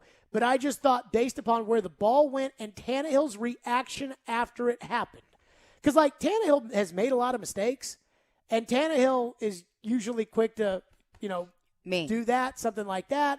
Or we saw Tannehill rip Des Fitzpatrick's ass last week on the sidelines, and that's really not something Tannehill does. And everybody saw that and was like, oh, Des screwed up, Des messed up. The look on Tannehill's face after the Rodgers miss was like, you have to be kidding me. Which is more so when I screw something up, very rarely do I think you have to be kidding me. When somebody else screws something up, I'm like, you've got to be kidding me. They're doing what? That was Tannehill's reaction. So I think Rodgers screwed that up. But guess what? If AJ and Julio and all those guys are healthy, guess who's still in the game? Rodgers. He's still in the game. He's been your slot receiver since the first day of the year. So Todd Downing's not giving up play calling even when all these guys get back. Chris Jones penalty for illegal motion on the Brett Kern punt. That was just... There's nothing that has nothing to do with Derrick Henry. So, here's the question for you and the callers. 615-737-1025. Do we think that the Titans are going to be okay because of the injuries, or do we think the Titans need to look in the mirror during the bye week and get these mistakes figured out? Because you can't win in the playoffs doing this kind of stuff. I think there's two different ways of looking at it. You can look at it as the Titans still have a 2-game lead over the Colts in the division, including the tiebreakers. They have a very comfortable lead in the division. They're going to make the playoffs. Almost all of their best players are injured and out and not playing. There's a bye week coming up. All the momentum could potentially be in the Titans' favor, and all of these mistakes, most of these mistakes could be fixed with a healthy Derrick Henry, a healthy Bud Dupree, a healthy A.J. Brown, that a lot of these mistakes will eradicate themselves once those players get back. That's very wishful thinking. One way of looking at it. There's another way of looking at it as the Titans have been playing sloppy football, and they really got, I don't like saying lucky, but the Saints missed extra points, and that's really kind of the difference between the Titans winning and losing against the Saints at home and played a pretty sloppy game. And you could look at it as the Titans are beat up, so they need that first-round bye so badly, and that is why it is so important to continue to win these games, and they're losing games that they should have won. And I think that I kind of view it as a little bit of both, and I think that the biggest differentiating factor between those two schools of thought could be the bye week. What do they look like after a week of rest? What do they look like when some of these players start to get back and start to get a little bit more healthy? What if they're still sloppy? That concerns me. Here you go. 615-737-1025 is our phone number. We're to your phones on the Titans next. Stillman and Company, it's ESPN 1025 The Game. Tuesday night.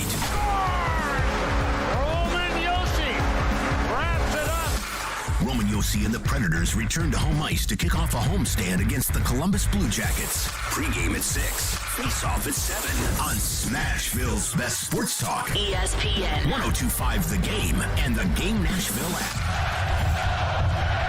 closer, bolder, golden. Nashville SC Stadium is arriving in 2022, and season tickets are on sale now. With just 150 feet between the pitch and the last row, you'll be right there in the action no matter where you sit. If you thought soccer in Nashville was a party already, you ain't seen nothing yet. So come on in, grab a seat, and stay a while as we open a new era of Nashville sports. For more information on season tickets at the new Nashville SC Stadium, visit nashvillesc.com/22tix.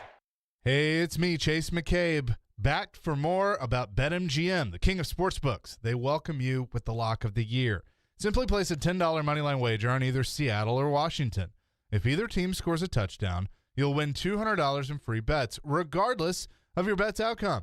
Just use the bonus code 1025GAME200 when you make your first bet. Enjoy football like never before with BetMGM's live betting options and boosted odds specials at your fingertips all season long. Just download the app or go to BetMGM.com. Use that code 1025GAME200 to win $200 in free bets if either Seattle or Washington scores a touchdown. It's that simple. Visit BetMGM.com for terms and conditions. 21 years of age or older to wager. Tennessee only. New customer offer. All promotions are subject to qualification and eligibility requirements. Rewards issued as non-withdrawable free bets or site credit. Free bets expire 7 days from issuance. For problem gambling support, call the Tennessee Red Line at 800-889-9789. Do you really want to go through another year with that awful joint pain? Well, don't do it. Resolve right now to get yourself moving again for 2022. Willie Donick here. It's time to call the folks at QC Kinetics. Non-surgical regenerative treatments for joint pain. We're talking lasting results using natural biologics. No surgery, no pain meds, no steroids, and no downtime. This is really exciting stuff. Regenerative restorative treatments that actually encourage your body to heal itself using highly concentrated natural biologics. Patients rave about it for hip pain relief, knee pain relief, shoulder and back pain relief. Don't let them give you the steroids. Don't let them tell you your surgery is the only option. Get a free second opinion at QC Kinetics and do it now. And imagine life in 2022 without pain. Call the local medical professionals at QC Kinetics. 615-249-4024. That's 615-249-4024. That's 615-249-4024 for QC Kinetics. Spring Hill Heating and Cooling is here to serve you. Is your AC or heating unit old and inefficient? Is it breaking down yearly? Now is the time to replace it. Waiting can cost you hundreds, if not thousands of dollars. Just like everything, the cost of a new AC unit is rising. Effective January 1st, all manufacturers are increasing prices up to 10%. Get ahead of the game and call Spring Hill Heating and Cooling, offering 60 months, no interest financing, and 10-year parts and labor warranty on all new units. Schedule now at springhillac.com or call 615-778-8855. ESPN's Turon Davenport breaks down the Titans like no other. On the field chemistry, I don't think it's going to be a problem. It's just going to be a process. Catch TD Mondays at 11, Thursdays at 3, and Fridays at 8. Plus, the Talking with TD podcast drops every Wednesday. When you draft players, it's not just for one season, it's for a career. Presented by FreedomTireGuys.com, Nashville's premier mobile tire company, and Craneworks and Rental Works, your source for crane and equipment rental. Visit Craneworks.com. Nashville's best sports talk. ESPN 1025 The Game and the Game Nashville app. Hey Nashville, this is Rick Stockstill, and you're listening to Nashville's best sports talk, ESPN 1025 The Game. I mean, I think you're always obviously disappointed and frustrated when you lose. We did some good things. We did some obviously things that are going to get you beat, and that it is somewhat frustrating, but can't go on the road, especially against a good team, and do those types of things and have penalties and start drives with on the 10-yard line and penalties on special teams, turnovers, so you don't have to look too hard on why we lost. There you go. That was Vrabel yesterday, and I will say this again to Vrabel and the 35 points. This is what I came up with, at least 35. Elijah Molden misses a tackle on the first drive while the Patriots were in field goal range, who led to their first touchdown. That's 4 points. Randy Bullock misses a PAT. That's 1 point. Randy Bullock misses a field goal. That's 3 points. Dante Hilliard fumbles the ball. Patriots kick a field goal. That's 3 points. Dylan Cole drops a pick six. Patriots kick a field goal. To me, that's 10 points. Deontay Foreman fumbles the football inside a field goal range. That's 3 points. Jackrabbit Jenkins takes a bad angle on a Kendrick Bourne touchdown. That's 4 points. Patriots were in field goal range.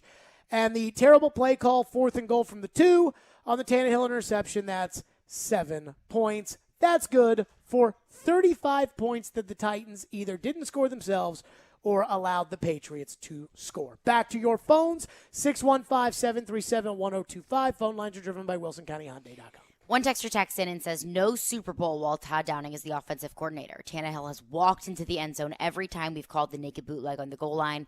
4 downs, and he never called it. That's insanity, no creativity whatsoever. So do you think the fans hate Todd Downing? I think Downing had a horrible game yesterday. And this is the first time that I have said that this season about him. I think he made some bonehead calls yesterday. I would say overall, not a great day for Todd Downing yesterday. But the extreme of can't win the Super Bowl now with this guy. I'm not there. It's a little too much for me. I'm not there yet. If this is something that we had consistently seen from Todd Downing week in, week out, like what is that play that you're calling? There's such an obvious play that you should be calling, and you do the exact opposite, which is exactly what they did at the goal line yesterday. Why are you throwing the ball when you can just pass it off and run it in the end zone? I haven't experienced much of that from Todd Downing this season. I'm not there. I'm with the texter that I think that Titans fans have every right to be disappointed in the game that Todd Downing called yesterday. But I'm not at, no creativity whatsoever. I mean, that call is not being creative. It's just a bad call. That was a pretty terrible call. What's next? David texts in and says, who would you predict will end up as the number 1 seed in the AFC? Okay, that's tough. Baltimore's got a really tough schedule the rest of the way, so I'm going to take them out. Buffalo plays New England, and the Titans are surely going to screw it up somewhere along the way, right? Oh, but, haven't they screwed it up enough? Here's the reality, right? The rest of the schedule, will they be favored by Vegas to win? Jacksonville. Yes. Pittsburgh. No. You don't think so? No. I mean, Pittsburgh just got skunked by Cincinnati yesterday. I know. I don't think Pittsburgh's not having a good season. I want to say Pittsburgh's 5-6. I don't think that they will be favored. Okay, fine. Lose that game. Now that's 5 losses? Yes. Okay. I mean, it always depends too on what happens the week before. Okay, but let's just argument's sake. Where it is right now, I would say the Pittsburgh Steelers are favored, yes. Okay. So Not by Pittsburgh, much. okay. San Francisco on a Thursday night at home. I would say it's probably a home favorite for the Titans, 2.5, 3. Oh, I think the Titans I think the 49ers suck. Who's after San Francisco? I believe Houston again? No, Miami, I believe maybe? Miami. They're playing well. Oh, Titans are favored. Texans. Titans are favored. Okay, so Titans should win all those games except for maybe the Steeler game, and I would argue the Titans should win the Steeler game. And, I mean, you could, toss up between the Steeler game and the 49ers game. So I see. There's no excuse to me to lose the 49ers. There is no excuse to. That team sucks. I watched them play yesterday. They blew the Rams out. I don't care about that. You don't care about that? I mean, you can't label them as the team that sucks if they just blew out what we thought was one of the best teams in the NFC. No, sir. That was TD that was arguing the Rams. I said, well, wait a minute. What about these other ones? I mean, I never thought Stafford. In fact, early in the season, I thought I might be wrong because I never thought Stafford was the answer to the LA Prayers. Mm-hmm. And they were treating it like, Dan Orlovsky was like, Super Bowl, here they come. And I never thought that. I mean, I watched the Rams. My biggest takeaway, the best player on their offense is the one who's talked about the least. Van Jefferson, the local kid, is the best player on their offense. Yeah, he's pretty good. But, I mean, the Rams. Cooper Kupp's pretty solid, too. The Rams Tyler are Higbee's pretty solid. So overrated. But, anywho, I think the 49ers suck. And I think the 49ers are going to just be playing out the string, and it's a short week, and it's, a cross-country flight, and it is no siree, Bob. There is no excuse to lose to the 49ers. And you want to sit there and say, well, hey, football's crazy, anything like that. No, you had that. When you lost to the Texans, that was your, hey, we screwed this one up, our bad, whatever. But that's gone now. So to answer your question, who's going to end up being the number 1 seed? Baltimore's schedule's really tough. New England and Buffalo play each other. Buffalo maybe is right of the wrongs. Is Kansas City right at the wrongs enough? I don't know. If either Buffalo or New England sweeps the other one, then that team's the number 1 seed. If not, then it's either the team that wins that division, the Titans or the Chiefs. Throw them in there, pick a name out of the hat. Right now, I think I'd have to say Buffalo. If I had to guess, I'd say Buffalo. And that's just, honestly, everybody's right there right now. And they're all right there right now because you went and lost to the Texans and turned it over 5 times. What's next?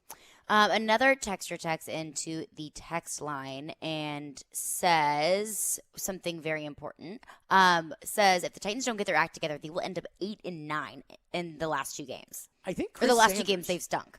I think Chris Sanders said something like that to me yesterday, during the pregame show about you can sit there and tell yourself all you want about, the playoffs and these are going to be hard games to win. And if you're giving away the other team 35 points like the Titans did yesterday, and I didn't even do that for the Texan game, but if you're just doing that, then Chris is probably right. And of the remaining 5 games, you probably go 3-2. So if you do that, say you go 3-2, which I'm not sure I would settle for out of court right now, but you're looking at 11-6, and I don't like the idea of going 11-6. The one thing that 11-6 will do is at this point, as we talked about the week that it happened, you win the division. Because Indianapolis is 6-6 and you have the tiebreaker. Which is why that game was so freaking big when it happened. And I was like, if this happens, all you have to do is win 3 more games and you're to as many wins as Indy can get. And everybody was like, well, what if Indy this or Indy that or Indy? And it was like, no. And so now if you go 3-2 the rest of the way, you're guaranteed to win the division. So maybe I guess you can take that however you'd like. Another texter texts in and says, here is the hottest take. Yep, book it on this. The Titans are in the perfect storm. In time for the playoffs, everyone, and I mean everyone, will be healthy and playing. They will roll through all the teams on their way to the AFC Championship game. They will get through this. That is lovely wishful thinking. Lovely. And if that's the way that it turned out, then great. Then this texter is right. I'm not going to bet my house on it that I don't own. I'm not going to bet that. Can they get lined up on a punt? Maybe. That'd be nice. On a beautiful punt at that. A beautiful punt that was just totally wasted. I cannot wait for the day that they fire Craig Aukerman. And I got to tell you, if it comes with when they end up firing Mike Vrabel, because eventually Vrabel will get fired or, whatever. Coaches never last for forever. Mm-hmm. So even if I have to wait 7 years for them to fire Craig Aukerman, I will love that day. Oh, I will love it. Aukerman, his teams consistently screw the game up. And there's no accountability for Craig Aukerman. I've never seen anything like it in my life.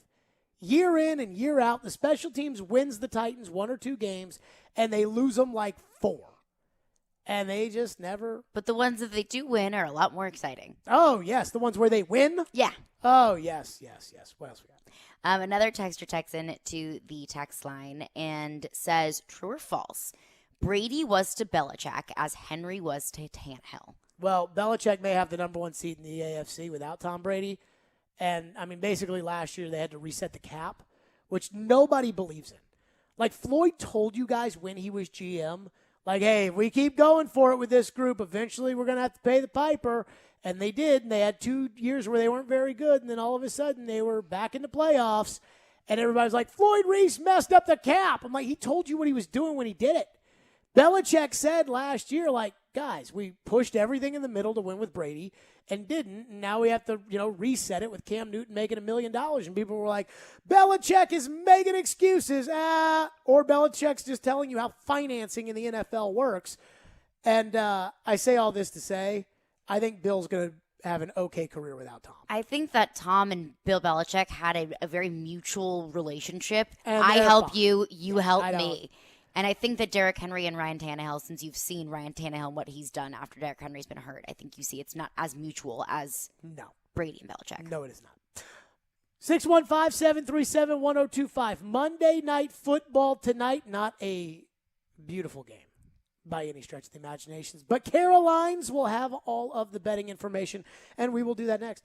Focus is a presenting sponsor of Reaction Monday, Spring Hill Heating and Cooling, and Focus Sparkling Water with a Spark, Phocus. You see I'm holding up my Focus right here. Your body needs water, and it doesn't need to be boring.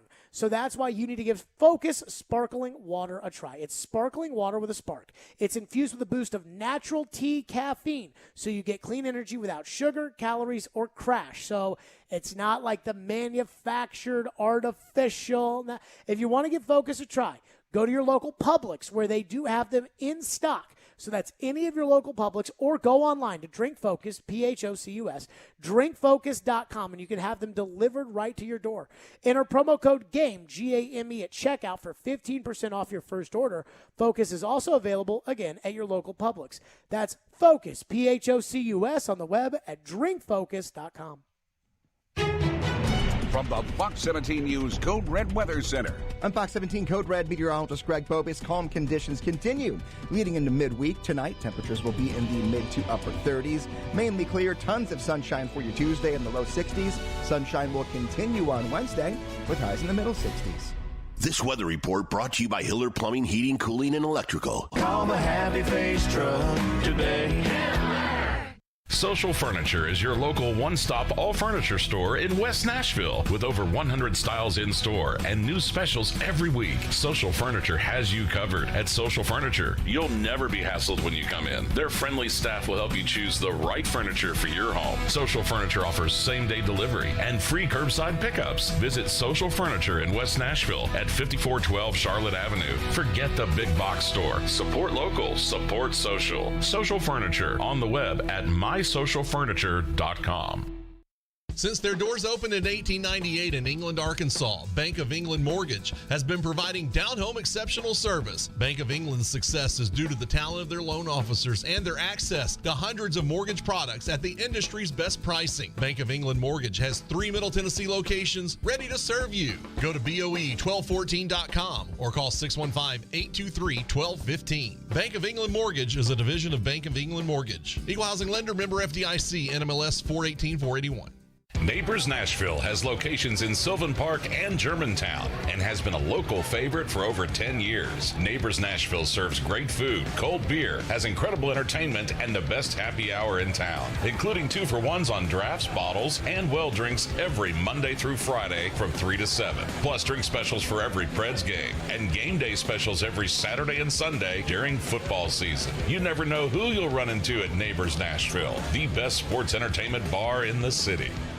Robbie Stanley. Maybe it doesn't hurt their bottom line this year. I don't know. I don't know what's going to happen on that front. Joe Rexrode. 5 guys who are on the roster are not going to be on the roster. Get your morning started with Robbie and Rexrode every weekday from 6 to 10. Presented by Volunteer State Bank on Nashville's best sports talk. ESPN 102.5 The Game and the Game Nashville app.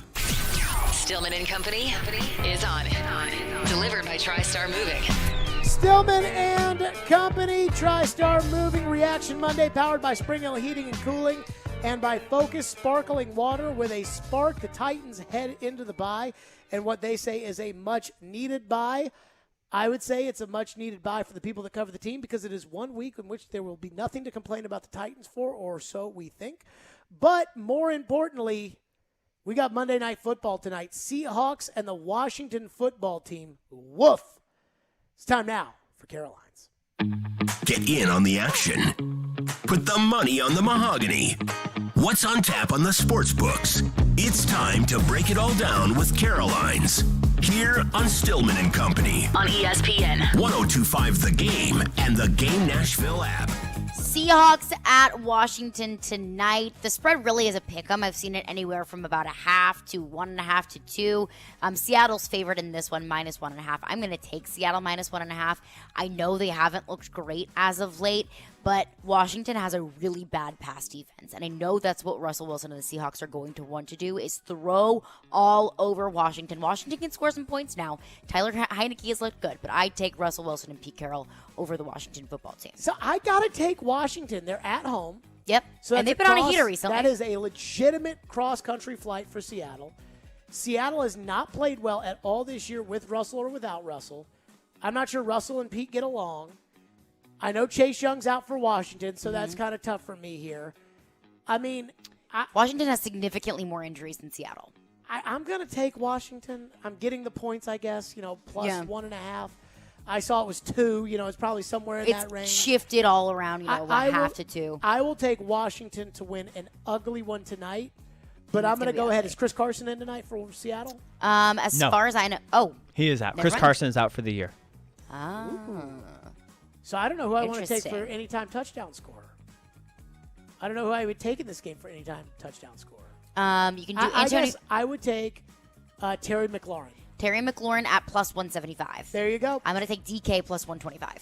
DK. I'm so done with him. Preds Insiders is coming up next. We will see you live from Bridgestone Arena before the Preds take on Columbus at 2 tomorrow.